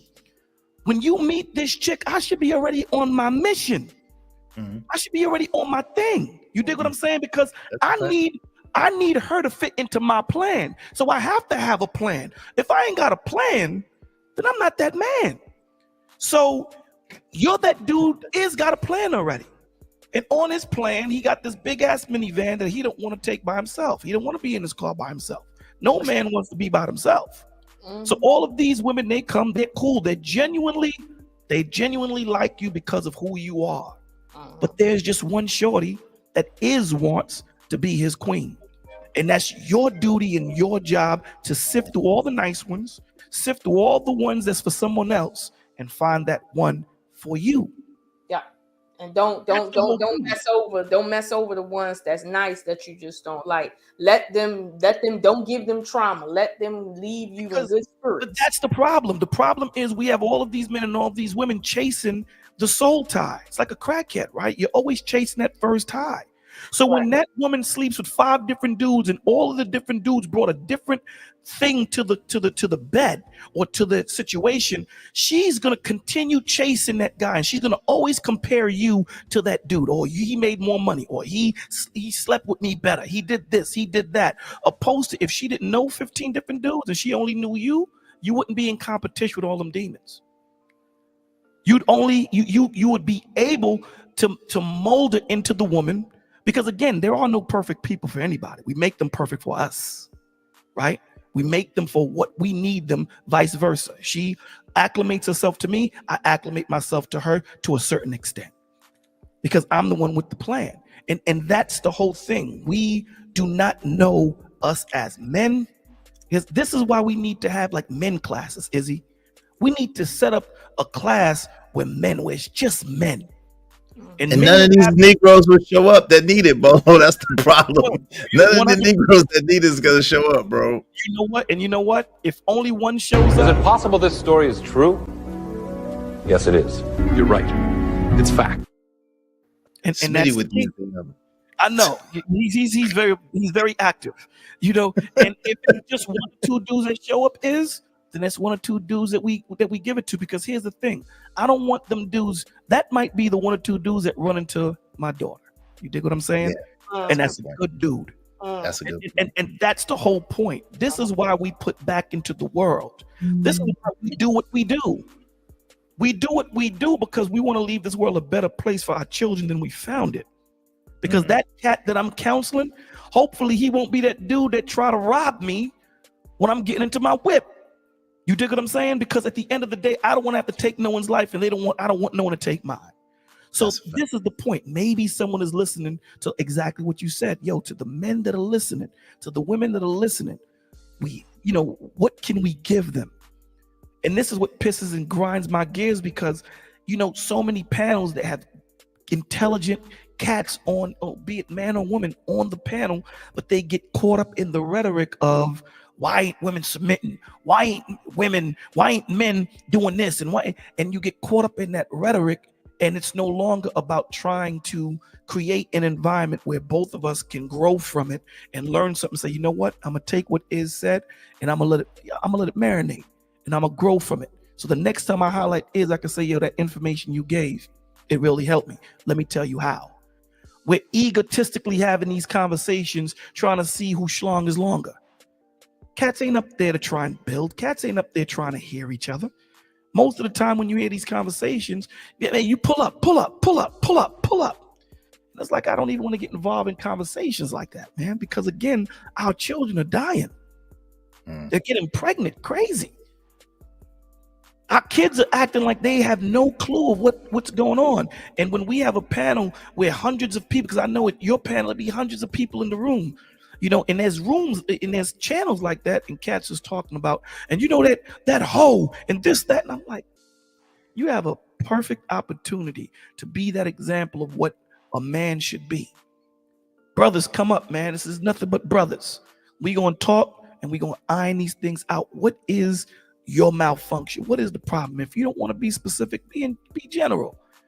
But we need these classes. Remember in school when they used to teach us home ec, they used to teach us wood shop, HVAC, and they took all of that stuff out of the black community. Yeah, took all that stuff out. They took it out of all the schools. Brother, I'm with you. You know, now these kids, at least, listen, if I didn't have anything, at least when I graduated, I knew what to do with my hands. We don't have that no more. So we got to start getting these young men to start thinking. That muscle that they have in their brain, it won't melt if you use it. It won't melt. Stop using the muscle below your damn waist. Let's start thinking. Let's stop reacting and start responding. Let's start thinking about what we do before we do it. You know what I'm saying? My pull-out game is great. You know this chick was a 304. Then when you get her pregnant, you blame her. No, dude, look at you. You were the one playing Russian roulette. Or Shannon Sharp, the daggone girl, told him in every other word that she was trying to trap him off, and he still kept going back. Like, I don't get it. And that's the point. And I guarantee you, in most situations, what are they going to do? Blame the woman. Let me tell you something, man. I was on a panel, Izzy, a few years ago, where they were talking about, you know, women this and women that. So this woman was the only one on the panel, and she was saying that her mother emasculated her husband, her father. They've been married for 35 years. She emasculated him the first day. You know what my response was? My response to that was, why are we blaming her? When does he take accountability? Dude got pissed off. Oh, here, if a woman emasculate me the first date, she disrespect me the first date, there's not a second. He married this chick, bro, and had children with her. Damn. So when do we say enough is enough? We understand what women do. We understand that, but let's deal with us first. But how do you overcome, and I'm gonna be quiet so the brother could talk. 100 Watts ain't got to say nothing since I've been up here. But how do we overcome the testosterone, the overabundance of, because listen, bro, like fighting that testosterone demon when them young bros want to get a taste of trying to get a taste, that joint is crazy. They don't be trying to hear nothing or listen to nobody. Experience is the best teacher. Teach these cats, listen, you don't want to go through, because you're always going to have the cats that's going to go through, you know, what they want. They're going to do what they want to do. And there's always going to be a minority that actually listens. There's always going to be a majority that has to get their head bumped into for them to see. And you sit there and the brothers that have had bad experiences with women that they were playing games with, Russian roulette with, the women they knew weren't good in the neighborhood, but they still dealt with them and all that. We got to have these guys give their testimony and sit there and say, we don't want you to go through it. We don't want you to have to walk through the heartache that we had to walk through. Who's more the idiot? The dude that falls into the hole first, or the dude that falls into the hole a second? It's the dude that's second. Because you should have seen the dude that fell in the hole the first time. But see, Bolo, it's not so much what I hear right now of warning other men, because I see a lot of that. Like I see a lot of that. However, people aren't being warned of the signs of a bad woman. They just being warned not to deal with women, to the point you got people like Lord ADS saying that 40% of men don't even, they're not even oriented to women, and I don't necessarily believe that. However, even if it's true, the point is, if you're telling men, hey, I went through this with a woman, you watch out. It's not so much watch out for somebody doing that to you, right? It's understand where I went wrong at, right? And then don't you do the same thing I did, versus you don't fuck with women anymore. Like, this is the difference. And truth be told, a lot of these men don't want to admit that they made a lot of mistakes with chicks, and then the roosters came home to roost. Like that's what happened. I seen a guy the other day. He had bought a house for his wife, an investment property, and he took her over there to see it. And she was just like, my children ain't coming in here, and you ain't this, and I don't like this, and the color's wrong, and da da da. And I'm sitting here like, yo, if she would talk to you like that over an investment you made with your money, while she's a stay-at-home wife, not stay-at-home mother, there's a difference. She's a stay-at-home wife, and she talking to you like that over money she ain't spending. I know what she doing behind closed doors, but you put up with that and put a ring on it. And so when she divorces you, because she just told you what her children, not y'all's children, her children ain't gonna do. She didn't wake up like that. You chose a bitch doing that. And now when she turned around, I knew why he chose her when she turned around, because she's sitting on something fat. And that's all that some of these men care about, is how she looked, which is what is crazy, because everybody knows that when you praise people for how they look, their looks turn into why they're narcissists for real. They feel like their looks is what should give them everything in life. Meanwhile, that's not how life really works. But men are choosing these females because they got bodies on them, as in like they have a body of some sort that they're attracted to, versus a woman that is attractive, like she herself is attractive. Men are not hearing in these spaces, look out for women that talk like this. They're saying look out for women, period. Because, like, for instance, all women are disrespectful in the West. All of them. It don't matter what they is, where they come from. If they from the West, they disrespectful. Now, strangely, I can go to China, I can go to the Orient, I can go to Europe, India, and find the same crap.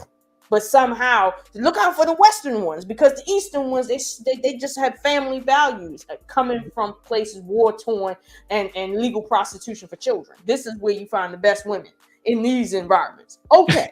But anyway, at the end of the day, I hear what you're saying, and I agree. But see, people are not preaching that to these young men, let alone these older men. Like I would tell, was it Conrad? He's up here. He about my age. I would tell him, sir, you need a woman from your generation that understands you and your generation. I know that you ain't the type of dude that only want some cooked dinner and sex once a week. That ain't what you looking for. You need somebody that really truly understands you, and the only people that understand our generation is us, period. Nobody else, because we're a unique bunch graduating around the year 2000. We are a unique bunch. We grew up in the 80s when women were mostly stay-at-home moms, but a few of them was going to work. We grew up in the 90s when the independent era kicked off, and we're the last generation to grow up slightly traditional. So we have a unique sense about us that's just towards us.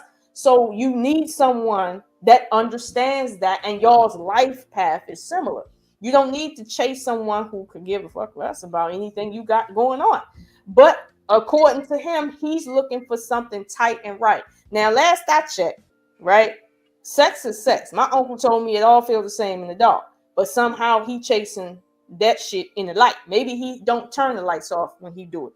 But I'm just saying, a woman his age is not aged out of the sex game. Last I heard, I grew up learning that women don't hit their sexual peak till they're older. So I don't know why people are chasing these 20-year-olds that don't know how to do anything. Because a lot of them, and this is just my opinion, okay, when they twerking and just showing off extra sexual, typically when it comes to sex, they can't fuck. Typically. Okay, when they extra sexual on the outside, when you get them behind closed doors, they can't fuck. That's just something I done seen and heard in my lifetime. But you know, I'm from Maryland. We don't have the best people here, but maybe it's different. Well, let me say this. I got to bounce, right? Because I've seen Izzy on his channel. Wait. Yeah. Facts.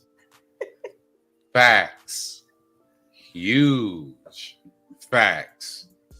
They be on some stone cold fronting, and that's why they come off extra sexual, because for real, they not really about that life. And when you really get to testing them, nah, she ain't lying. She's I'm not not homosexual. I'm just listening to what men are saying. Men are always saying they in the You club. heard the correct They story. everywhere, and they say, "Oh, she know how to twerk," but I mean, pussy was trash. And I'm But like, she know how to do this, but you know, a whole sex game trash. But she looked very sexual. She looks very sexy. Man, what? Then you Nothing get else. them back behind closed doors and they asking you, so hold on, so how you want me to do it? I thought all I had to do was lay back and enjoy. Cause you But young. now you need instructions? You know what I mean? Trust me, very true. And I know Very no man over 40 feeling like instructing a chick on every single thing that he wants. Like I know that, not over 40. Well, let me say this. Hell, Watts are probably 32 talking about hell no. Let me say it because I've seen Izzy, I've seen my man Smitty, and myself. The reason why I say that it starts with us teaching us about the men, because when the reason why these men fall for that, Lola, is because there's no self-love. You understand? There's no self-worth. Because when you know what you're worth, there's certain things you ain't gonna tolerate. So when these brothers don't have that self-worth and understanding, and you've had these conversations on your channel because I've seen it. When they don't have that self-worth or self-love, which only you can give yourself at that point, right? This is why we say, get to know who you are. Get your direction, your intention, get your relationship with God, get all these things together, know your trajectory in the direction you're going, so that when you get with this woman, okay, she ain't gonna pull you off your trajectory. But you have to know, this is why God tells you, love your brother as you love yourself. If I don't love myself, I can't love my brother. So if I don't love myself, to know that I'm not gonna have someone talking to me like this. I'm not gonna have someone treating me this way. Are there ups and downs in relationships? Absolutely. But you're going to be able to know and be able to delineate between the disrespectful type of woman or a woman that's frustrated in a situation, a relationship, and she's just trying to reach out and it comes out a certain way. You're going to know the difference because you know her. And that's what it breaks down to, taking the time to understand. So, Smitty, thank you for having me. Lola, it's been lovely. 100 watts. Is my brother, you know, it's always a blessing to have a conversation with you, my G. Yeah, we can break it down. You know what I'm saying? Slow it on in the final thoughts. Don't y'all, rush yourself, but just, I'm getting ready to ease it out myself or whatever. But yeah, let's just go ahead and talk. Y'all go ahead and do your thing. Izzy, I wanted to. So earlier there was mention of the men's class. Like Bolo was saying, we need to have just a panel of men. Let's come up and let's chop the shit. Let's talk it out. And like what y'all were saying in that time frame, a lot of it I think came together because you were talking about how do we challenge that testosterone, and you were also saying that nobody's going to be there. The thing about that is, I think the testosterone will bring men there, for sure, but that testosterone will cloak their presence in hate with the true intention of wanting to learn something. Like what I mean by that is, I'm pretty sure that there's plenty of people that if we did have that conversation would pop up in the chat and just be talking to, oh, y'all niggas soft, y'all blue pill, y'all being bitches, it's the hoes' fault. It's gonna be plenty of dudes that's there, but they really only doing that so they don't look like a certain way. You know what I'm saying? Like, I think a lot of these dudes probably will show up and would hope to be able to learn something, but I think it's just going to present in a less favorable way. Do you have personally? No, I apologize. I was about to say, do you have any suggestions on how it can be done that would not meet as much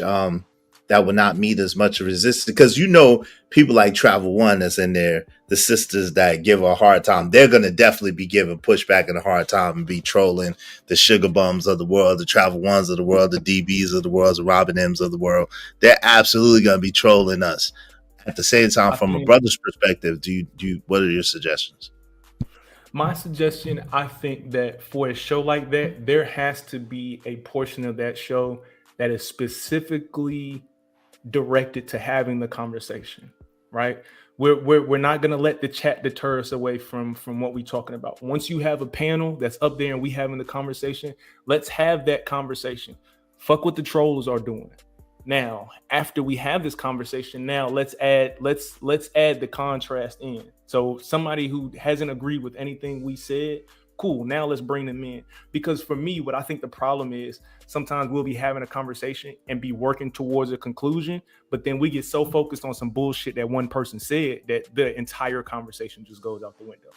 So if we can at least get to a decent stopping point in the conversation before we start getting wrapped up in the emotional trolls, then let's do that. I think that would be the best way to do that, personally.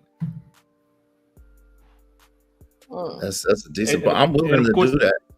And of course, that's an easier thing said than done. Of course, like I'm not saying like it's just some shit that you can just snap your fingers and make happen. But this is the thing, bro. And I think you said this earlier, or you or Smitty, I can't remember, bro. I was listening, and y'all was talking about how the expectation is for us to be perfect. And see, that's the problem. They want a man to be perfect, and there's no such thing as a perfect man. And so they'll judge you on what you haven't done or judge you on your flaws instead of recognizing and realizing that maybe you should judge a person on how much they've overcome. Maybe you should judge a person on how much they shout out to Smitty. Smitty said, shout out to you. Maybe you should judge a person on how far they come, how much they've overcome, how many obstacles and challenges they had to do to get even to where they're at. You know what I'm saying? Instead of judging them on whatever mistake they might have made before you.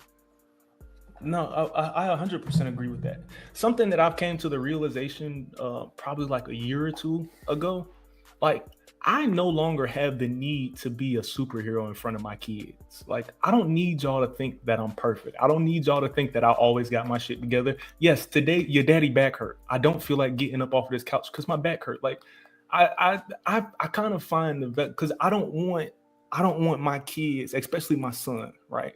I don't want my kids growing up thinking that, any man that I attach myself to is going to be perfect or he has to have all his shit together.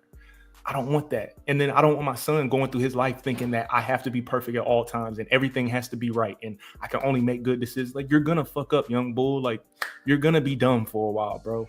Like you're going to have to figure your shit out. So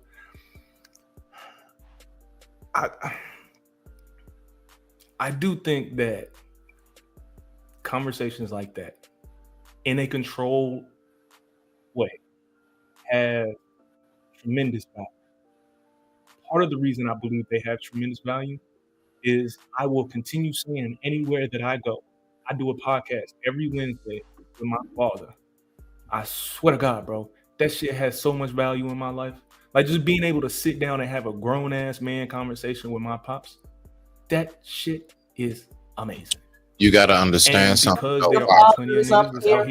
Watch, real quick. Watch. You know what you're saying right now. Believe me when I tell you, I promise you, every last one of us on this panel, and maybe even every last person in the audience, and even those cloud watching, get it, bruh.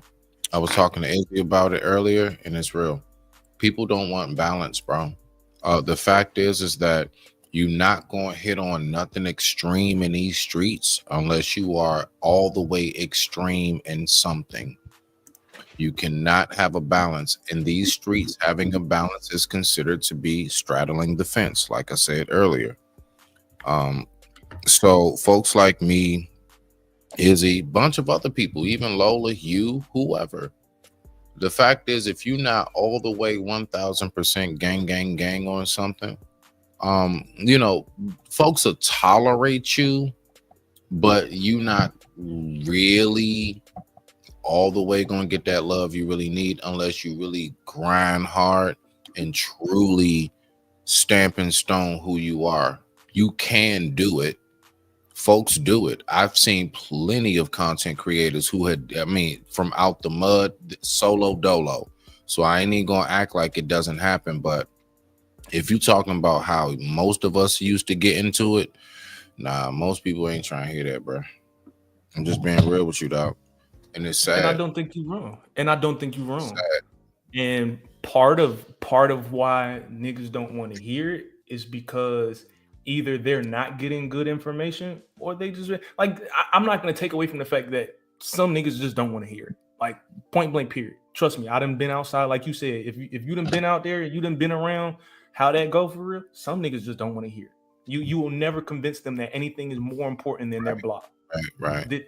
They exist, and I know that.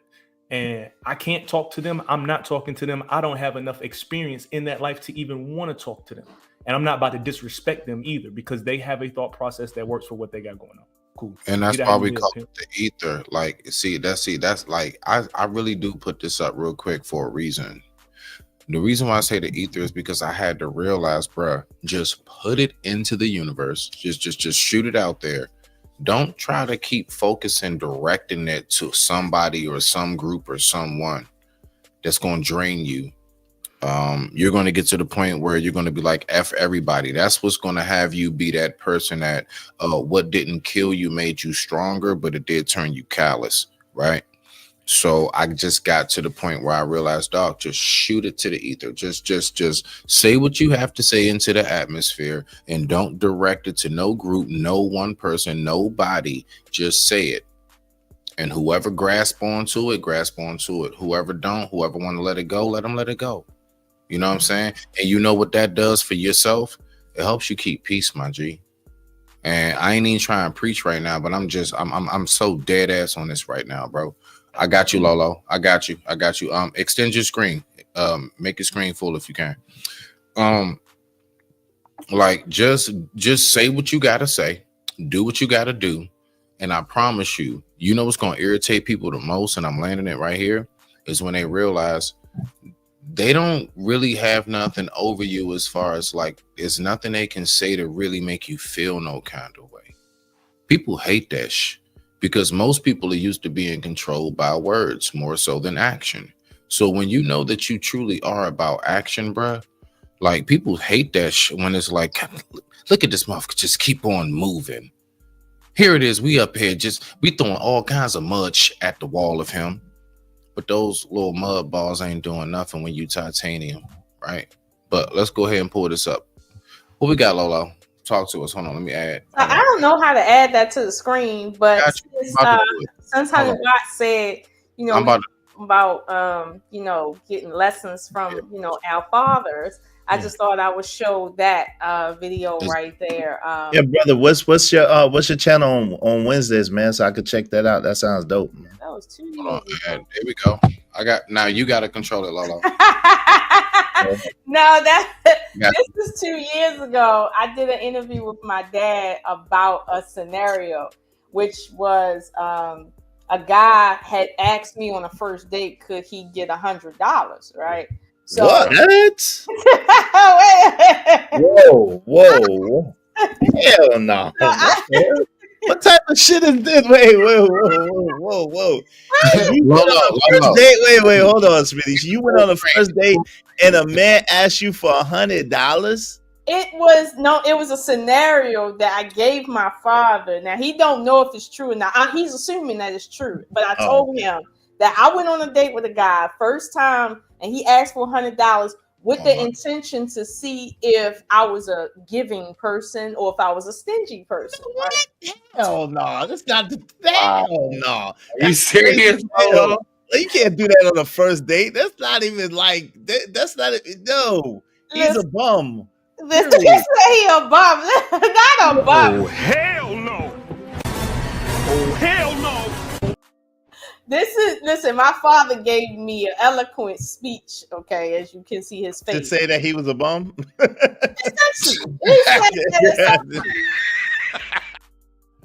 He said that old school. He looked like old school player. He probably went around the bush eloquently like, that nigga's a bum. Like, no. He did. He went around the bush just to say that, but he was trying to be polite because this is right after, you know, he got out of church, and I was like, Dad, I want to interview you. And this actually, I think I recorded. He tried to tell you what the Lord would say. He was. He didn't get the church hat off. He was like, you know what? The Lord's still with me. The Lord's still with me.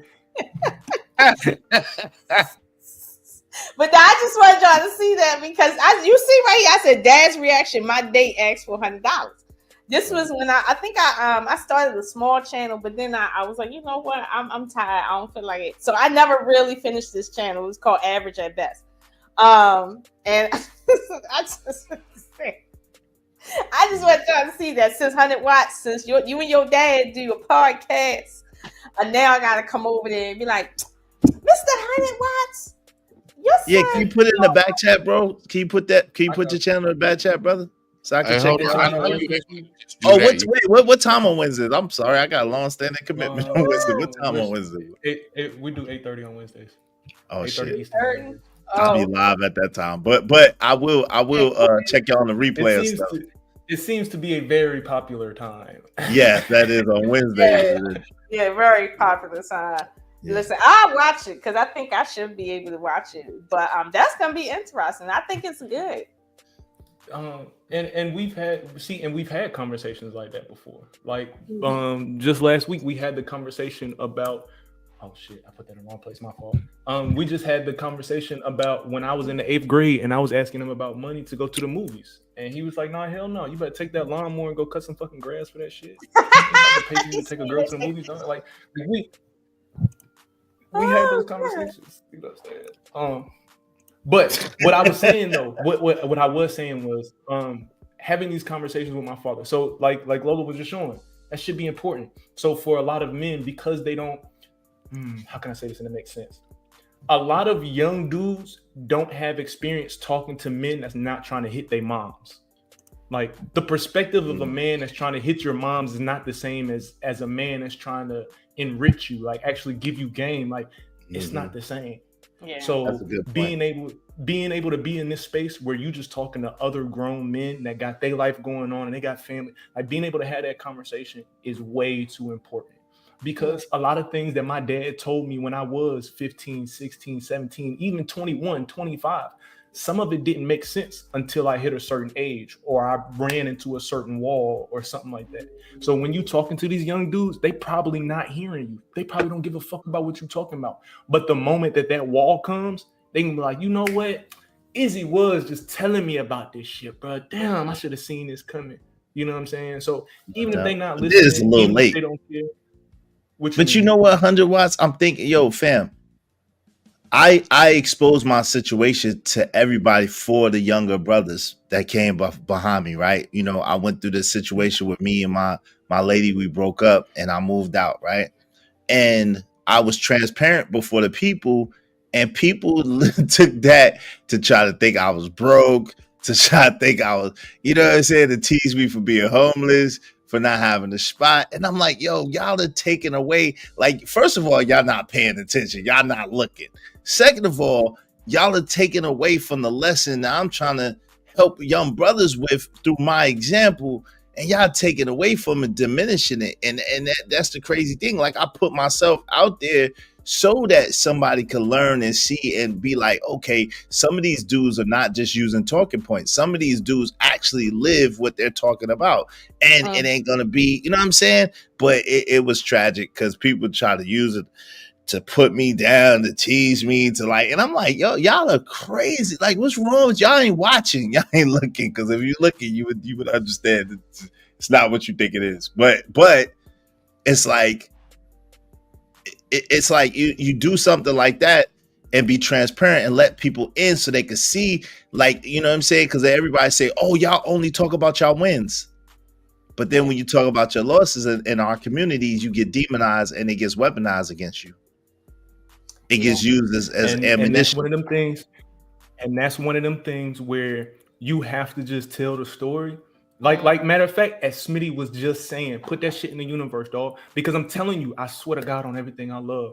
When, like, for example, matter of fact, for a great example is when I was doing all the research that I was doing, trying to figure out and learn how to do day trading. When I was learning about that, the ones that I would watch and pay more attention to were the ones that weren't showing their Lamborghini and the mansion and all that shit. I'm trying to learn from the dude that told me he blew through 4 accounts before he finally figured this shit out. I'm trying to learn from the dude that told me that he spent his whole paycheck on this and blew the shit before he finally figured it out. Those are the ones that I'm trying to learn from. So you tell him, even if you was, bro, I don't give a fuck, you was broke. You moved out and you was broke and homeless. Question, hey, watch real quick. What's up? Do you really think, like yourself included, do you really think that most people, like, let's be for real, do you know why most people don't invest for the first time? Because that's out of anything in life, that's one of the number one things that people are myself included, bro. It took me a minute before I finally threw that little 200, 250 into something and invested and started, a little stock trade, right? Most people are so scared to lose the little bit that they have, bro. Most people not really trying to take that gamble, like that ultimate gamble, bro. Most people not trying to go through they're looking at you now, because the fact is you're still looking at somebody who they're giving you the end result. Most people don't want to go through that trying to grow your hair back process, if you get me. Yeah, the ugly phase, in other words. Like real shit, bro. Let's just be for real. But rock out. No, 100%. So like Izzy, what you saying, bro? Like them stories like that, bro. I don't care. All right, cool. You was broke, cuz. Holler at me. Talk to me. Tell me about how that walk was. I've told the story multiple times about how when I moved down to Texas, I had $26 in my account and I was living in a homeless shelter for about a month and a half.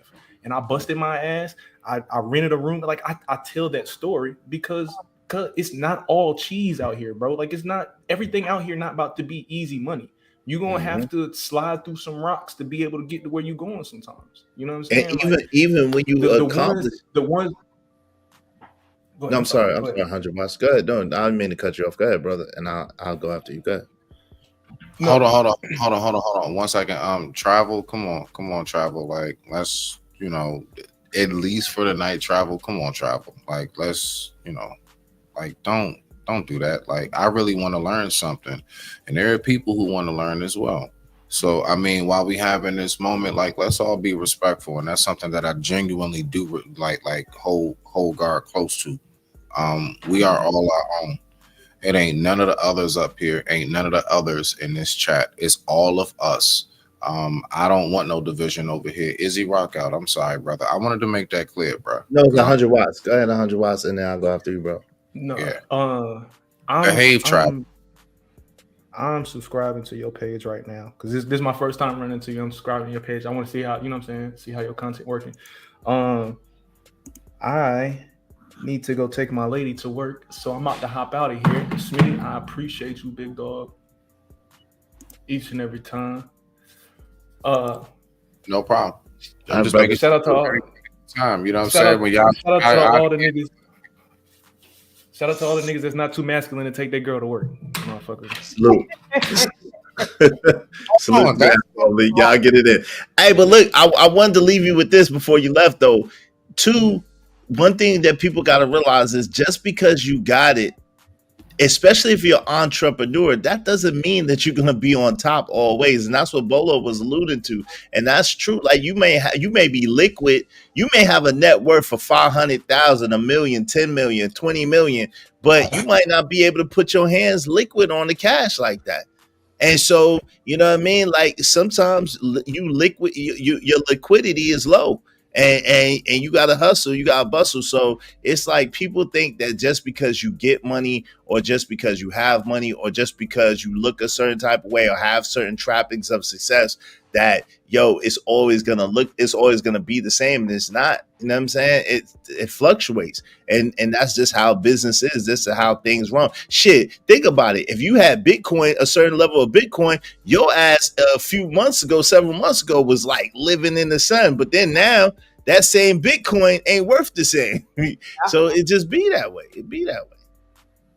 But is it too being vulnerable online? It's just a Shark Tank that you got to be careful in. Just because everybody isn't mature to listen to your story and relate to it, to hear the gem in it. Like, I've given stories like the other day when I was talking about a guy that I was dating, and he spent $1,500, almost $2,000 on me in the first 4 months because I had an operation on my mouth that I needed and I didn't have the money. And people was laughing at me saying that I was hanging out with simps and tricks and I wasn't really dating and all. And my point of telling the story was that guy taught me something about true friendship. You see what I'm saying? And ever since he did that for me, it changed how I see people that I fucks with for real and or relationships. Like if I got it, you got it. Period. If I got it, it's yours. So that's how I treat things because I was in serious pain. I didn't have to ask him. He didn't ask me. He just came. There you go. And he wasn't rich. He was working at MVA with me. And I know he was making less than me because they was fucking around with people's salaries. But it was just a normal thing. And I learned so much from that. So they were saying, why didn't y'all work out? Dude didn't want children. And I wanted more children. And he wasn't really like at a stage where he could really say, you know what, let me start over again with you with more children. Like he grew up a certain way and that wasn't what he wanted. So we still friends to this day. Like I don't break up with people and be like on that craziness, but people was clowning the shit out of me, talking about something I use niggas and shit. And I was doing all sorts of stuff to get my mouth clean. Like That's crazy. Yeah, that's crazy. They didn't hear the They missed the whole point. They missed the whole point of the story. And that'd be crazy. But the people, whoever it was for, I think got what you were saying. They got I hope so. Because Yeah, they really was coming down on me. I was yeah, like, yeah, that's how they do. That's how they do though. Yo, that's how they do. They really be on some stuff. You gotta recognize something in life. You're gonna have a lot of people. You're gonna think they with you, but a lot of times it's really this motion.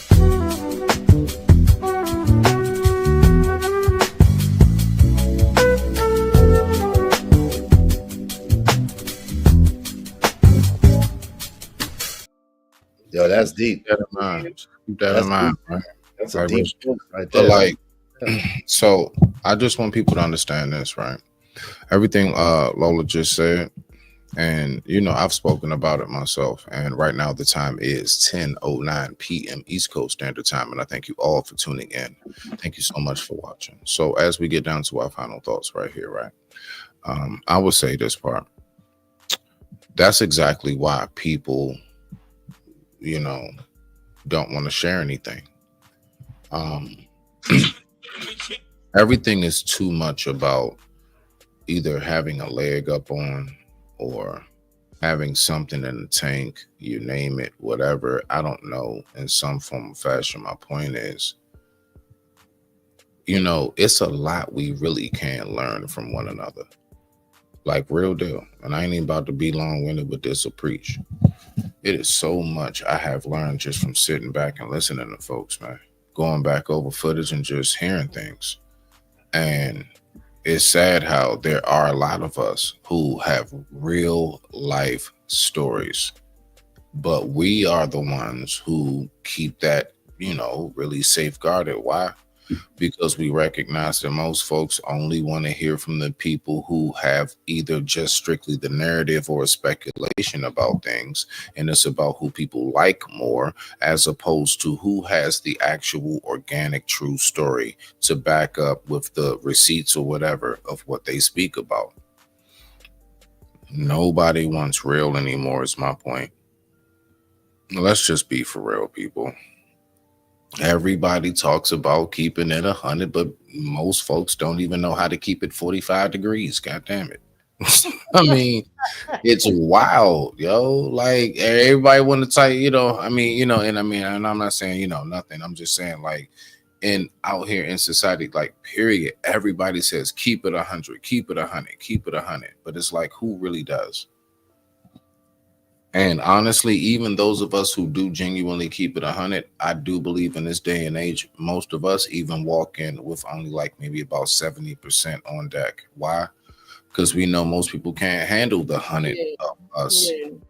You know what I'm saying? Like, we already know, like, I can't come into this thing full truly who I am. Like, y'all not ready for that. You can't handle that. You're gonna reject it, or you're gonna think I'm boasting. You know? You're going to think that I'm lying. Like, one way or another, no matter how I tell my story, somehow or another, you're going to find something to pick at it about. well, So, like, what's the point? What's You the know name? what I'm saying? His case, the one that we was talking to earlier, He was. I think he was being 100. I think he was. I don't think he was telling us the whole story, but he was telling us the truth. And yes, we were to a degree picking him apart. But I hope he understands. I wasn't trying to pick at him to diminish him, the person, but I was trying to diminish that mindset he got. And Definitely. And that's exactly what it is. No, you're right, Lolo. No, you're right. That's exactly. Man, Lord ADS, he built for that. He good. He thick skin. Salute to him. He pulled up. He showed up. Salute to him. Okay.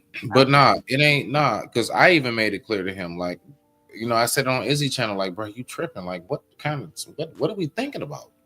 But it all just goes down to, that's why we have to make sure that we do have the discussion.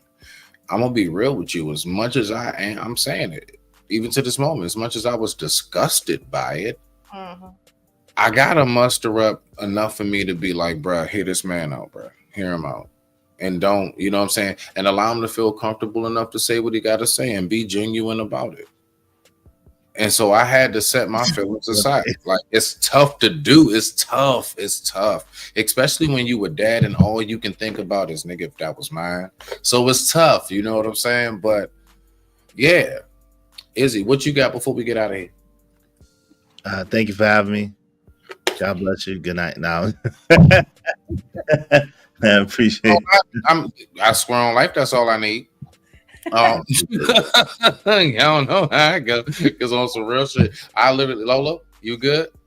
I just want to say, like I said, I'm for my people.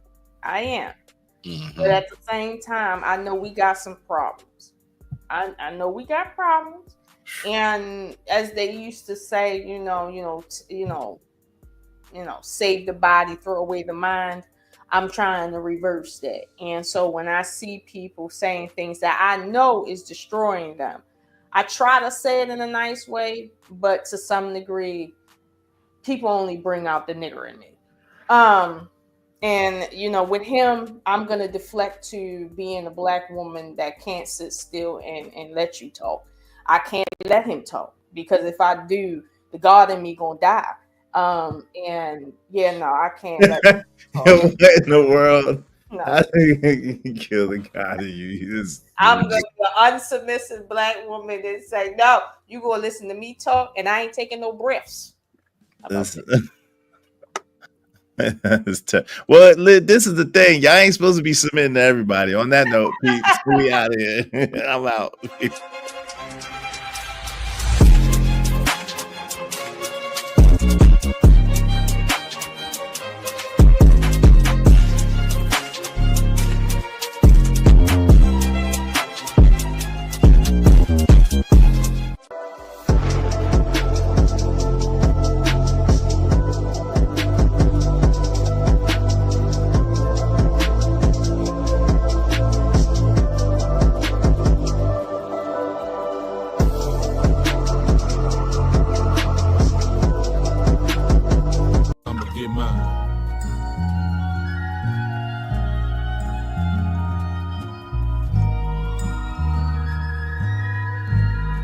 Get yours, nigga, cause I'ma get mine. Today gon' be a good day. Jack gon' keep it playing from the Genesis. As I'm blowing dope, being broke, my only nemesis. Remember when it wasn't all good, I used to reminisce. Felt like I was going through hell with no deliverance. Niggas throwing salt in the game, condoning ignorance. But when it's really in you, not on you, we know the difference. Nigga ain't no willing and dealing, we really killing shit. My brother passed a shooter like Luca, he gave me 10 assists. Nigga, I was Dennis before you knew what a menace is. Now I just spread love to these bitches, ho, I'm a feminist. Way they running back to the dick, they think they Emmitt Smith. No real player gon' break it, that shit be imminent. Yeah. Nigga, we was trapping out the tenement. Niggas ain't hard, they just loud, them niggas impotent. Ain't in it for the glory, my life story is intricate. Don't crash out for the money and watch the niggas you get it with. I say it all, cause I'm past the point that I'ma play with y'all. And as the president, I'ma have to revoke your player call. Don't think the nigga ever was real, and he gon' stay a fraud. Don't think a nigga bluffing is not nothing to break them all. Saquon, ho, it's not nothing to shake them all. There no street clothes in my bed, ho, better take them all. Just get that cheese, breaking that bread, and I can stay involved. Wanna look sweet in my side seat, got to pay the cost. Dope and cheese, I'm smoking G's. While I was scaling dope and weed, y'all been yelling broken knees. You gon' do it, baby, do it, gotta hold and squeeze. For real, it's cold out here, one of you hoes gon' freeze. Rob the reverend, call a blessing, hold your nose, don't sneeze. Poop, nigga. Oops, nigga. Pull up in that big shit like I'm too big for that coupe, nigga. Too legit to quit, no, I'm just too legit for you, nigga. Twin Towers feel the power when we speaking, nigga. Coke like I was in the ghost with Tommy Egan, nigga. If your bitch looks suspicious, she probably creeping, nigga. If you heard the shit before, it's probably me, nigga. Don't ask me about no money, I'ma tell you, let me hold something. 60K and Debbie walking around like I don't owe nothing. So-and-so got shot up, I just act like I don't know nothing. I call love, but we make a hit and miss a home run. Clean up in the kitchen, we can't have no dirty dishes, cause it's roaches outside and we cooking if they don't sniff it. Took a shot in the dark, I just went for this shit. Why aim for the stars, go forward and get nothing. Somewhere there's a young nigga on the same thing. Suggested advice, I tell him do better. Baby mom pregnant, I was turning 18. Ain't even focused my mind to getting cheddar. So I quit this rap shit, quit chasing my dreams. Fuck it, get money off of hoes and the fiends. Fuck it, get money, then turn around, blow it. If I was my plug, man, I wouldn't even throw it. Maybe I would get money, you know it. Really had the city for some summers with the lows, yeah. Going down the wrong way, niggas getting smoked, yeah. I ain't even tell you about the times I was broke, yeah.